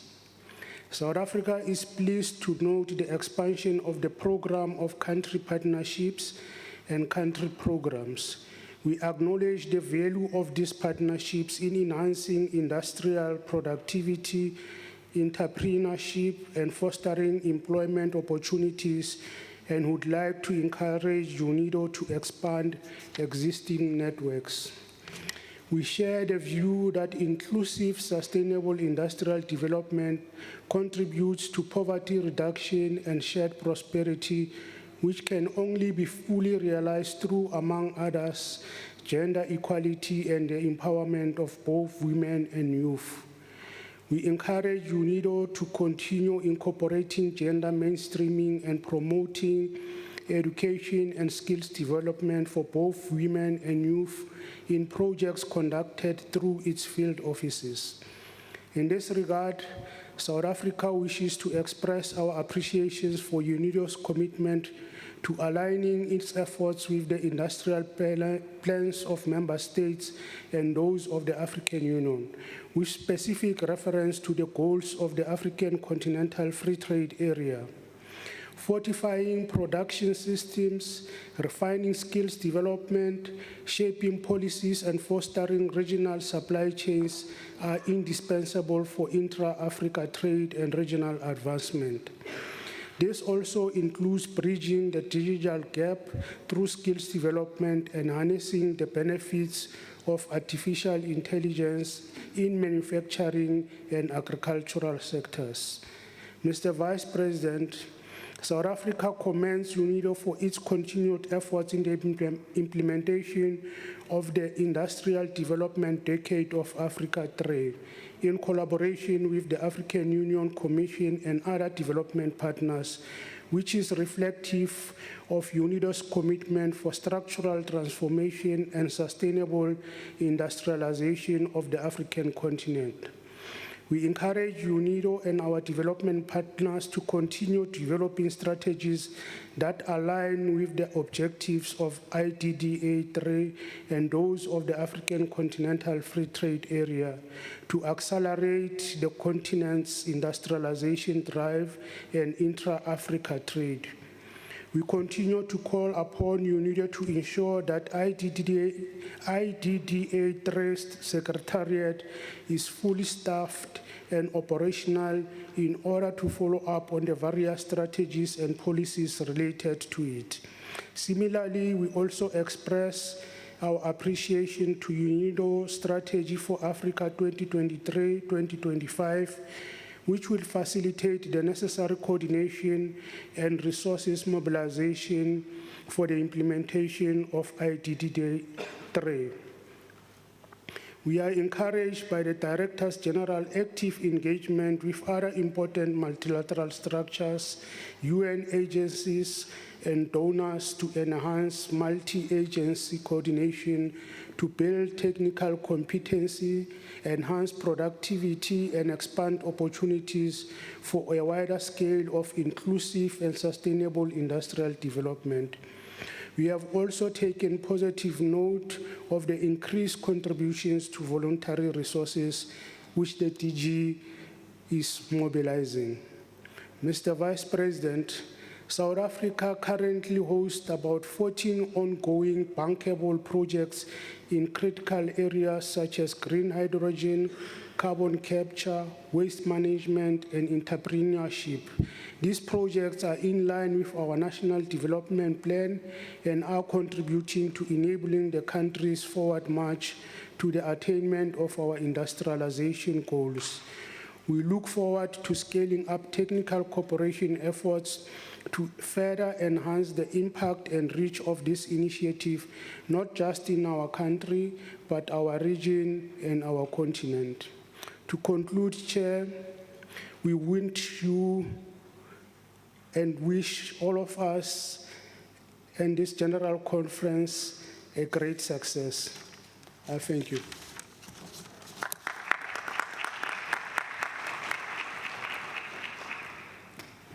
Thank you, Ambassador, His Excellency Ambassador Molikan. And now I give the floor to next speaker is Bulgaria, Mr. Ivan Gospodinov, Director of United Nations and Global Affairs Directorate in the Ministry of Foreign Affairs. You have the floor. Thank you, Mr. Vice President, Mr. Director General. Excellencies, gentlemen, colleagues. At the outset, allow me to congratulate you, Mr. Vice President, and the members of the Bureau for your election, and to assure you in my delegation full support. Bulgaria aligns itself with the statement made by the European Union. Bulgaria welcomes UNIDO's reform agenda and strategic vision under its motto, progress by innovation. We commend UNIDO Director General Gerd Müller for his efforts to make the organization fit for purpose to an ambitious reform process. It is important for Bulgaria that UNIDO strengthens its central position with regard to the achievement of SDG 9 in line with the needs and priorities of the member states.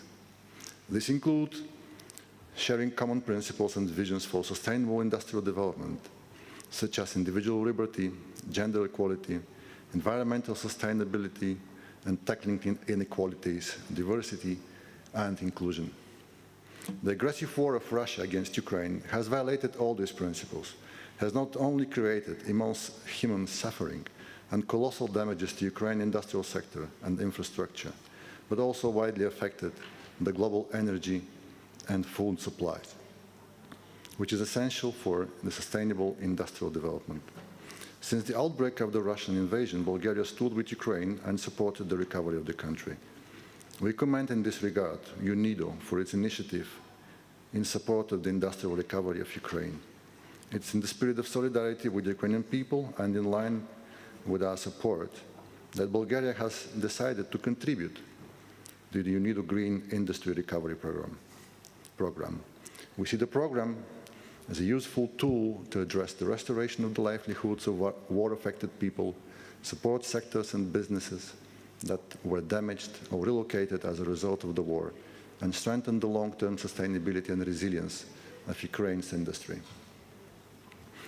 We welcome the UNIDO focus on energy and digitalization in line with the Abu Dhabi Declaration. The global energy landscape is evolving at a rapid pace. Digitalization is key for the efficiency of power-generating assets. Our efforts to decarbonize electricity, transport, agriculture, and industries will depend on the consistent investment. We believe that energy efficiency, renewable energy, carbon capture and storage, small grids, new transportation technology, and nuclear power could all contribute to curtailing greenhouse gases emissions while promoting energy security through diversity. The principle of technological neutrality, especially in the context of nuclear and hydropower capacities, as well as hydrogen from low-carbon sources, is key for the timely and sustainable transition.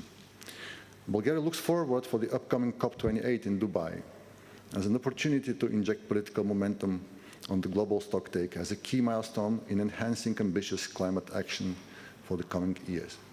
We believe that UNIDO can contribute to this process through its climate change strategy, aiming at alignment with organizational priorities, including the applicable program and budget and medium-term program frameworks, key indicators and targets, funding partners' engagement, and resource mobilization. We consider of primary importance the role of UNIDO in promoting gender equality and empowerment of women, and welcome the development of the new UNIDO strategy in this policy. Bulgaria is among the first 3 countries in Europe in terms of number of female scientists.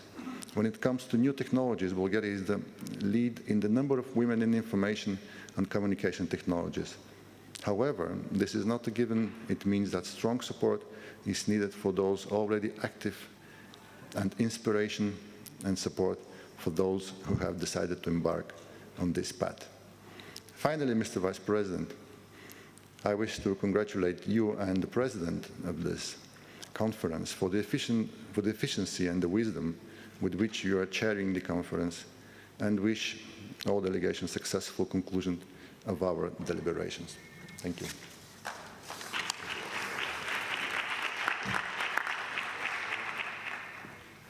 Thank you. And I give the floor now to His Excellency Mr. Levent Eller, Permanent Representative of Turkey. You have the floor.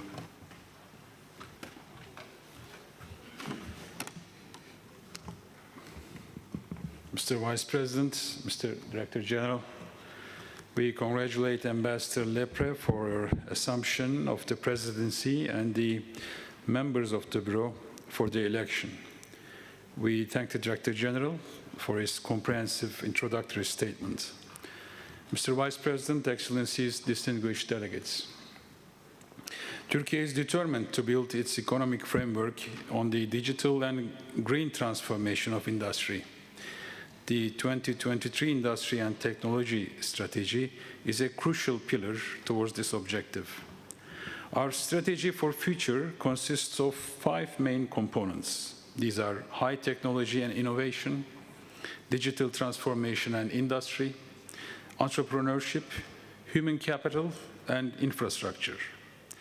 These themes indeed bear a resemblance to UNIDO's main areas of activities and focus, laying the grounds for enhanced cooperation with the organization. In this regard, we positively note UNIDO's proactive stance on global issues such as climate change, energy transition, the 4th Industrial Revolution, and circular economy. Energy transition stands out as one of the main pillars of Turkey's energy policy. It includes the addition of nuclear in our energy mix. Nuclear energy is part of the climate crisis solution. It will have a positive impact on our industrial development as a whole as well.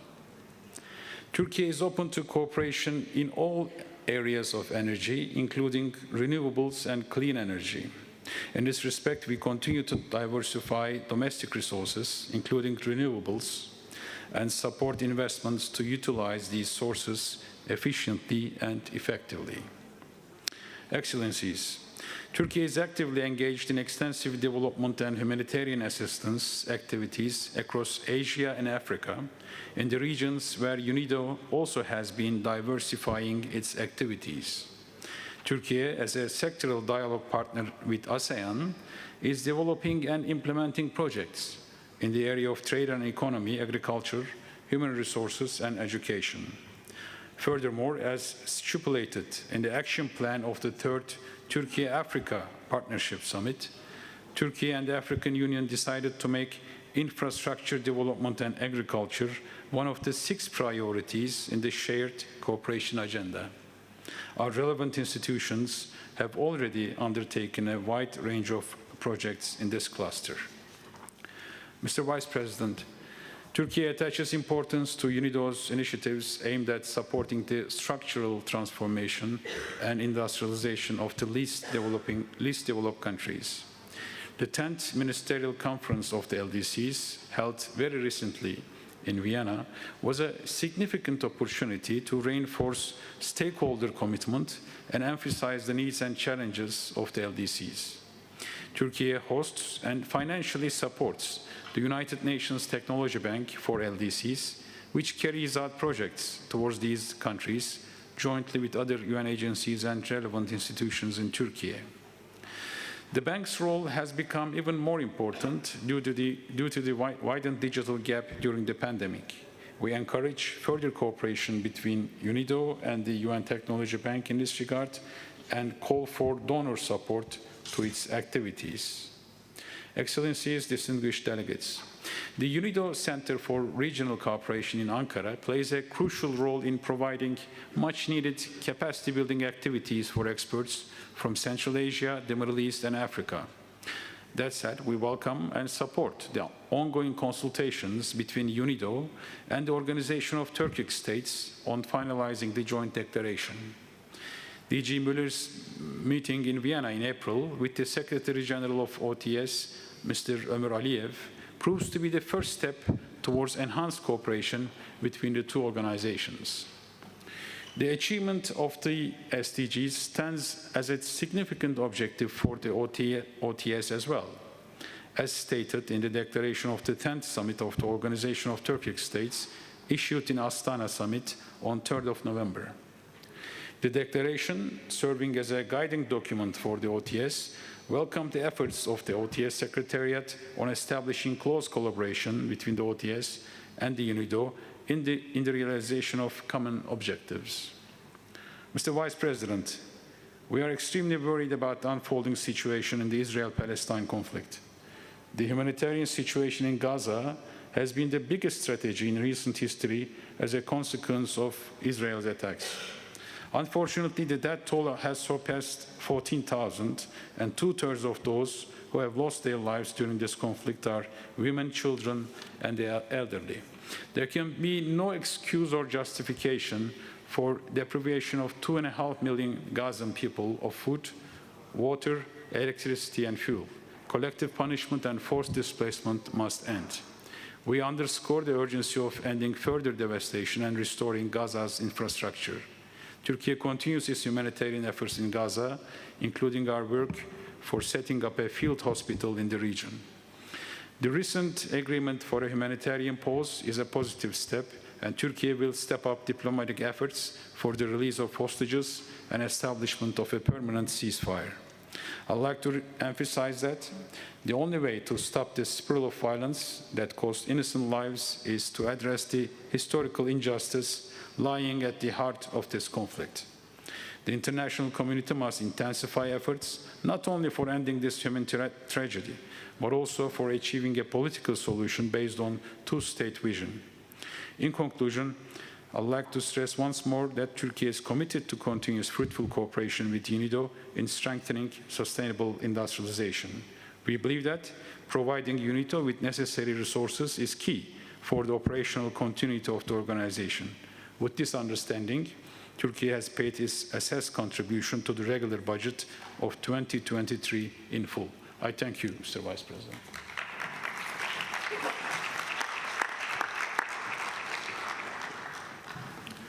Thank you. Next speaker on my list is Indonesia. Mr. Tri Supondi, Director of International Industrial Access, Ministry of Industry. The floor is yours.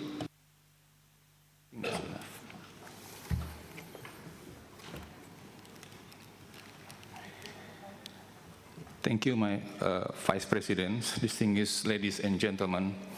At the outset, I would like to join the previous speakers in congratulating Her Excellency Madame Deborah Lepre as President of the 20th session of the General Conference, as well as the Bureau members of their elections. Please be assured of my delegation's full support and cooperation. On behalf of Indonesian government, I would like to convey my appreciation to Mr. Gerd Muller, Director General of UNIDO, for his opening remarks and the Secretariat for organizing this General Conference. Indonesia associates itself with the statement of the Group 77 and China and would like to add the following remarks in its national capacity. Mr. Vice President, I would like to reiterate our concern and urge all countries to help stop the atrocities in Gaza. We call for the immediate end of the hostilities there. We also call upon all countries to continue providing humanitarian assistance and on the parties involved to open humanitarian corridors for international aid. Mr. Vice President, in the midst of a global economic slowdown, Indonesia has experienced robust growth.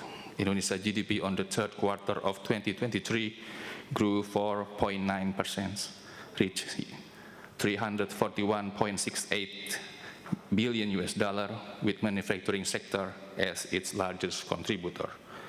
Indonesia is accelerating a green industry-based economy through national resource efficiency and implementing a circular economy, as well as utilizing new and renewable energy such as biofuel and biomass. Towards green industry, we are implementing industrial transformations. Development of clean energy-based industries, including the construction of the largest green industrial area in the world. Green industrial certification and green industry awards, industry with carbon absorption technology.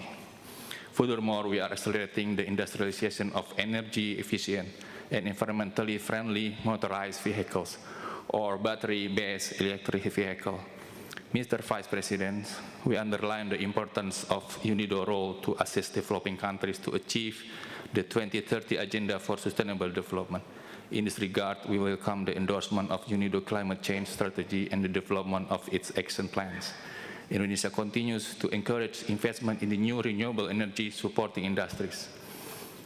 This is one of Indonesia's efforts to play an active role to mitigate the global emissions, anticipate the climate change, and commitment to achieving net zero emission in 2060. In relation to climate financing, Indonesia recently launched the Energy Transition Mechanism Country Platform, a financing mechanism to pool public and private investment to accelerate energy transition. Mr. Vice President, another concrete example is through the UNIDO's country-specific programs. The current Indonesia UNIDO Country Program 2021-2025 has been aligned with our national priorities and long-term development plans.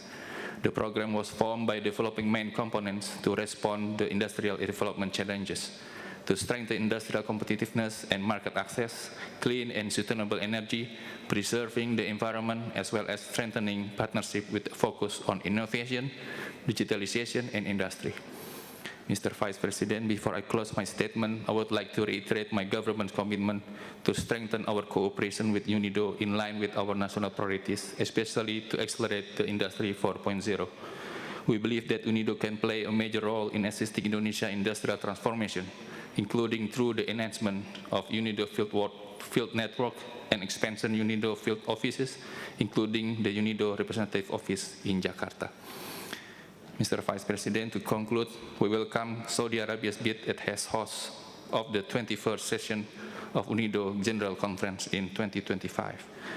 Building upon our legacy as the 2022 G20 President, as well as our 2023 ASEAN, Indonesia stands ready to enhance our cooperation with UNIDO in promoting and accelerating sustainable industrial development. I thank you.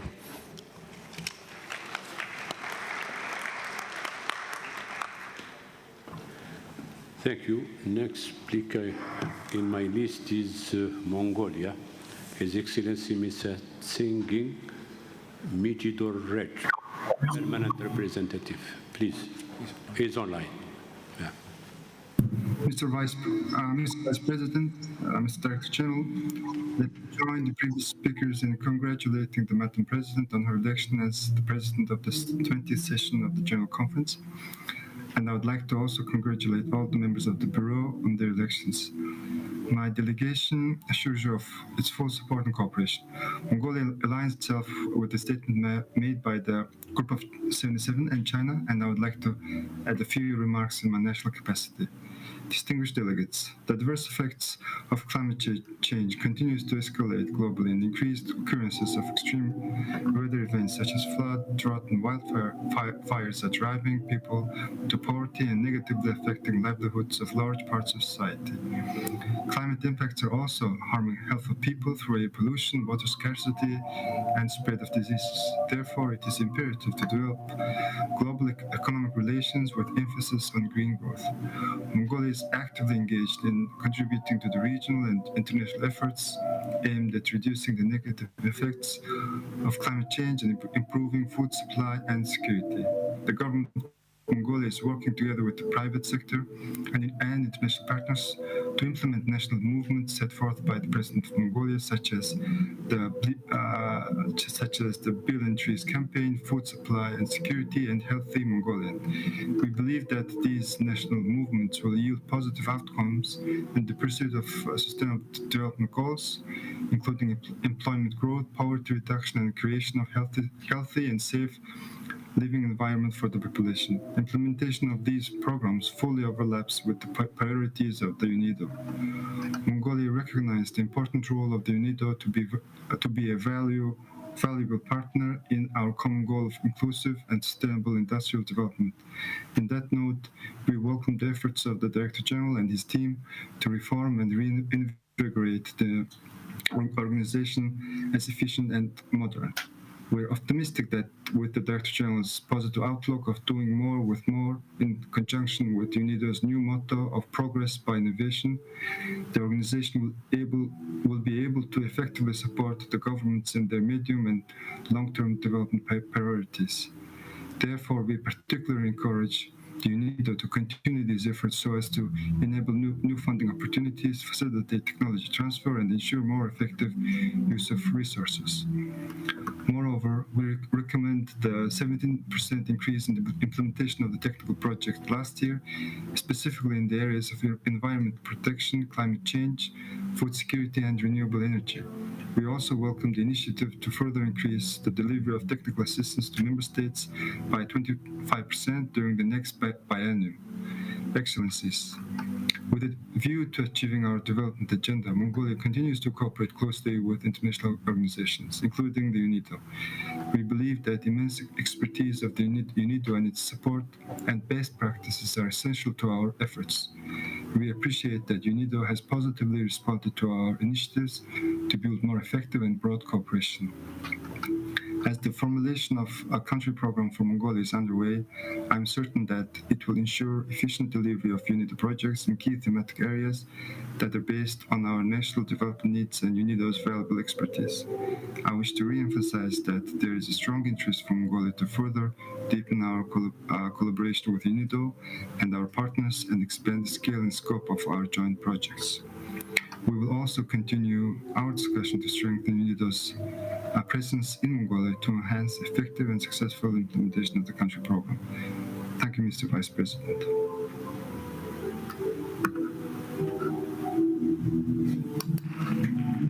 Thank you. Next speaker on my list is the Republic of Moldova, Mrs. Victoria Alexandrov, Advisor to the Permanent Representative. The floor is yours.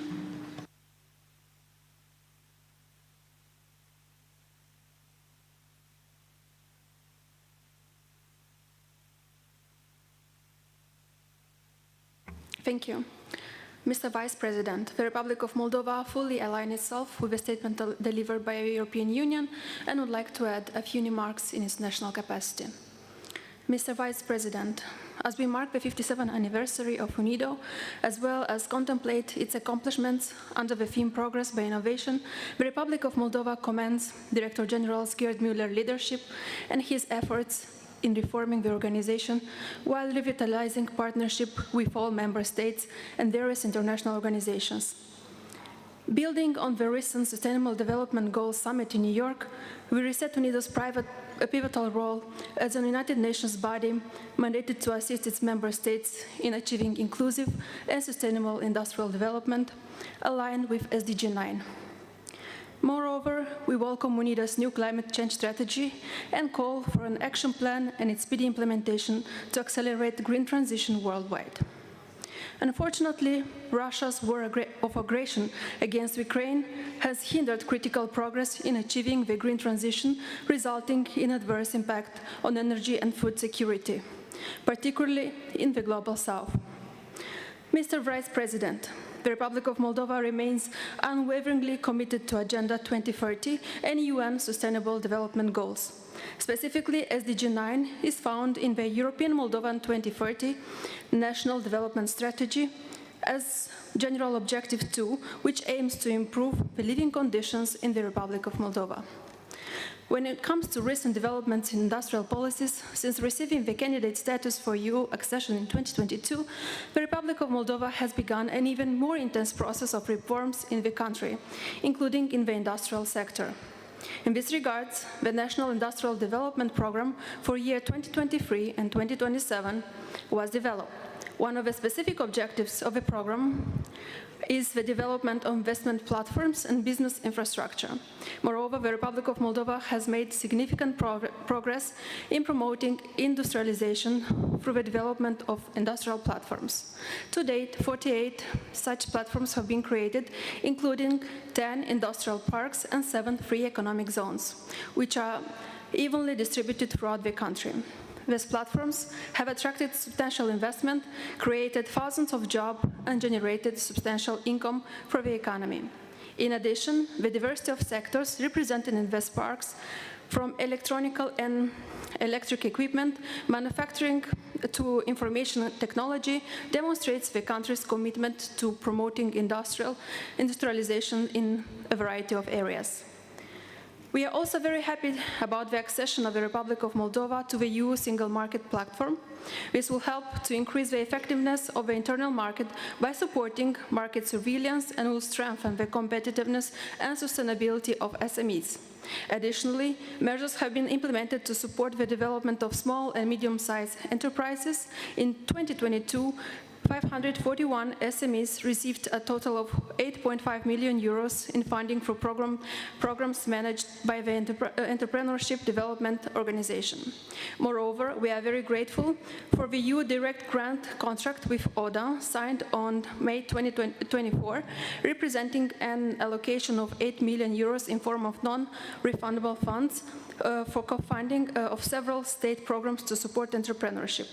The expected result of the EU for SMEs project aims to support at least 300 enterprises in their efforts to create, develop, expand, or internationalize their businesses, of which at least 50% will be able to take advantage of new opportunities in sectors with high growth potential, and 80% will cover rural areas.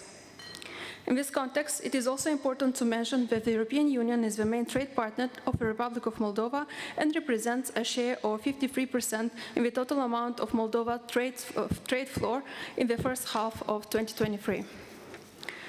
Mr. Vice President, working closely with UNIDO brought Moldova closer to reaching the SDGs.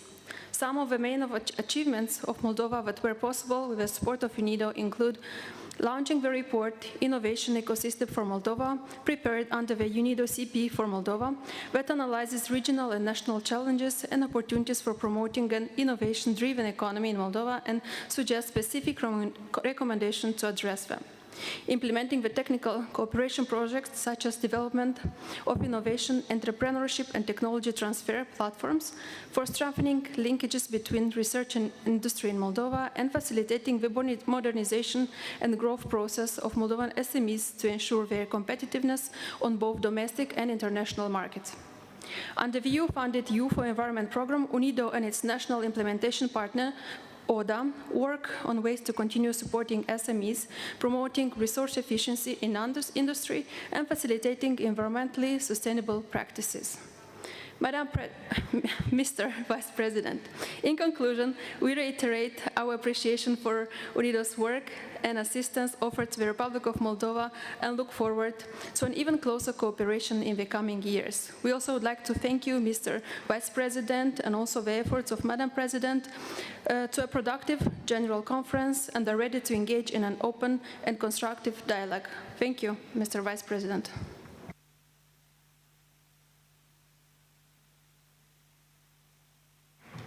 Thank you. والآن أعطي الكلمة.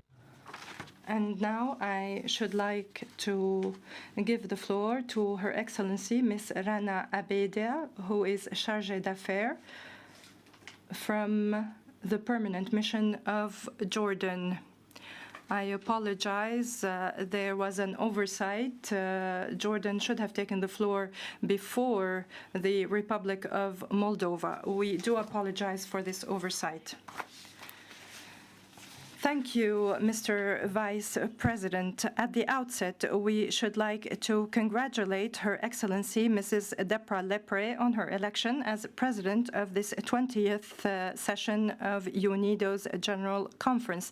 We are confident that this session will be a resounding success thanks to your leadership and guidance. And we congratulate the officers of the conference on their election. And we should also like to express our deep thanks and gratitude to the president of the previous session of the conference. We should like to thank the Director General of UNIDO also for his opening remarks. We reassure him of our continued support. And we would like to thank the Secretariat for preparing the documents for this conference. We would like to align ourselves with the statement of the Arab group, which will be delivered later on, and we align ourselves with the statement made by the G77 and China. And we should like to state the following in our national capacity. Mr. Vice President, we welcome the humanitarian pause in Gaza. However, we feel that more efforts should be deployed to protect civilians and reach a ceasefire, a permanent ceasefire. And we feel that efforts should be made to break the current political deadlock and to relaunch earnest negotiations that would lead to a two-state solution and to deliver humanitarian assistance to the civilians in Gaza and support the efforts of relevant United Nations agencies. We reject any forced displacement of Palestinians and spreading the conflict into neighboring countries. We feel that the Arab region is in dire need of the work of UN institutions and the general mandate of the UN to uphold peace, security, and sustainable development. We need the work of UNIDO in focusing on sustainable development, on economic stability. That is what the region needs, and that is what will boost the efforts of this region in order to reach sustainable development. Mr. Vice President, the Kingdom has been grappling with the refugee crisis for the past decade. We have been hosting a large number of refugees in Jordan, which had an impact on our development projects and infrastructure projects. This increased the burden on the health, education, water, energy, and labor sectors. We continue to provide services to these refugees in spite of the sharp drop in contributions to Jordan's response plan for the refugee crisis. We value the efforts deployed by the organization, by UNIDO, in implementing projects in Jordan. We call for more projects to be implemented in Jordan to fulfill the ambitions of our youth and to empower women and also to work towards sustainable development. Mr. Vice President, industrial development is a part and parcel of our national development strategies in Jordan. In 2022, we launched the National Development Strategy in Jordan, which is the economic modernization vision, which sets out our strategic development goals for 2023.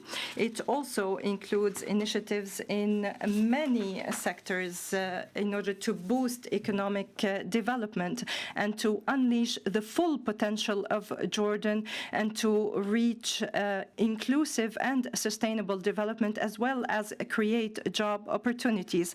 This economic modernization vision includes a number of objectives that are linked to the industrial sector, while focusing on high-value industries and developing a regional industrial pole in Jordan that would lead to a rise in exports and provide quality products, as well as support supporting integrated value chains, boosting innovation and productivity. In line with this economic modernization vision, we have also developed an industrial policy for the period 2023-2028 as a framework for our industrial development. This policy focuses on innovation, technology. It also develops our national value chains and supports transition to green industry, as well as a circular production, more renewable energy sources, and more efficient use of water in industry. We are coordinating with our development partners in order to implement all of the above. And in this regard, we feel that the expertise and the services of UNIDO are essential in order to support the ambitions of Jordan in developing its industrial sector and contribute to inclusive and sustainable industrial development. We appreciate the opening remarks of the Director General, in which he spoke about a number of programs and plans that were implemented throughout the past 2 years in UNIDO. We call for more programs to be implemented in line with the Sustainable Development Agenda 23. We also support the program and budgets of the organization 2024-2025 in line with the recommendation adopted by the Industrial Development Board in its 51st session that was chaired by His Excellency Ambassador Magdi Ahmad Mofaddal. We also welcome more activities under technical cooperation in line with inclusive and sustainable industrial development. We also welcome the commitment made by the Director General to increase technical cooperation by 25% in 2024-2025. We welcome more PCPs by UNIDO, and we also welcome UNIDO's field network reforms and more field offices for UNIDO in the Arab region. We also welcome UNIDO's strategy in response to climate breakdown, and we look forward to the hosting of the United Arab Emirates of the upcoming COP from the 30th of November to the 12th of December. And we also support the offer made by the Kingdom of Saudi Arabia to host the next session of UNIDO's General Conference in 2025. Thank you very much for your kind attention. I thank you, and I now give the floor to His Excellency Talal Al-Fassam, the permanent representative of Kuwait. He will be the last speaker this afternoon. You have the floor.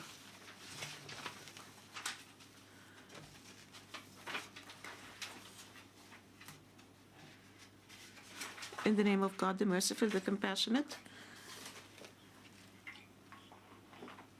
Mr. Vice President, ladies and gentlemen, distinguished delegates, peace be upon you. At the outset, I would like to congratulate Her Excellency, the Ambassador of Italy, Deborah Lebri, upon her election to chair the 20th session of the General Conference of UNIDO and the Bureau members that have been elected. We wish them all success. I seize this opportunity to express my gratitude to the Ambassador of Tunisia, Mr. Mohammed Al-Mazghani, who's Ali Hassan, Mohammed Al-Mazghani, for his excellent management of the previous session, and we also thank the Director General, Mr. Gerd Muller, and the Secretariat for their efforts and serious work to prepare for this session.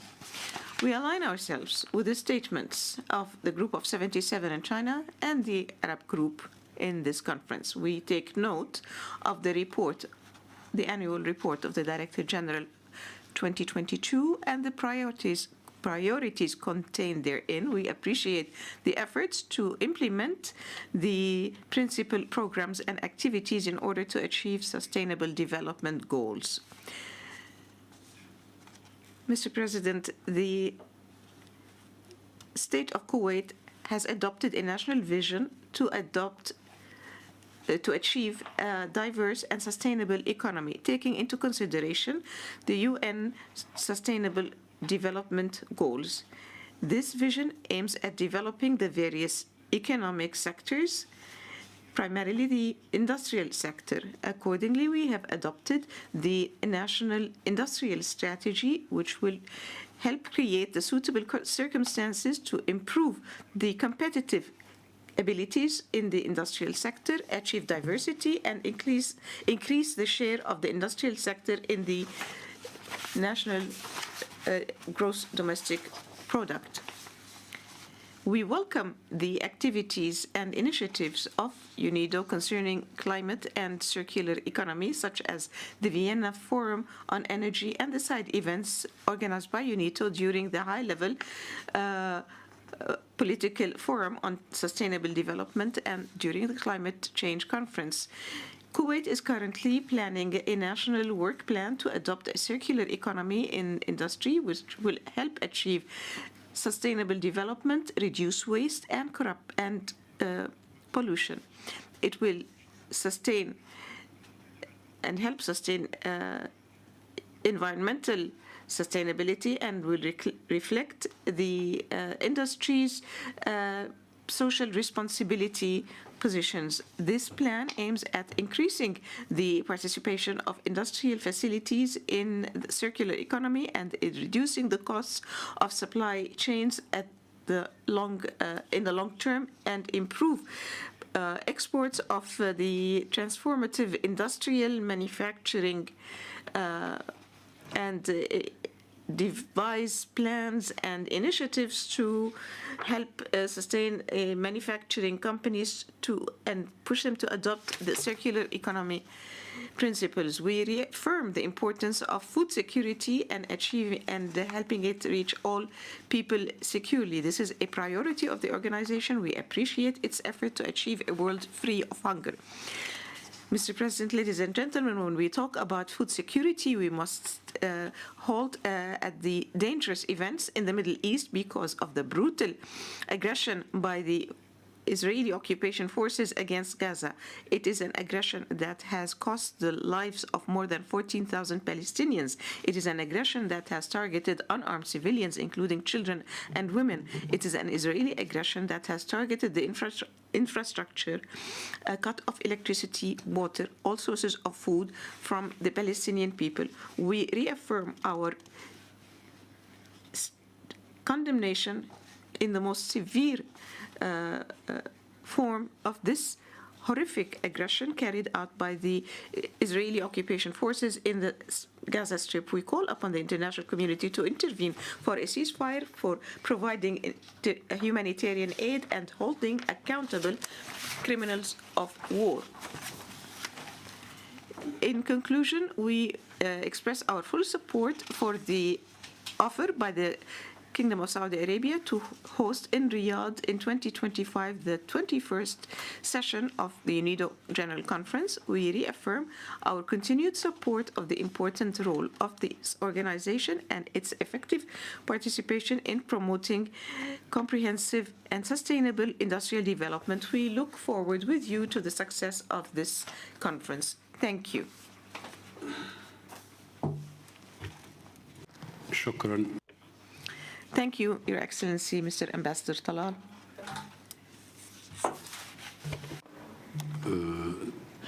Was the last speaker on the list for this afternoon. And as we are about to turn to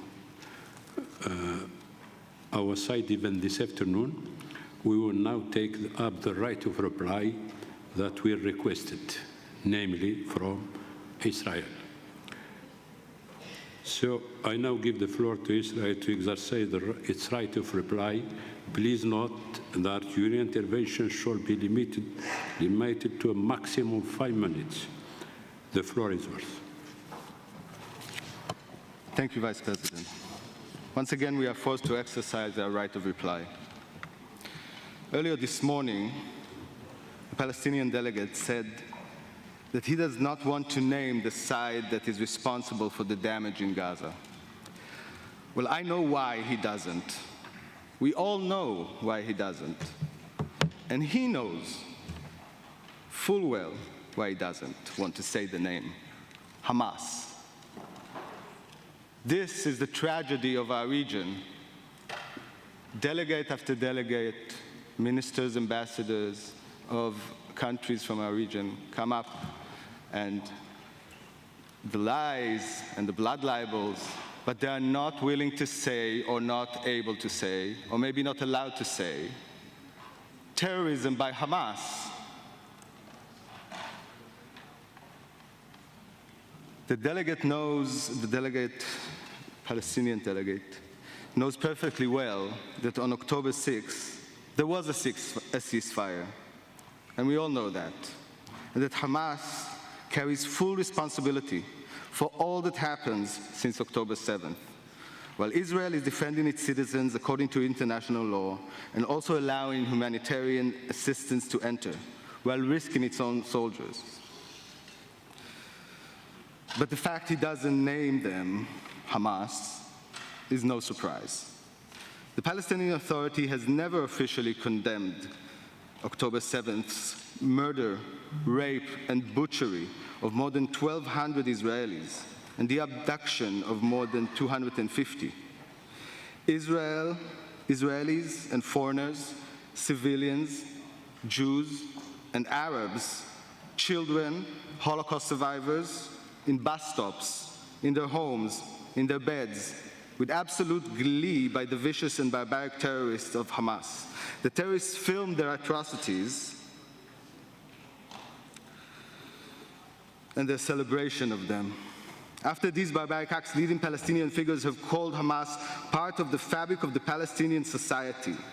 The PA's foreign ministry issued an official statement blaming Israel for the death of hundreds of partygoers that came to a festival of peace and were brutally murdered, raped, and mutilated.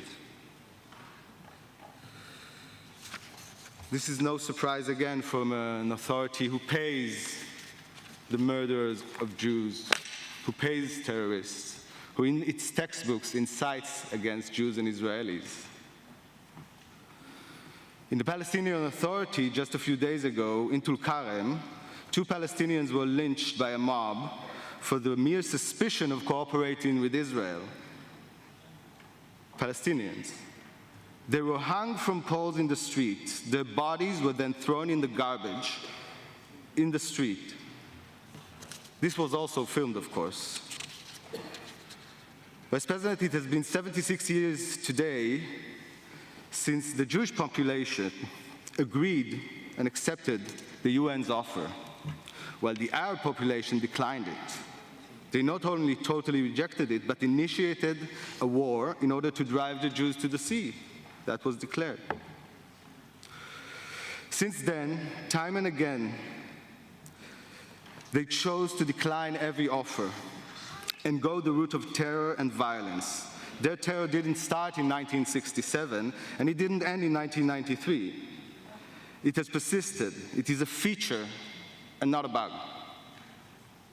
In 2005, Israel withdrew from Gaza completely, even moving its dead from their graves.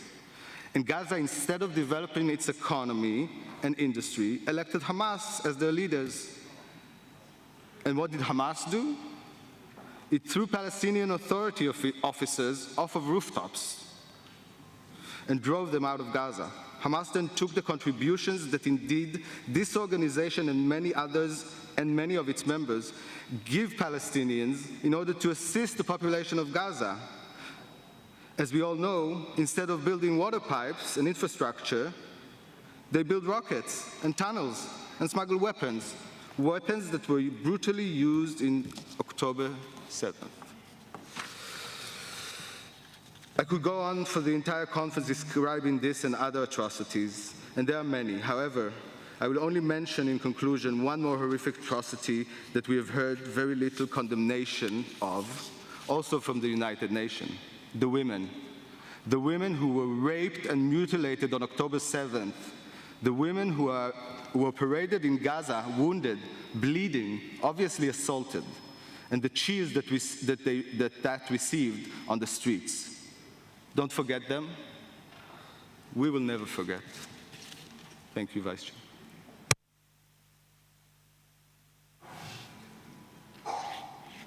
So we will not take up the right of reply requested this morning by Russia.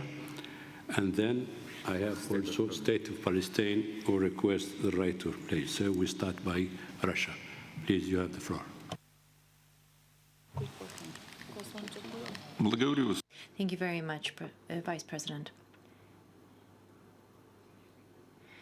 The cynicism and propaganda of the ES alleging that the Russian Federation is using food and agricultural security is exacerbating.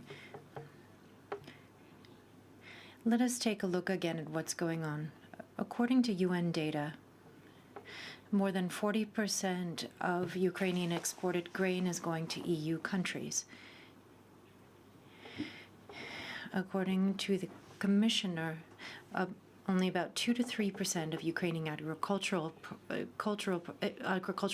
products from the EU are going to export, and the rest remains within the EU. According to the European mission, the wheat stock of the EU has hit a maximum over a 7-year period. Furthermore, we note that over the past weeks of 23-24 agricultural year, the EU reduced its exports of grain by 28%. And such, the EU is procuring low-cost Ukrainian agricultural products, stocking it up in the EU, certainly not sending these products to countries in need. It is reducing its exports of grain, and in so doing is destabilizing the international agricultural markets. Furthermore, allow me to provide data from The Guardian. Each year, the EU throws out 133 tons of food products with a value of $143 billion. It would be better to give these food products to those in need, but that is not what's being done. There are obstacles also for the export of Russian fertilizers, which are essential for crop yield. There are no formal bans, but there is a blocking in terminals as well as blockages in ports and a refusal to finance or insurance vessels carrying this, as well as to insure banks or have access to the SWIFT system, as well as to sell production equipment for fertilizer. And again, all of this is a blow to food security. Allow me to remind you that according to current data, Russia is #1 for export of grain between the years 21 to 23, and in this year also we will be in first place. About 23% of all global grain exports, 55 million tons basically of grain going to the markets. And all know this. Russia also takes first place for export of fertilizers, 3,300 tons blocked from the EU countries.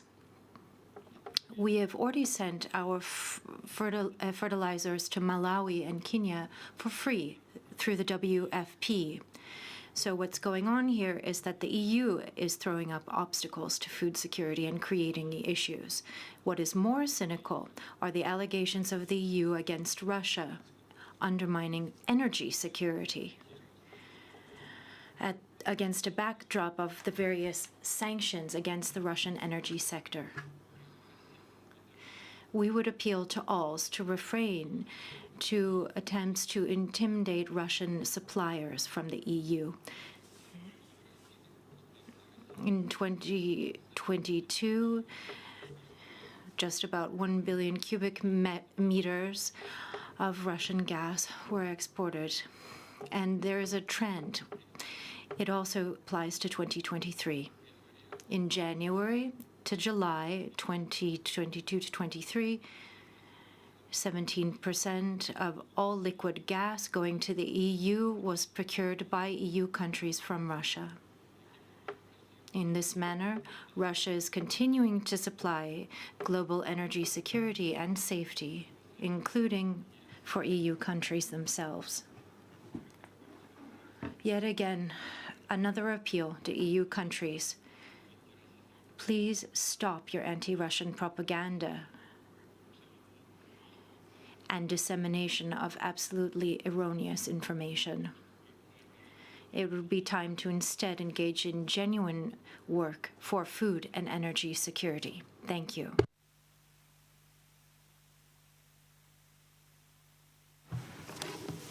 I now give the floor to His Excellency, the Permanent Representative of the State of Palestine, to exercise its right of reply. The floor is yours.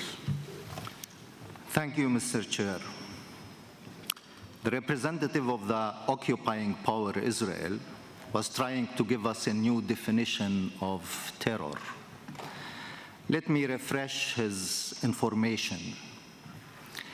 Denying 4.5 million Palestinians their right of independence is utter terrorism. Forcing hundreds, thousands of people out of their homeland is utter terrorism. Let me just tell the audience that 3 hours ago, 2 children in the West Bank city of Jenin were murdered in cold blood by the so human Israeli army. Adam Samer al-Ghul, 9 years old, and Bassem Sulaiman Abul Wafa, 15 years old. Again, they were murdered by the Israeli army in the West Bank city of Jenin. From the West Bank city of Jenin, no missiles flew towards Israel, no paragliding, nothing. Let me remind everybody here that the defense minister of Israel, actually the war minister of Israel with the name Gallant, said at the beginning of this war, there will be no food, no water, no electricity for Gaza because these are human animals. If this is not terror, I don't know what terror is.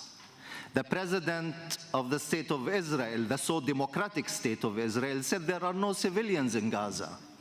So for him, every single Palestinian of the 2.3 million Palestinians in Gaza is a legitimate target. And the so human Israeli army allowing humanitarian assistance in Gaza is the same army that bombed hospitals, claiming that these hospitals are command centers of Hamas. Now we know that this is a big lie. They bombed these hospitals, occupied them, and they did not find any command centers. Ladies and gentlemen, this is a rouge state. No state in the history has ever violated international law and UN resolutions as the State of Israel. Not only this, they criticized the Secretary General of the UN. They said that the UN is not lost its legitimacy. I ask myself, what are they doing in the UN system? I think such a rouge state membership should be suspended. Thank you, Mr. Chairman.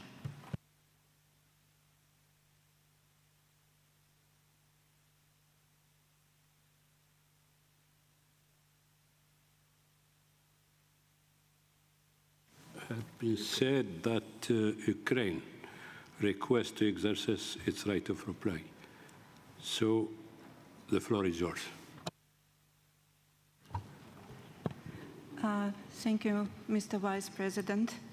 I just would like to give some data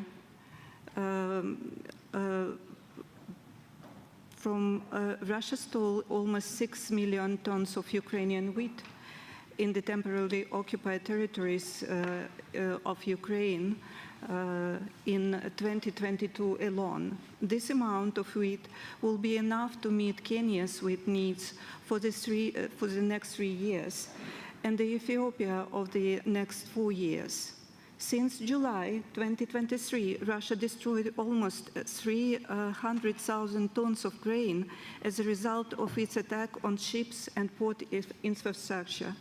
This is 6 times more than the amount of humanitarian grain aid that Russia promised to Burkina Faso, Zimbabwe, Mali, Somalia, Eritrea, and SAR.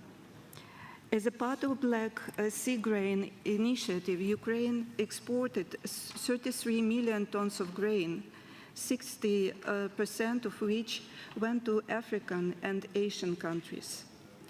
In 2023, as a part of Black Grain Corridor, the United Nations Food Programme delivered 344,000 tons of grain to countries in need, including 150,000 tons of grain to Africa countries.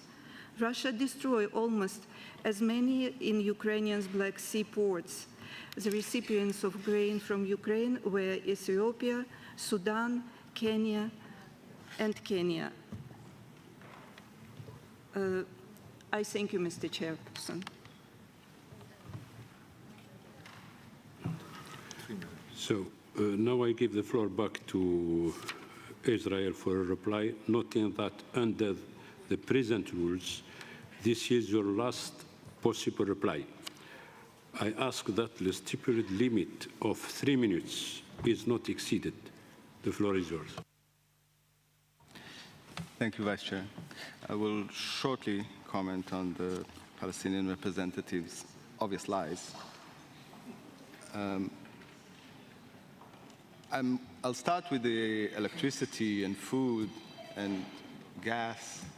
I wonder, how is it that Hamas, until a few days ago when the humanitarian pauses started, was firing rockets with what? Does it take electricity and fuel to do that? Just firing rockets all the time indiscriminately towards Israelis, Jews and Arabs, by the way, as Hamas did when they murdered Jews and Arabs on October 7th, and even before that. Regarding, I've mentioned before in my previous reply that the Palestinians have refused time after time to any offer that was offered to them. Since 1947, 2000, 2009, and we can go on, as I said, and talk about all the offers they refused to. So saying that they are not the refusers is ridiculous. From Jenin and from other cities in the past, but also these days, terrorists do come. They blew up in the past buses, I may remind you, and they murder people in their homes. This has happened before, not in this kind of scale of October 7th, but this has happened before, many times. I would conclude by saying again that the ridiculous claims about bombing hospitals when the IDF with the Egyptians and the Red Cross evacuated babies from the hospital in order to clear it from the Hamas's armor that was found there. Abductees were taken there by force, died there in these hospitals. Armed people accompanied by force abductees, not just Israelis, by the way, inside the hospitals, and you can see that also videoed in CCTV. Thank you.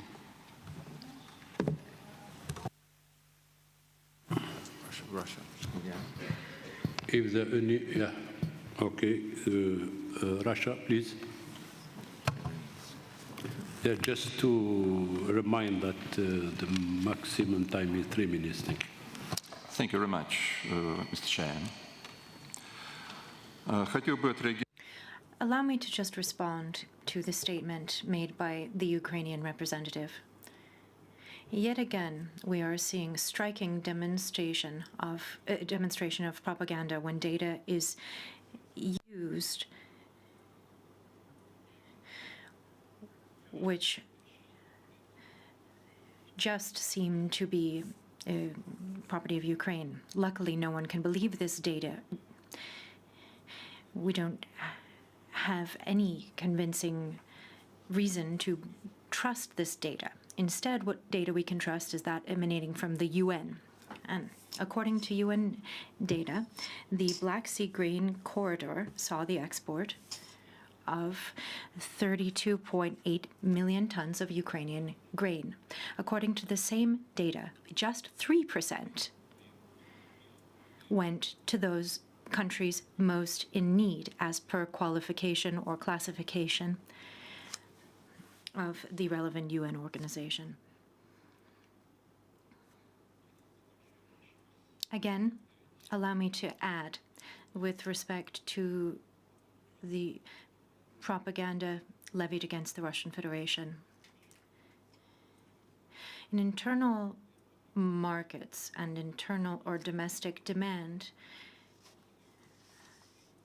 is somewhere that EU countries are spreading other information. For an example, Austria, Belgium, Bulgaria, Greece, Latvia, Malta, Poland, Romania, Slovenia, Czechia, according to data from the EU itself, from 2023 January, the EU countries said that due to unprecedented difficulties in agriculture, the pandemic, a rise in energy prices, those of fertilizer, food products, as well as supply chain issues, global competition, and a broad span of other issues having to do with the digital divide. All of these factors lead to the policy of the EU itself, and with respect to Russia, in this context, nothing was actually said. So again, this is an illustration of the fact that there is empty propaganda floating around. Instead, we should be talking about specific facts that have been corroborated by independent sources. This is the only manner we would see the truth. Thank you.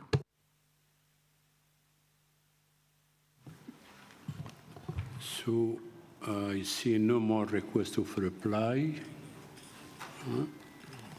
Okay, so we can end to the end of the session. We have reached the end of this afternoon general debate.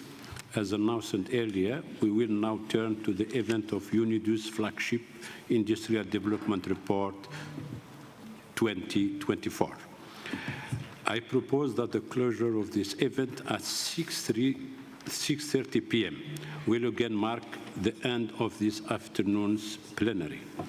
I also take this opportunity to remind all delegates that the election of an external auditor will take place tomorrow morning in the 7th plenary meeting. As a quorum is required and since in-person presence is a condition to cast a ballot, I call on all delegations wishing to vote to be represented in plenary starting at 10 a.m. sharp. Delegates casting votes are required to be registered as part of the national delegation, as they will need to identify themselves to the tellers. The general debate will resume following the election, should time allow. I now have the pleasure to give the floor to the moderator, Sky News anchor, Mr. Gillian Joseph. Gillian? Or Miss. Miss, sorry. Yeah. Ms. Gillian Joseph, and panelists for the event Industrial Policy for a Fair Globalization, Insights from Industrial Development Report 2054. Thank you so much.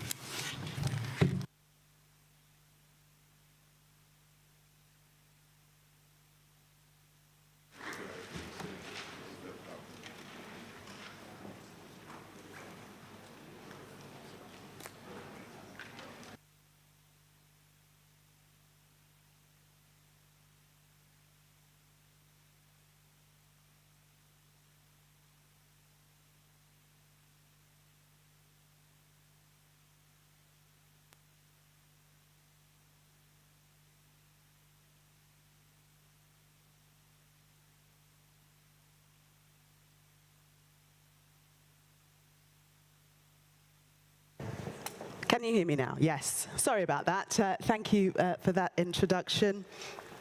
Your Excellencies, distinguished delegates, ladies and gentlemen, welcome to this session examining the Industrial Development Report 2024, which looks at industrial policy for a fair globalization.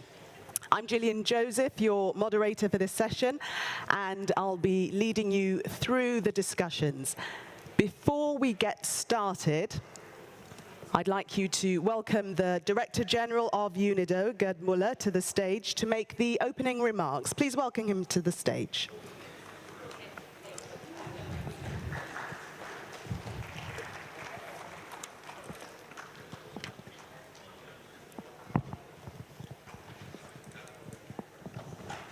Great to see you.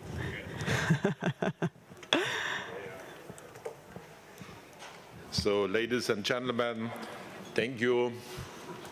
A great participation. Thanks all of you after this very intensive discussions over the whole day. That is really great. And now we have this special point presenting our Industrial Development Report 2024 and discussing, of course. We have entitled this year the Industrial Development Report with the title, Turning Challenges into Sustainable Solutions. We talk about solutions, and there are a lot of chances for the future. That is our message, that challenges can be met and overcome with concrete solutions. The challenges we face are global and interconnected, and we all see the impact that they are having. Looking back, 250 million. We at this organization, we must mark such figures for the public. 250 million jobs in developing countries were lost just from the effects of the COVID-19 pandemic. 250 million. The Industrial Development Report 2024 shows how the pandemic, climate change, and the consequences of ongoing wars around the world hit people in developing countries the hardest. And this despite the fact that they are not responsible for any of these crises. That is the message for the COP28. Many of us in Europe, here in Vienna, in the US, and the industrialized countries live on the sunny side of the planet. But the situation is different and difficult for billions of people in the global south. UNIDO's research shows the extent of the sheer inequality in the distribution of wealth amongst our societies and between our societies. That strong inequality means that something is not right with how we cooperate as one world. We need a change. We need to rethink globalization, and this is especially with a view to the future. So, ladies and gentlemen, the Industrial Development Report gives insight into the future. We are heading towards and what needs to be done to make it a bright future. First, What is the structural change in the future? Global population growth, and that needs an answer. By the end of the century, 9 out of 10 people, 9 out of 10 or 11 people will live in Africa or Asia. The African continent will double its population by 2050. Within the next 30 years, 70% of the people on the planet will live in cities. There's a huge need for investments in roads, infrastructure, ports. That is even industrialization and creates jobs. Second, the world food situation.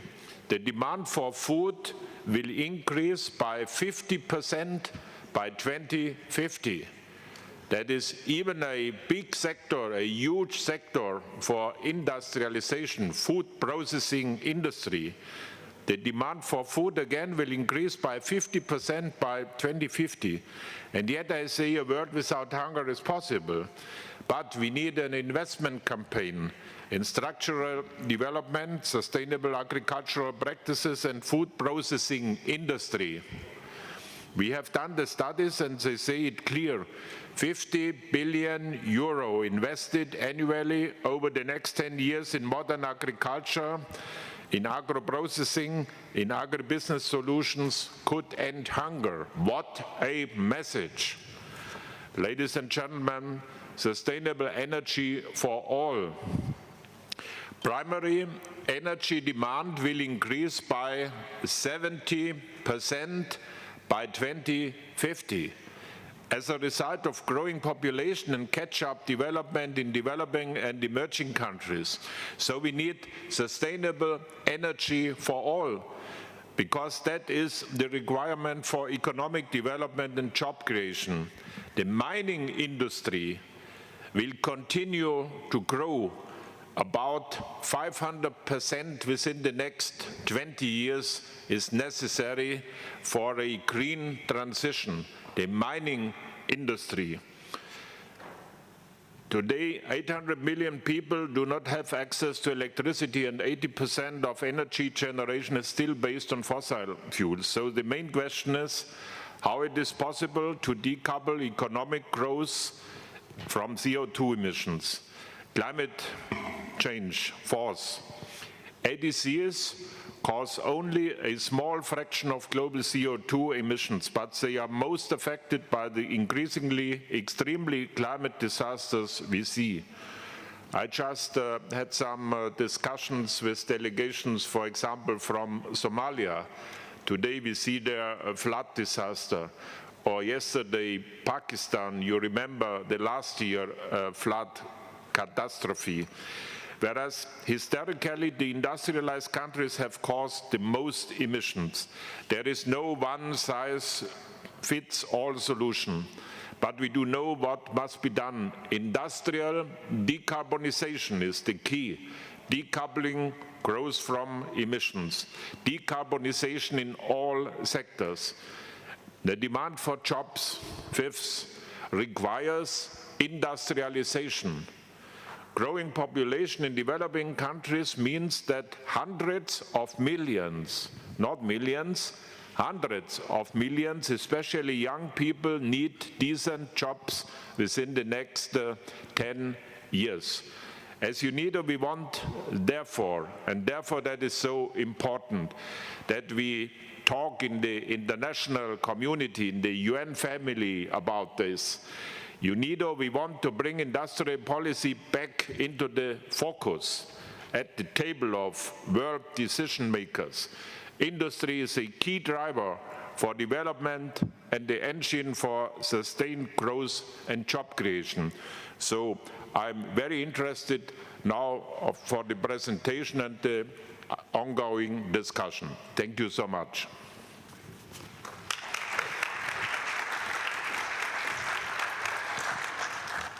Thank you, Director General, for opening proceedings there. It's time now for a short presentation on the main findings of the 2024 Industrial Development Report by Mr. Cristiano Passini, who is the Director of the UNIDO Division of Capacity Development, Industrial Policy Advice and Statistics. Welcome him to the stage.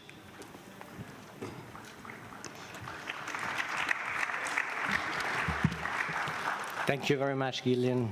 Thank you, Director General, for the inspiring speech. As you just mentioned, this year IDR will draw by, can I start the presentation? Okay, is there? Yes. This year IDR is called the Turning Challenges to Sustainable Solution, the New Era of Industrial Policies. And it starts by drawing a database pictures on how the global polycrisis that is impacting us have hit simultaneously global economy, industrialization, and the lives of millions. COVID-19, pandemic, armed conflict, all of them are creating serious challenges to all the countries, but also specifically to low-income countries. Our Director General mentioned masterfully a series of numbers that here I will partly retake. We had a huge surge in inflation and unemployment. Our study showed that 70 million people more are estimated to be in extreme poverty. Disruptions in value chains, unprecedented increase in extreme poverty and hunger. We have 122 million more people faced hunger in 2022 than in 2019. Again, is a challenge for every country, but the least developed are hit the worst. If you take this together, they had a huge impact on the Sustainable Development Goals. As you can see on the right, only 21 targets of the 169, or 15%, are on track. 67 targets, or the 48%, are going off track, and 52 targets, or 37%, are even reversing. In the midst of this polycrisis, also there is opportunities, and these opportunities might also increase further risk for the developing country. We have the energy transition, the shift from fossil fuel-based system to renewable energies. This transition has accelerated dramatically from our data in the last years. The capacity to generate renewable energy multiplied by 4 in the last 20 years. The fourth industrial revolution, we spoke very much during this general conference. Industry 4.0 technology, artificial intelligence, advanced robotics are completely reshaping the way we live, we consume, and we produce. And this is also accelerating very fast. The share of patent related to artificial intelligence tripled in the last 5 years. And then we have other two trends. Director General mentioned the demographic transition, so I will not go too much on the numbers, but we have also global rebalancing. The economic weight is moving toward east, and the share of Asian developing economies in global GDP moved from 10% to 30% in the last 20 years. This is also increasing geopolitical tensions. Demographic transitions, he mentioned the increased numbers of young people in Africa, our Director General, but also 1 in 6 people in the world will be over the age of 65, especially this in developed countries. And this will create specific also challenges for everyone. IDR this year also brings a compelling research and finding about the critical roles of industry and manufacturing plays in driving inclusive and sustainable development, and the Agenda 2030. Industry is key for economic development. 140 out of the 210 growth episodes in the last 50 years were driven by manufacturing, more than 66%. Industry has been always a source of considered a source of pollutions, but is also a source of solutions in promoting green technology and innovation. 60% of the green patents are held by industrial firms. And industry is key for the social dimension. 1 job created in manufacturing creates 2.5 jobs in other service. So industry is very well suited to be an accelerator of the ODG. This year's, and this is a completely new visualization, we look at industrializations, how is it progressing in the developing world. This radius that you see on my back provide a picture how the developing world stands towards the main industry-related goal, SDG 9 and SDG 8 and SDG 7. We broke these three SDGs in the major components, in the case of SDG 9 in innovation, industry, and infrastructures, as well as SDG 8 and SDG 7. And we had a deep look at the status. The picture speaks of itself. Progress is slow, and the progress is not enough. If you look at the areas around this radius, and the areas that identify which needs special attentions, we have innovations where we've just reached 20% of the mileage, and specifically industrial digitalization, clean energy at 59%, which calls for industrial decarbonization and employment. These are the three areas that need special attention. It needs to be mentioned that this picture is a consolidated picture of 155 countries. Each region has a different radius. You will find in the IDR. And it points out the different areas of attention. In Africa, for example, energy access and economic growth are lagging behind. Energy efficiency on the positive side is increasing at a positive speed. In Latin America, which is suffering from low economic growth, and is the only one in which record a negative trend of industrializations that we can call the deindustrializations. But industrialization does not happen automatically. And that's why for igniting the power of industries, we need a new thinking on industrial policy. This year, Industrial Development Report speaks about the key traits and characteristic of a modern industrial policy. It needs to be SDG-oriented. SDGs, Agenda 2030, needs to be the missions for any industrial policy that the country wants to pursue. It needs to be regionally coordinated to avoid the tensions and unlock the full potential of collaborating with your neighbors. It needs to be collaborative. Government alone cannot do it itself. There needs to be a collaboration with the private sector. There will be a collaboration with the international community in all the dimensions. And needs to be future ready. They need to be ready to exploit and take the maximum advantage of the mega trend that we have seen before. This year's report is turning challenges into opportunities. So the report is also identified 8 areas of opportunity for accelerating SDGs through industrial policies. These areas came directly from the opportunities and the mega trends. Either it could be the energy transition, the fourth industrial evolution, the global rebalancing. There are 8, so many.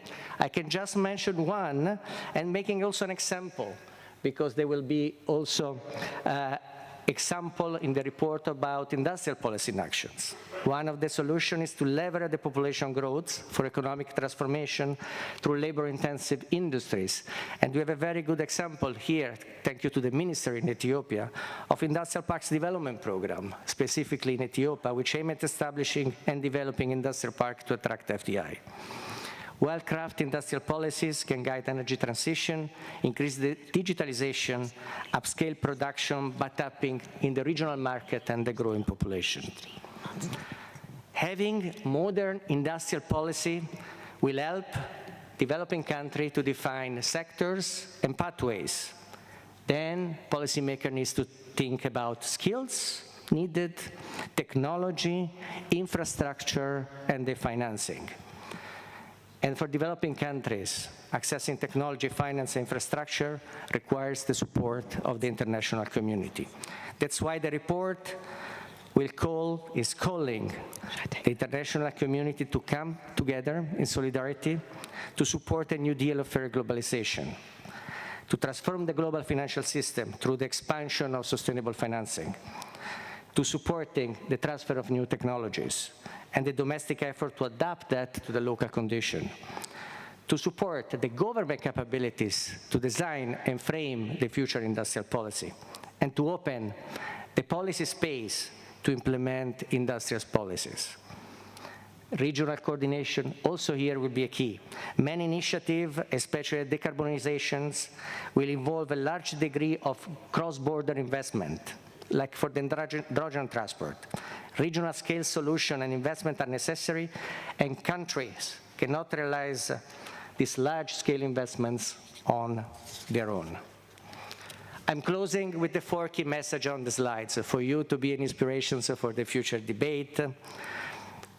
It's clearly SDGs is a serious risk. Industry is a key to accelerate SDG progress. Modern industrial policy can offer a solution. A New Deal or globalization is needed. And before closing, allow me to thank, obviously, the research team, the statistical team, everybody, the 5 research centers around the world which we have collaborated, and obviously the guidance of the Director General and our Managing Director, and last but not least, our lead advisor, Professor Jeffrey Sachs. Thank you very much for your attention.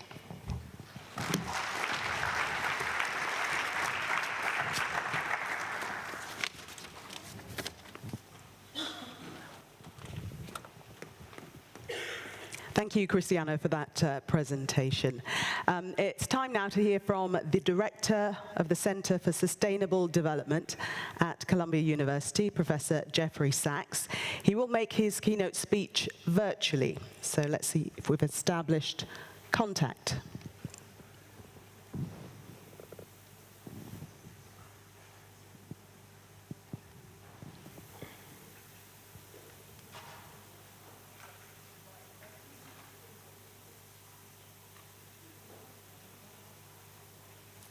Are the gremlins going to defeat us? Are we still trying to establish contact?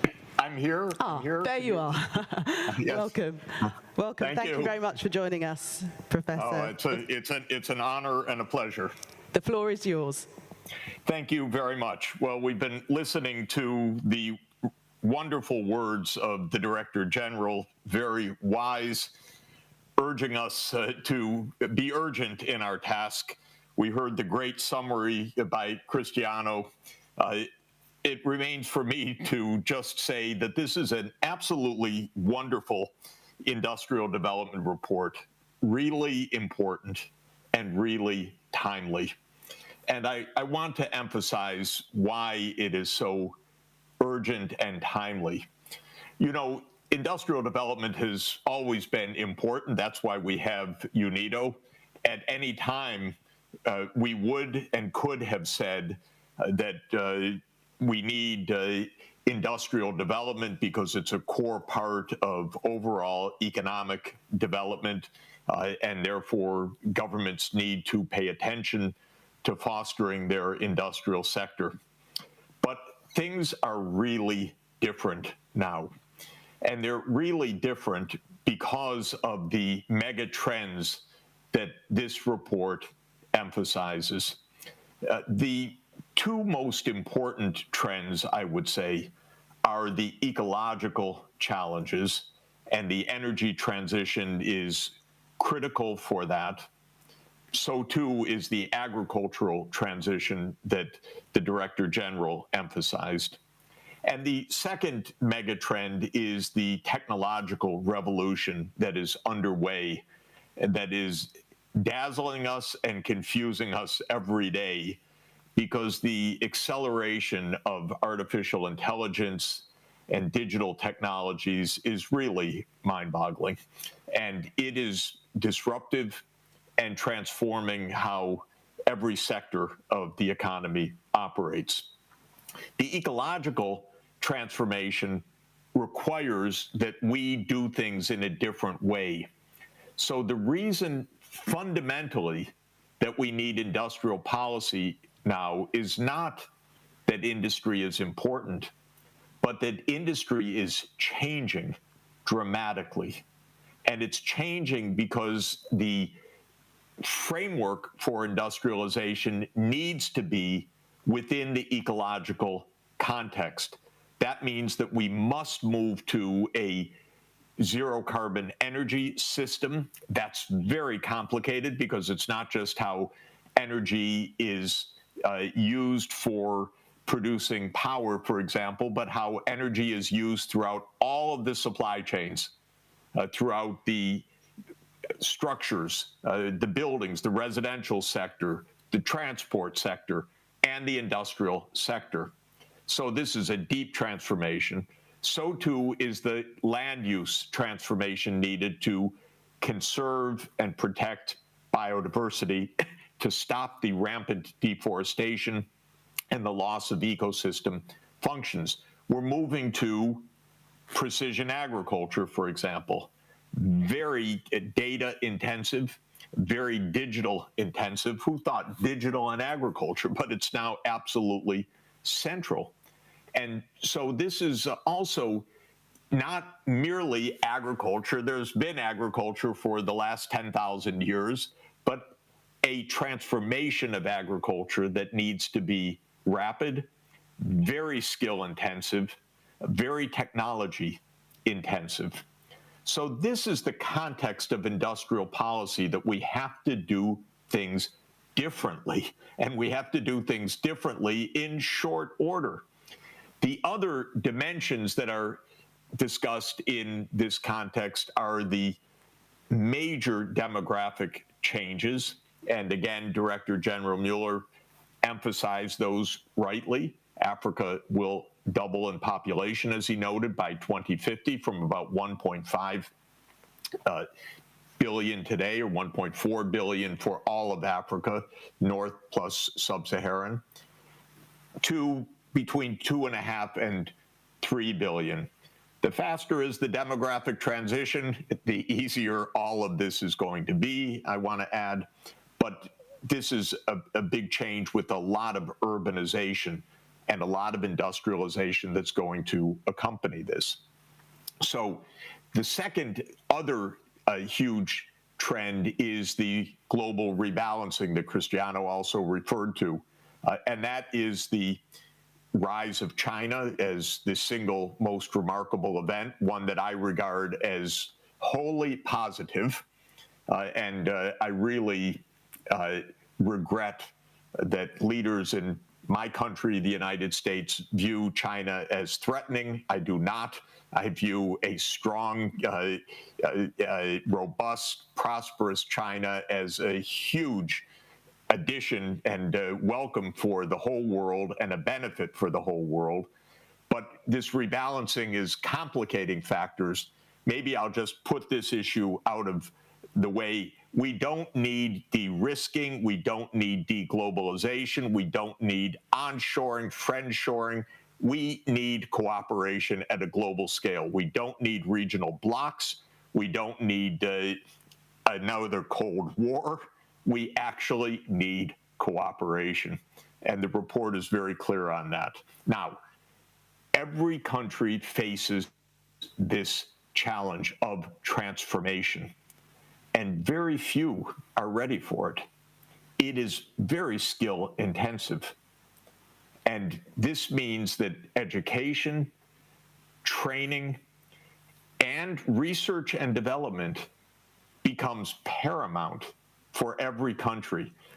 By the way, there's no country that is too poor to have a national science foundation and to be doing research and development.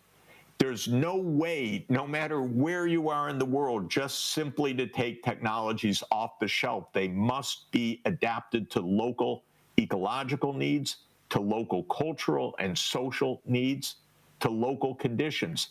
That requires research and development. So this becomes for everybody.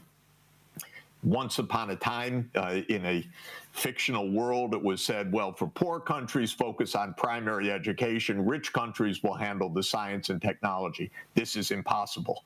This has to be an effort by everybody. And please, ministers, if you're in the government, if you're a part of this effort, look at the amount of research and development as a share of national income in your country. If it's less than 1% of national income, you really have a scaling up issue if you want to have a successful industrial policy. So this report nails it. It says that industrial policy is because something is new now. That is the depth of transformation that's needed, whether it's in the energy sector or the land use sector or in the supply chains of these sectors, because countries that traditionally have mined basic ores are going to be critical in the battery supply chain, or they will be producing photovoltaics, or they will be part of other high technology supply chains. In practice, what does this mean, in my view? First, it means that every country needs to assess what its challenges are in the ecological context, how it's going to make an energy transformation, and not an 8-year nationally determined contribution, but a 25 or 30-year pathway.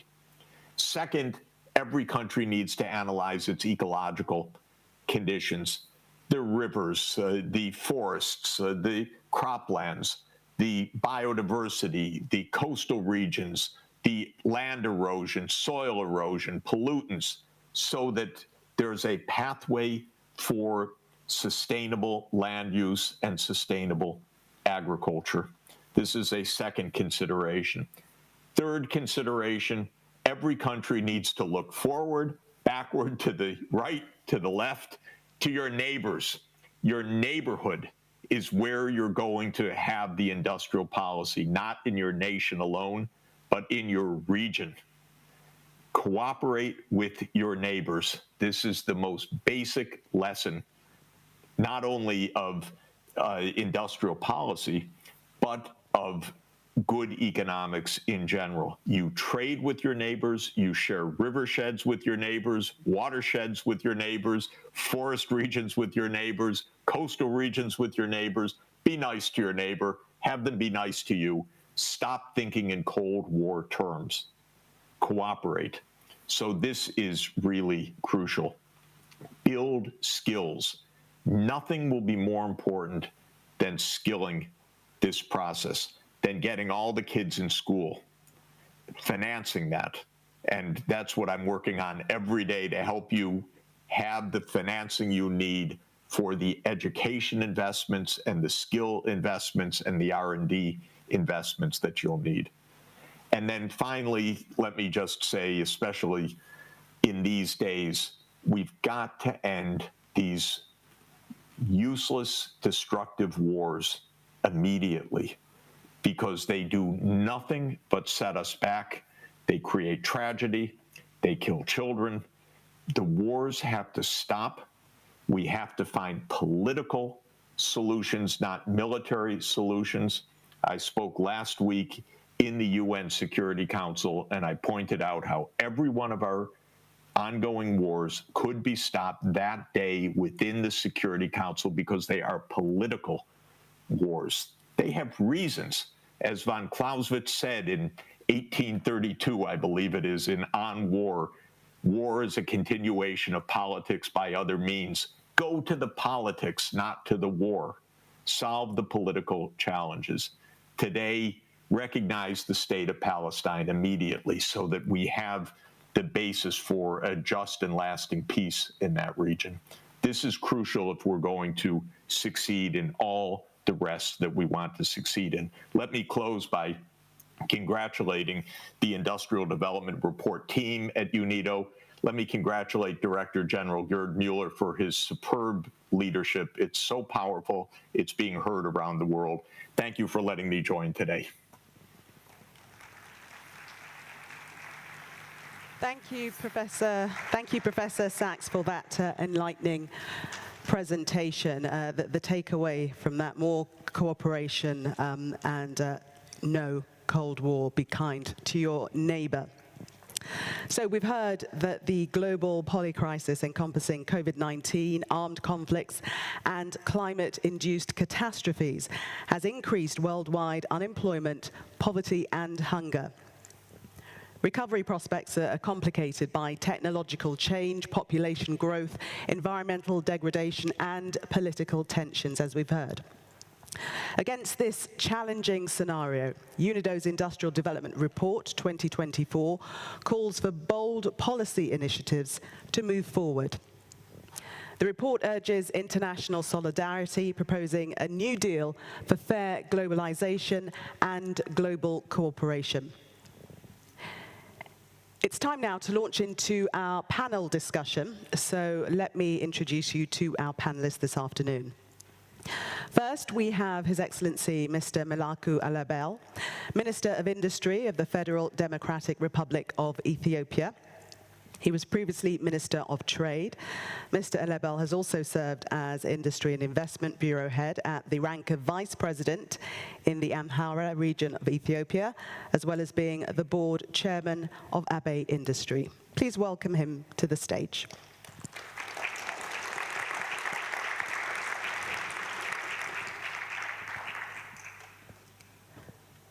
Mr. Pedro Manuel Moreno is Deputy Secretary General for the United Nations Conference on Trade and Development. He is joining us virtually, but he has more than 20 years of experience in working for multilateral and intergovernmental organizations, in program management and strategic positions both in the field and at headquarters.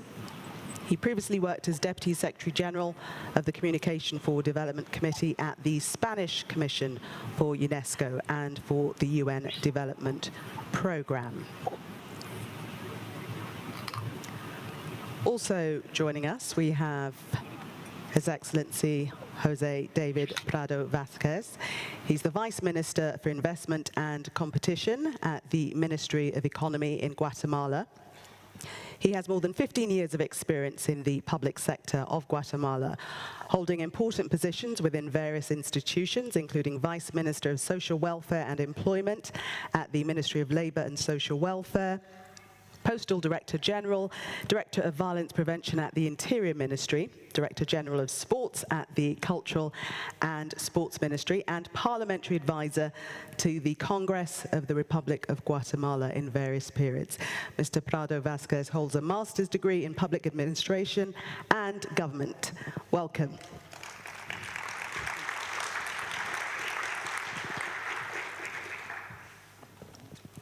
Ms. Phyllis Wakiaga is Senior Advisor and Global Lead for Commerce and Industry at the Tony Blair Institute for Global Change. Ms. Phyllis Wakiaga is an accomplished professional with more than 18 years of experience. In her current role, she supports the work on the design and implementation of industrial strategies. She is the former Chief Executive of the Kenya Association of Manufacturers, as well as the Chair of United Nations. Welcome.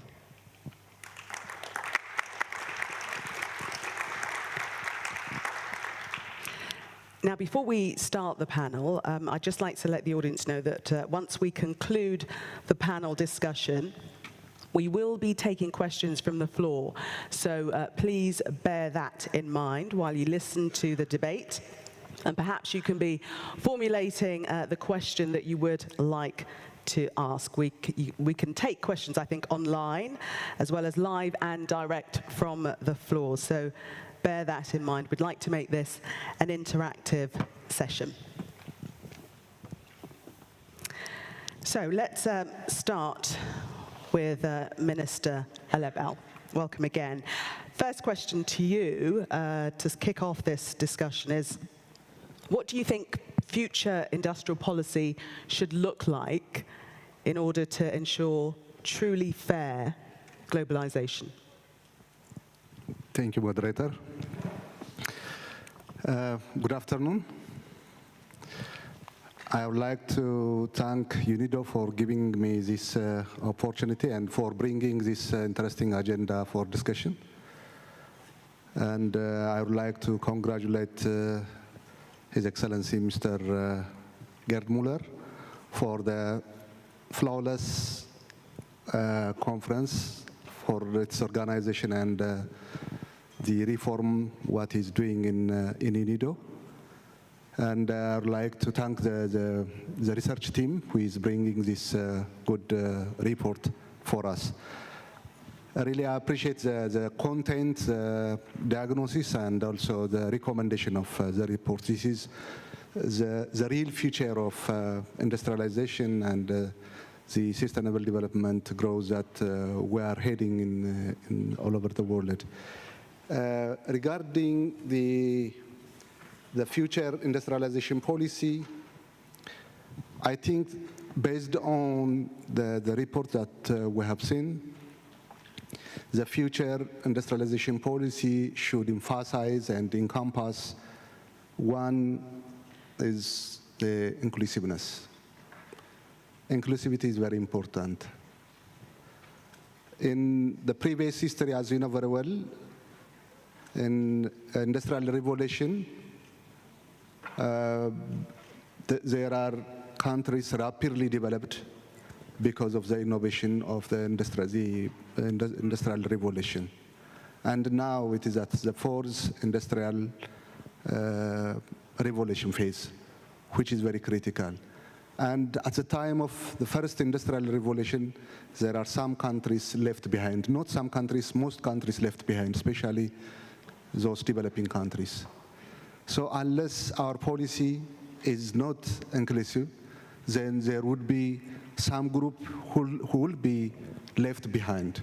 So inclusiveness at the global level is very important, and inclusiveness at continental level is very important. Inclusiveness at country level is very important. And the final implementer of the policy is the private sector. So the private sector should also be inclusive to see the job creation, the marginalized people, the environment, and everything. So the future industry policy should be inclusive enough. And the second point is the future industry policy should consider the Sustainable Development Goals. As we have seen in the presentation and in the report, there are a lot of challenges that the world is facing. One is the environment, and the other one is the technology by itself. It has a good advantage, but also it becomes one of the challenge, and conflict is also the other challenge.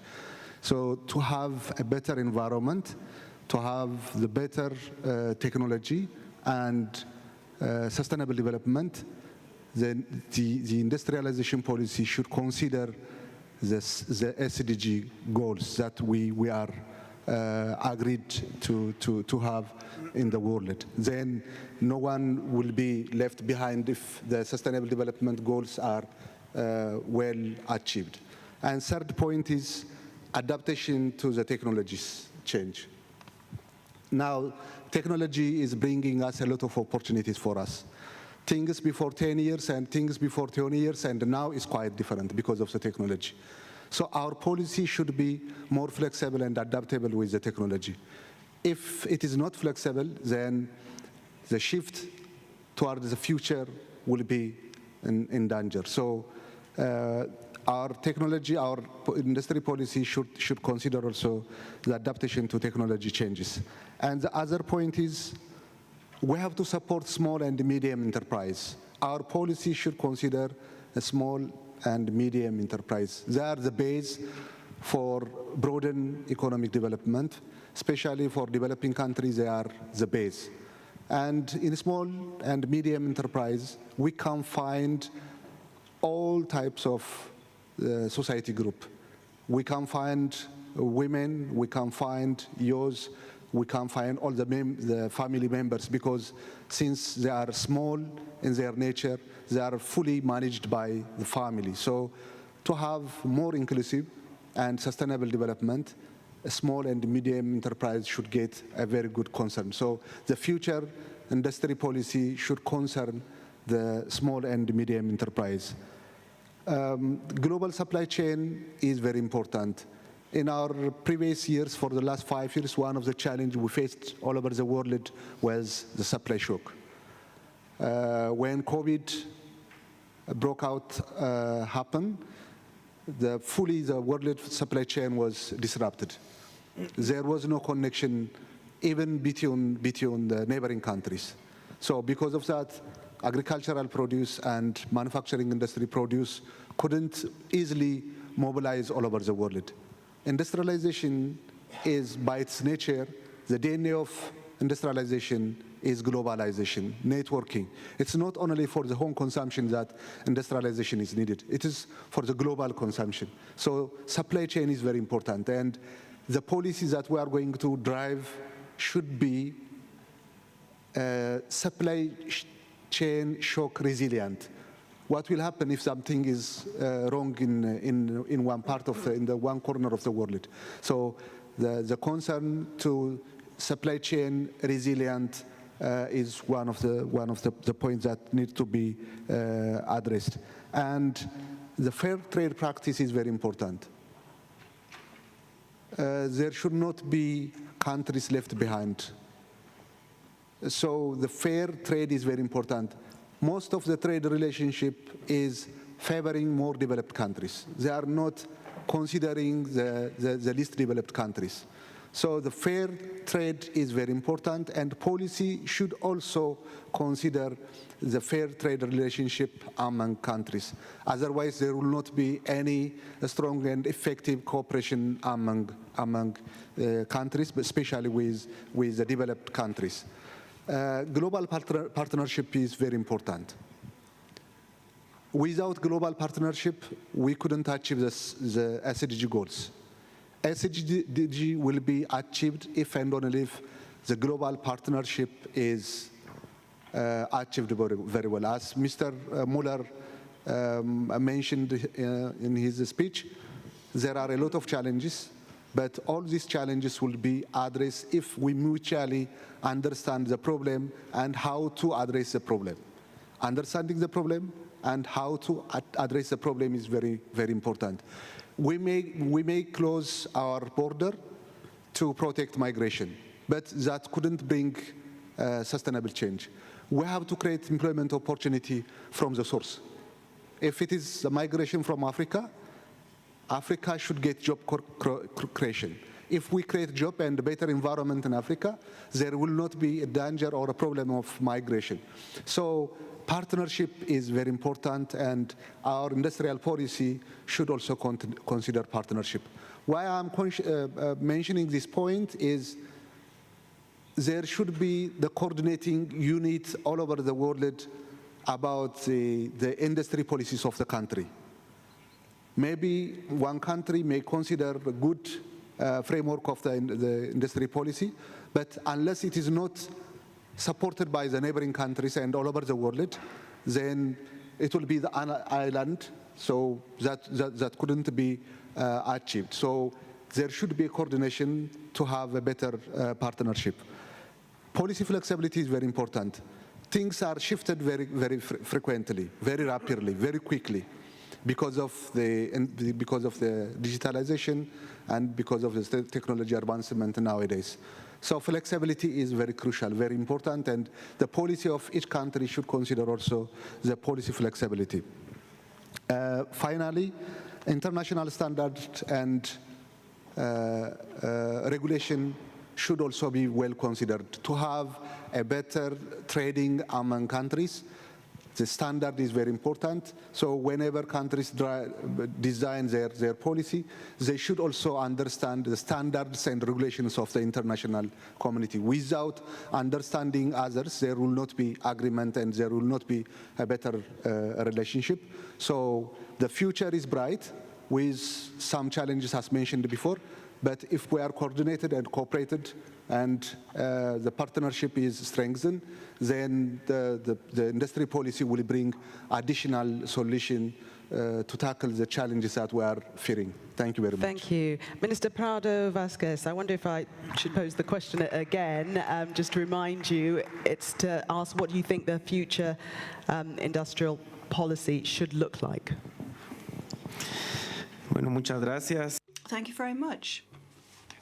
And particular gratitude from my country. Thank you very much for allowing us to participate in this important forum. Your Excellency, Director Gerd Müller, thank you very much for this invitation and for organizing this highly relevant conference, these sessions, where these fora provide us with an opportunity in order to become acquainted with one another's experiences, the actions being undertaken by all of the countries represented here.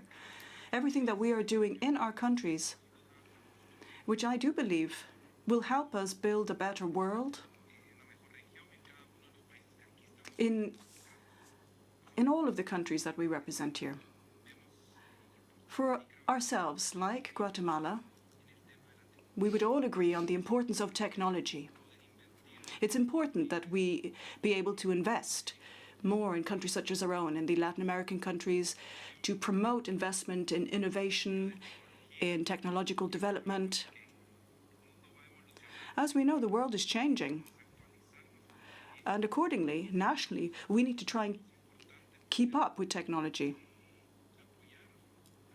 It's important equally to support small and medium-sized enterprises so they can also be at the technological vanguard, provide the necessary contributions so that they can equally participate in the world of technology. It's important that we invest in our human capital. As we've seen from COVID-19 and the post-pandemic period, our youth, women have turned to micro and small businesses, and it's important that we be able to support them, as is the case in countries such as Peru, who indicated in an earlier statement how important this transition to the formal sector is then. So it's important, once again, to invest in human capital and equally to recognize and identify the needs of middle-income countries, such as Iran. To that end, we need the aid and assistance of the industrialized countries who can help us. And it's important for our countries to identify our real needs so that we are able to request and seek the necessary support. A further important aspect is the need to build private sector partnerships. And this is where the issue of industrial policy isn't just an area of work for our governments, but also it's something that the private sector must be involved in too. Back home in Guatemala, we have undertaken highly useful actions in this vein, working with the private sector, establishing a partnership called Guatemala Won't Hold Back, where we have the public and private sectors working together in order to explore new industrial sectors that we wish to further strengthen in our country. We also need to have necessary legislation in place. There are many laws that need to be reformed or reviewed, or we need to design and draft new laws to support these industrial sectors, to provide a conducive environment to attract new investment to our countries. And again, I think this is something that we can all agree on. This is where we need to have input from both the public, the private sectors, from academia, so that all together we're in a position to build a stronger country that is more sustainable, a country where we can continue to build upon our trade and industrial actions, as is the case in Guatemala. As I was saying, we must also focus on upskilling of our population so that they acquire these skills and capacities, become acquainted with other practices used in other countries, come back to our own countries in order to then implement what they have been learning abroad from other industrialized countries. And we could stand to learn from them. There's a very important term that we've been using frequently, globalization and solidarity, meaning that this is a common undertaking for all of us together, supporting each other's countries, because the only way we can really progress in the group of countries that we represent here today is in that fashion.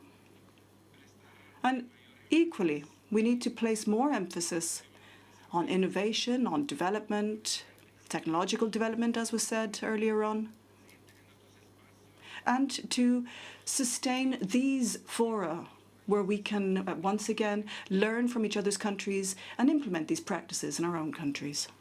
Liz Makiaga, the same question to you. Thank you very much. I think I want to start by, first of all, thanking the Director General and the entire team that has developed this report. It's exciting to see the outcomes of the report. I was at the last event in 2020 when we launched the IDR for 2020, so very exciting to be here. Just a little bit about the institution I represent. I am the Global Lead for Industry and Commerce at the Tony Blair Institute for Global Change. And what we do there is that we work with political leaders in about 35 countries to help them get things done. So we work on a number of areas, and the industrial policy space is the area that I specialize in. Just to add to what the Honorable Minister and Deputy Minister have said, I think they have exhaustively responded to the question, but I'll emphasize on the inclusivity that Minister spoke about. Women in manufacturing, I think, is a critical area, or the role of women and their participation in industry is going to be critical if we're going to see industrial policies of the future. Women, from the report, represent 38% of the workforce in manufacturing, and there's room to grow that, not just from the workforce perspective, but also from a business perspective, with more women participating. The other area I want to speak about is the coherence across all policies.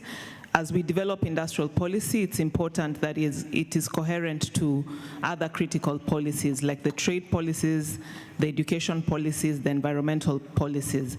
At times, these policies are in conflict, and it's important that as we develop industrial policy, that the policy coherence across these sectors and these areas continues to be emphasized. The other area is the actual delivery of industrial policy. For the organization I work in, we approach support in 4 areas. We look at strategy, where we support governments to articulate a clear and compelling vision on industrial policy, because that is really important for countries to be able to really have industrial policy that transforms their countries. It's important to have a compelling vision that galvanizes both the public and the private sector. Secondly is the designing of the policy, working to ensure that as we design policy, we are designing smart policies taking into consideration the global trends we've talked about and the different dynamics that are shaping international trends in the different sectors. For me, the most important part is the delivery of industrial policies, because beyond design, there's the need to ensure that we have articulated action plans that are very specific, and that there's coordination at national level, which requires a whole of government approach to ensure that we are utilizing political authority to unblock any bottlenecks that are holding back industrial development. The earlier speakers also spoke about the importance of public-private dialogue, collaboration, and lastly, investment into the different countries.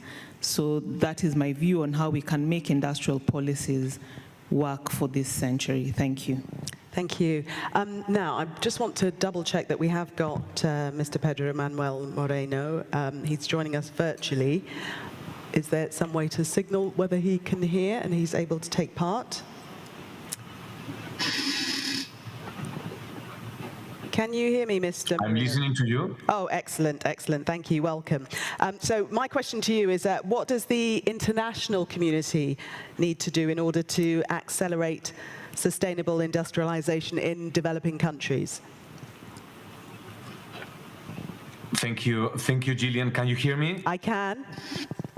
Okay, perfect. Well, first of all, Director General Gerd Müller, fellow panelists, Minister, Vice Minister, ladies and gentlemen, it's really an honor for me to participate in this panel. First of all, I want to apologize for not being with you in Vienna, because as I had planned, but our board, we also have our Trade and Development Board these days got postponed a little bit. We are negotiating some issues, so I really couldn't leave Geneva as I would have wanted. And before I start, also let me congratulate UNIDO for this excellent report that is on a topic so close to our work in UNCTAD.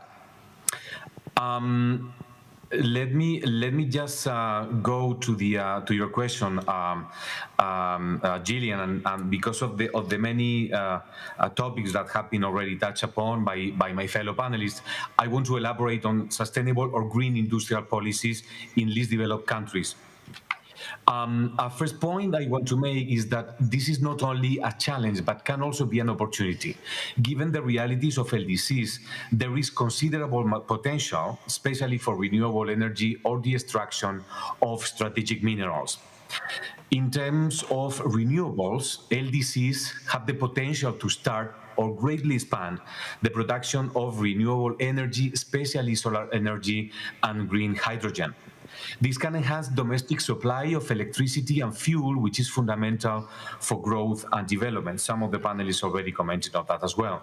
And at the same time, it offers an avenue to diversify and boost exports.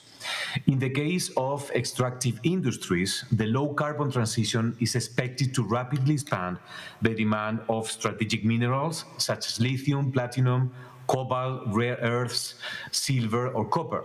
With rich reserves of these raw materials, LDCs can develop new activities and exports. But there is a danger that activities are developed as they were in the past, with resources exploited primarily for exports of raw materials with very limited local value addition and little, if any, development of entrepreneurial or national productive capacities. Instead, LDCs need to devise a strategy of natural resource-based industrialization. This means a strategy where enterprises and economic activities are developed around extractive industries and where industries further process the products of extractive activities. This will foster, no doubt, technological learning, value addition, and employment. The bottom line is that none of these potentials will be realized spontaneously. LDCs need to design and implement industrial policies that target these green windows of opportunity. And this implies the following. LDC governments need to design and implement policies that foster innovation, deployment of foreign and national new technologies, and upskilling of their population.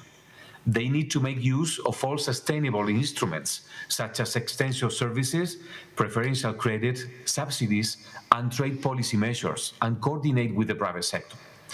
I just want to very briefly emphasize 3 points. One, when developing national industries in sectors where intellectual property is important, LDCs should make use of the flexibilities and exemptions in the context of the WTO TRIPS agreement. 2, the need to enhance productive capacities.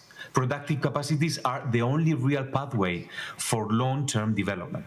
UNCTAD actually developed a productive capacities index for this purpose and conducts national productive capacities gap assessments that allow LDCs to strategize their structural transformation. And this is an effort with many potential synergies across the United Nations. And 3, LDC governments have to negotiate with foreign partners, both private and public, also was mentioned in the panel today. They need to ensure that foreign direct investment brings broader developmental benefits through knowledge transfer, strong linkages to the local economy, and equitable sharing of benefits of local production between foreign and domestic partners. And development partners should intensify their support to building the technological and entrepreneurial capabilities of the local private sector in LDCs. This calls, obviously, for technical cooperation, especially in the fields of entrepreneurship and living up to the long-standing promise of technology transfer to LDCs as foreseen in the WTO TRIPS agreement. These points highlight that we need a strong multilateral trading system and cooperation. And actually, UNCTAD and UNIDO are both collaborating to this end. For instance, at the LDC5 conference in Doha this year, we held a joint event on a new generation of industrial policies for LDCs. And we also collaborate closely within the UN Interagency Cluster on Trade and Productive Capacity, which UNCTAD leads. I will leave it here for the moment, given the time, and pass the floor back to you, Jill. Thank you so much. Thank you. Minister Alabel, I wonder if you can speak a little bit more about that question in terms of the international community, what it needs to do in order to, accelerate sustainable industrialization, briefly. Thank you. As we have seen from the challenges in the report, One of the problems in developing countries is access to finance. When we talk about finance, availability is a challenge, accessibility is a challenge, and cost of finance is also the challenge. So one of the support from the international community is creating a better access that will bring difference in the sector. So one of area of support should be finance. We have to also promote investment. Investment is one of the source of finance. When we are talking about investment, there is always also saving. Unless we are mobilizing savings, there will not be investment. So in one side, from direct investment, we need to have the promotion and get finance, and the other one is mobilizing and supporting the saving and creating access for investment. And the other parties, there are development finance organizations like IMF and World Bank. Without any policy intervention and with due attention for the policy freedom, developing countries should have a good access for finance. And so one of the area of intervention should be finance support. And second one is technology transfer and capacity building. The difference between developed countries and developing countries is the difference in technology and the difference in skill to utilize the technology, the existing technology. So to have the better livelihood in developing countries and the shift from least developed countries to developing country, there should be technology transfer and capacity building. And third one is... I'll let you make the third point. Go ahead. The third point is about the infrastructure development. Industrialization, digitalization, and everything requires infrastructure. In our case, my government developed the state-of-the-art industry parks to create conducive environment for foreign direct investment as well as for the domestic environment. You know, always industry requires quality energy, quality logistic service, quality internet connection. For all this, if it is dispersed, it will be much expensive for developing countries. So we create industry parks. We developed 13 industry parks which are state-of-the-art, which is very important to attract potential investors locally and from abroad. Minister, thank you. We're going to move on just because of time. So the next question I wanted to pose to Phyllis, and that was to ask what measures can countries take to capitalise on the opportunities presented by the energy transition and talking about digitalisation, demographic changes, some of those elements will come into your answer, I'm sure. Thank you very much for the question. As we have seen in the report, the industrial policy of the future has to be SDG-oriented, future-ready, collaborative, and regionally coordinated. For the future ready, that's really pointing to the 4 global trends, which is the energy transition, the 4th industrial revolution and digitization, the global rebalancing and the demographic changes. And what these do is that they offer an opportunity to accelerate progress for countries by capitalizing on those opportunities. So I'll speak to each of the 4 briefly and what opportunities lay there. So for the energy transition, as we know, climate change is leading a sharp revision in production modes. So there's room to reduce emissions and environmental degradation. It's also leading to more stringent environmental standards for the existing products that we have. So that presents an opportunity for renewable-based goods and their inputs. What opportunity lies there is the energy transition products that I've mentioned, and also clean energy production, which will really promote industrialization around clean energy. And the collaboration opportunities lie for both public and private sector to carry out this work of reducing energy use by driving up efficiency, enabling fuel switching, advancing carbon capture, amongst others. And from the report, there are a number of examples, like Uganda, who have plans in place through their National Development Plan, Kenya and Nigeria with their national automotive industry development plans and policy that are moving towards electric vehicles and motorcycle, the Saudi Arabia NOIM Green Hydrogen Project, amongst others.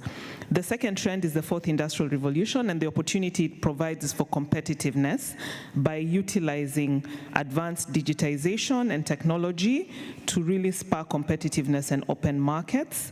There's also an opportunity for creation of new industries and new sectors around digital solutions to advance manufacturing. The areas of collaboration would really be about pooling diverse expertise, providing demonstration facilities to establish research linkages, and supporting innovation. There are a number of examples of countries like Rwanda who have put in place the ICT Hub implementation framework, Kenya with the Industrial Entrepreneurship Project that is supporting the innovation of SMEs, the Jordan's National Digital Transformation Strategy, amongst others. The third trend is on global rebalancing. We have heard the conversation around the need for collaboration, even as we look at global rebalancing. But as FDI relocates, it's important then to look at how we can grow regional markets and take advantage of the materials within those regional markets. And one of the solid examples is the Africa Continental Free Trade Area that is looking to spur trade within the African continent, and the 1.3 billion population, which we heard from the earlier speakers, is going to double to almost 3 billion in the near future. Some of the examples under this area include Ethiopia's Industrial Development Park program, which I'm sure the minister can speak more to, and what is happening in countries like Vietnam, Mexico, who are looking at reviewing their FDI strategies, amongst others. The fourth one is the demographic change, and this is really about the growth in the youth population in parts of the world, but also the demand that will arise for increased food production, energy, and health products. So for this, the opportunity is really for the growth of industries in health and food, a big opportunity to grow life sciences industries across countries, and really drive labor-intensive industries and the skilling of the people who will be required to work in these industries. Thank you. Minister Eleba wanted to come back in on that, but I can only give you about 30 seconds. Very few points. Regarding energy transition, we have to invest, and we have to incentivize renewable energy. We built the Renaissance Dam, but we are sharing this power not only for Ethiopia, but also for Kenya and for our neighboring countries. So investment is very crucial, very important. Regarding digitalization, 2 points. One, skill development, and the other one is infrastructure development. In third case, regarding demography, training, education is very important, and also improving the health infrastructure is very crucial. Thank you. Thank you. You did that under 30 seconds. Well done. Thank you. Minister Prado Vazquez, I wonder if you could talk a bit more about the public-private strategies that have been working to achieve industrial development in Guatemala. Muchas gracias. Thank you. For the past 2 years in Guatemala, we have been undertaking a public-private strategy involving a number of different sectors, like once again bringing on board the public and private sectors, where we were able to reach agreement in order to establish a joint agenda on investment, on fostering employment. And over the next 10 years, the aim is to be able to use these strategies and these plans that we have designed to create some 2.2 million jobs over the next number of years. This is a plan that has worked well in a number of areas, allowing us to achieve national progress. And this is something that I shared with you yesterday in my presentation. In the past 2 years, economic growth reached unprecedented levels compared to the past 40 years in Guatemala. And a further important aspect, by focusing on the private sector, we've been able to review our national legislation in order to promote and attract investment and equally to help support small and medium-sized enterprises so that they can become formalized and ensure that they can strengthen their negotiating capacity, restructure formally, while at the same time keeping things as simple as possible. So these are areas that we have been able to build upon over the past 2 years, also further developing the digitization of each of these processes, not just in administrative terms at government level, but we've also been focusing on trade and investment, trying to streamline procedures also for foreign investment, for national investment, for all those seeking to invest in Guatemala, to once again help build this conducive environment to attract investment. We designed a whole raft of laws and seeking to also fully digitize our government. 100% digital government, this is something that we've been working on, and we have been able to take favorable steps in this regard in many areas. Also in the area of infrastructure that our minister commented on earlier, it's very important indeed for the public sector too, as we have the obligation to progress in this area, as does the private sector, by embarking on these public-private partnerships to administer and manage infrastructure projects in our country, and also to participate in international cooperation undertakings, which has been essential for our country. In terms of our statistics, we've seen the economic growth we've been able to achieve as a result, as well as the increase in foreign direct investment attracted over recent years, where again we've reached unprecedented levels, the best compared to the past 20, 30 years. And all of this has been possible due to efforts undertaken by our government, but also as part of these strategies that we designed jointly. And I think that indeed that's the only way that we can continue to press ahead. And a further important point, building on what earlier speakers said, by further building and developing agri-industry, again, this is an area that we want to focus on. We've seen that when it comes to our country, this is an area where we really can invest further in our agriculture, and it's most important that we be able to do so and accordingly apply technology to the agri-industrial sector. These are the experiences that we've been able to gather nationally, highly beneficial ones. And we do feel that we're heading in the right direction, which will help us attract still more investment to our country and obtain solid results in the future. Let's put a final question to Pedro Manuel Moreno. He's our virtual panelist. Hoping you can still hear me, and that is that what policy space do developing countries have to implement industrial policies? Thank you, Gillian. You can hear me, right? Yes. Okay. I think it is important to first clarify what we understand by policy space.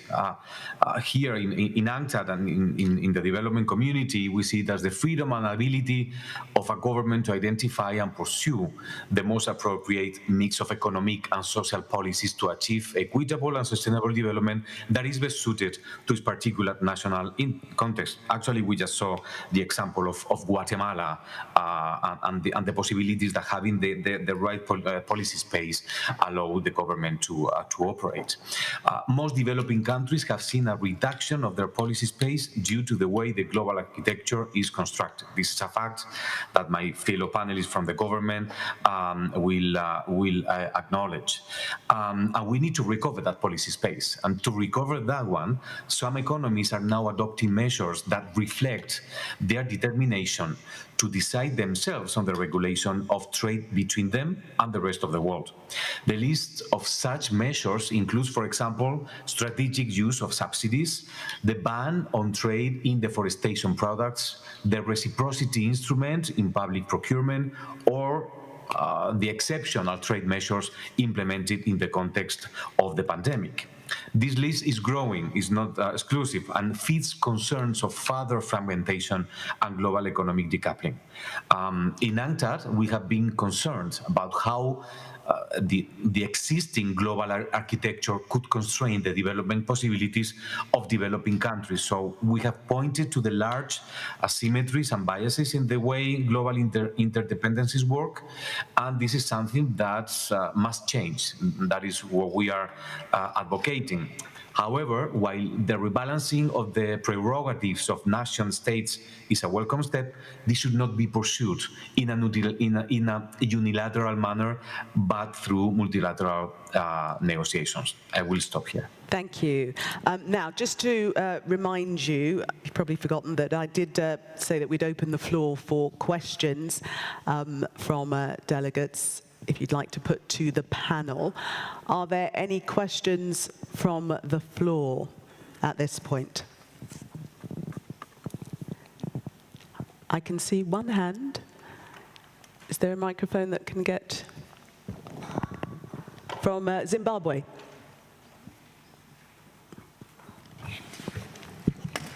Thank you, Madam Moderator. I would like to thank the panelists for very wonderful inputs that they've given us this afternoon. Madam Moderator, the topic of this session is turning challenges into sustainable solutions.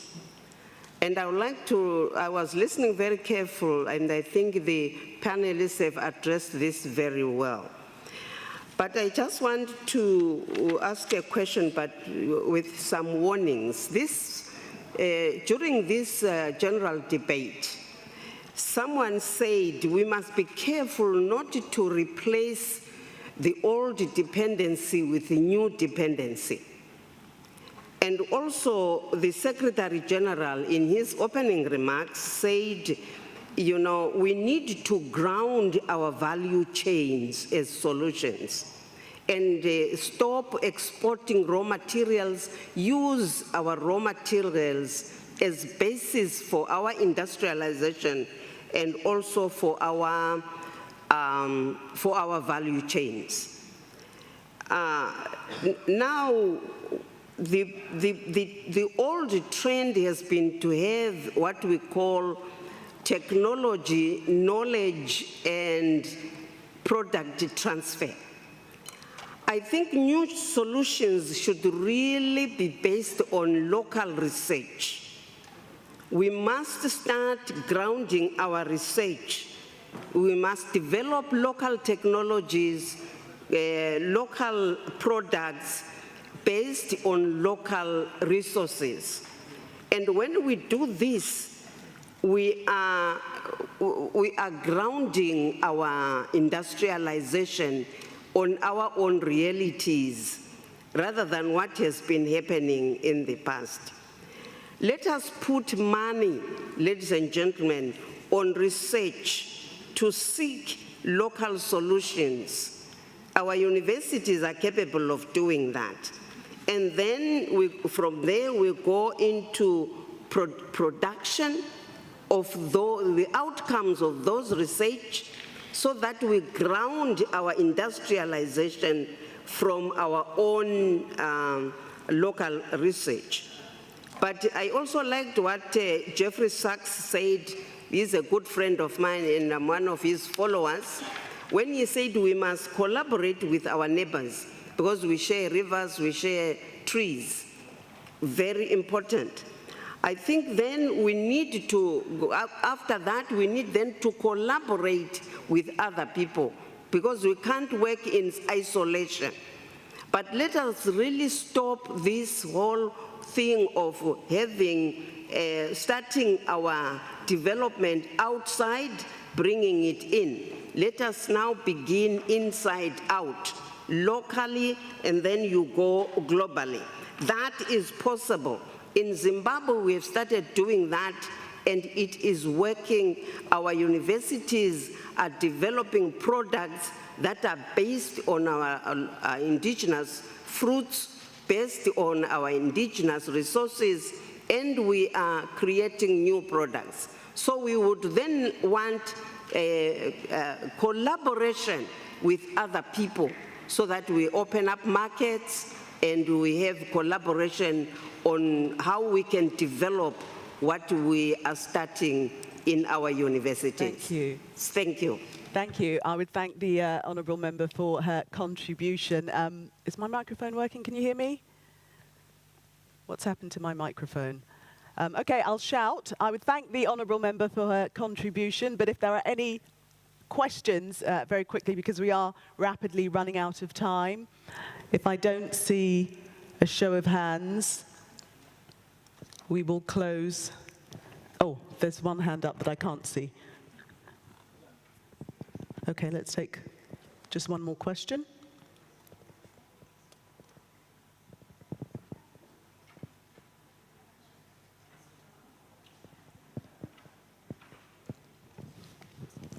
Thank you very much.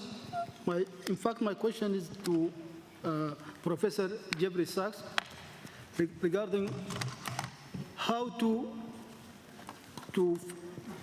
bridge this finance gap at a time of global geopolitical rivalries, militarization, and confrontation.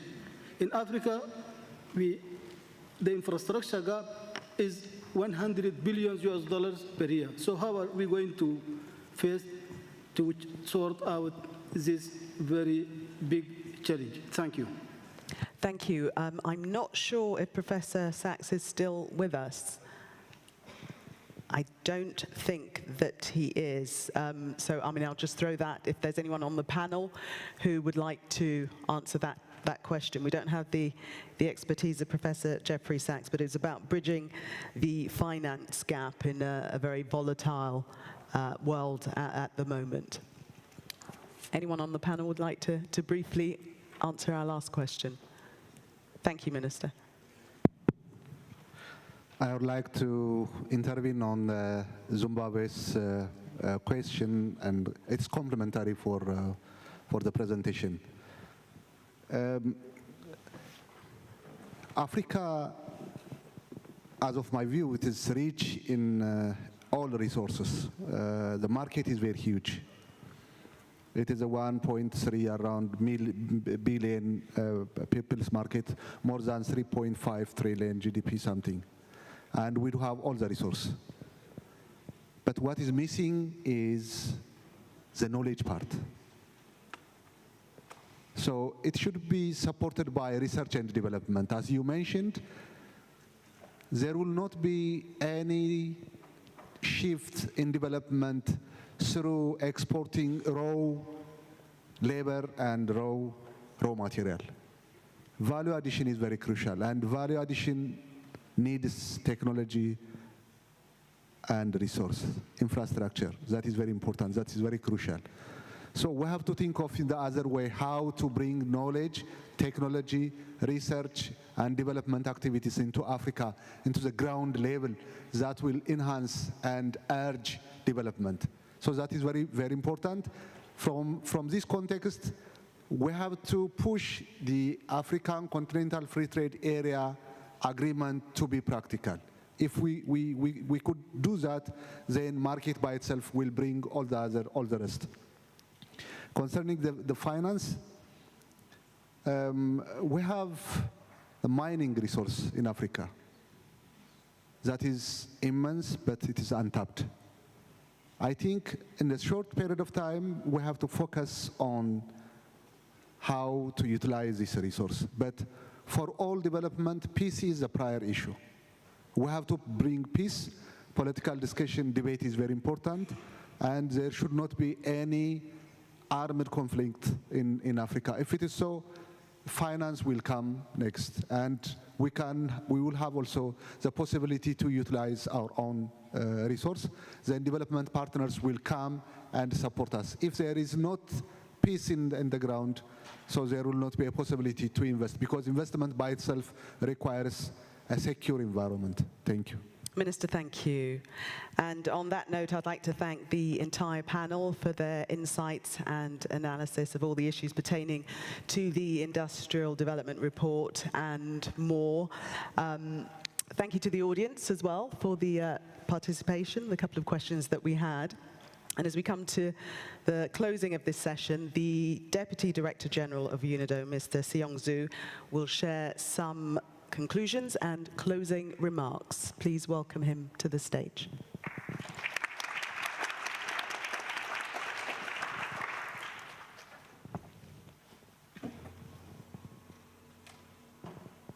Thank you, Moderator. Excellencies, distinguished delegates, ladies and gentlemen. As we conclude today's session, I would like to express my deepest gratitude to all participants. Thank you, Professor Jeffrey Sachs, for his outstanding keynote speech. And thank you, distinguished panelists, His Excellency Mr. Albert, Mr. Moreno, Mr. Prado Vasquez, and Ms. Wakayagyu. Your valuable insights and expertise significantly enriched the high-level debate. Your active engagement in this event reflects a collective global commitment to advance industrial development and to promote a shared vision for our world's future. The IDR 2024 paints a sobering picture. Yes, despite the many challenges we face today, sustainable industrialization stands as a crucial driver to accelerate progress towards the 2030 agenda and its SDGs. The SDGs, the IDR 2024 reiterates industry's strong multipolar effect to fight climate change, stimulate economic growth, and create millions of jobs. As both Professor Sachs and DG Muller pointed out earlier, we need modern industrial policy to seize the opportunities that are emerging from the making trends.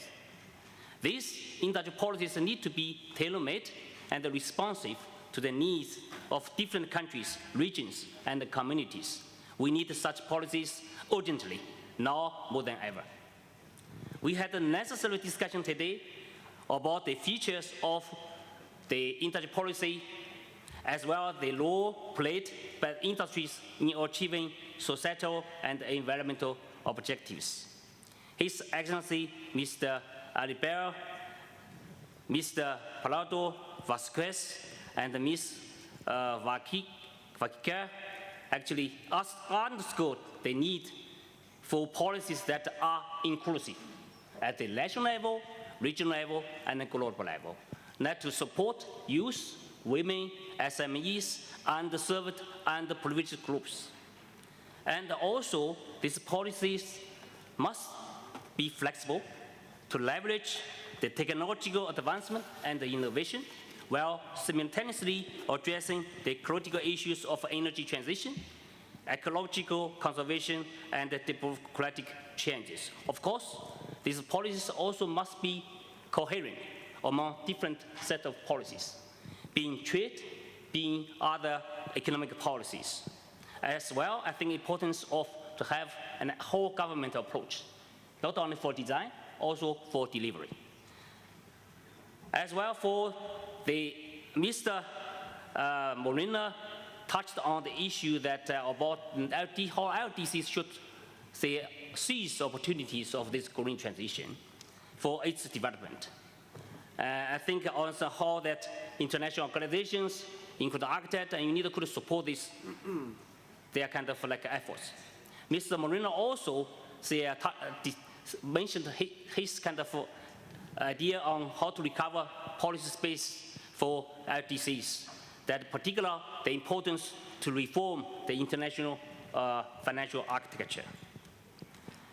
Of course, then also when talk about responsibility of international community to support the particular LDCs, that's a kind of like efforts on addressing this the mega trend. I think there are several elements, particularly on investment, on technology transfer, on knowledge sharing. And I think for this, all the international organizations, including UNIDO, should play a role on that.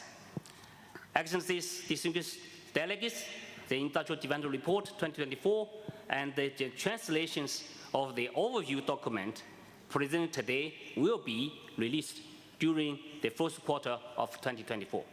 A series of regional launch events will be organized to disseminate the report's main findings and to stimulate high-level discussions on what the future industry policy should look like. These discussions will form a crucial step in our journey towards the 2024 edition of the Multilateral Industry Policy Forum. The MIPF serves as a global platform to engage in mutual learning, information exchange, and knowledge sharing. It ultimately aims to strengthen multilateral collaboration. Excellencies, we stand at a crucial juncture in history, poised to make global strides towards inclusive and sustainable industrial development. While this journey is challenging, it is a journey we must embark on to arrive at a more prosperous, equitable future. I once again would like to express my gratitude to each one of you for contributing your insights, commitment, and expertise to today's meaningful discussion. At UNIDO, we seek to translate these dialogues into actionable initiatives, as always highlighted by the DG. Solution. We need to action, also action. Together, let's strive to formulate novel industrial policy solutions, not just for today and tomorrow, but into 2030 and beyond. Thank you. Thank you, Deputy Director General. It just remains for me to once again thank all of our panelists, you, the audience, Mr. Cristiano Passini, Professor Jeffrey Sachs, and the Director General for facilitating thought-provoking and, I'm sure you'll agree, inspiring debate. The hope is that more bold policy initiatives and investment into sustainable industry will be the legacy from this conference. Thank you. Thanks.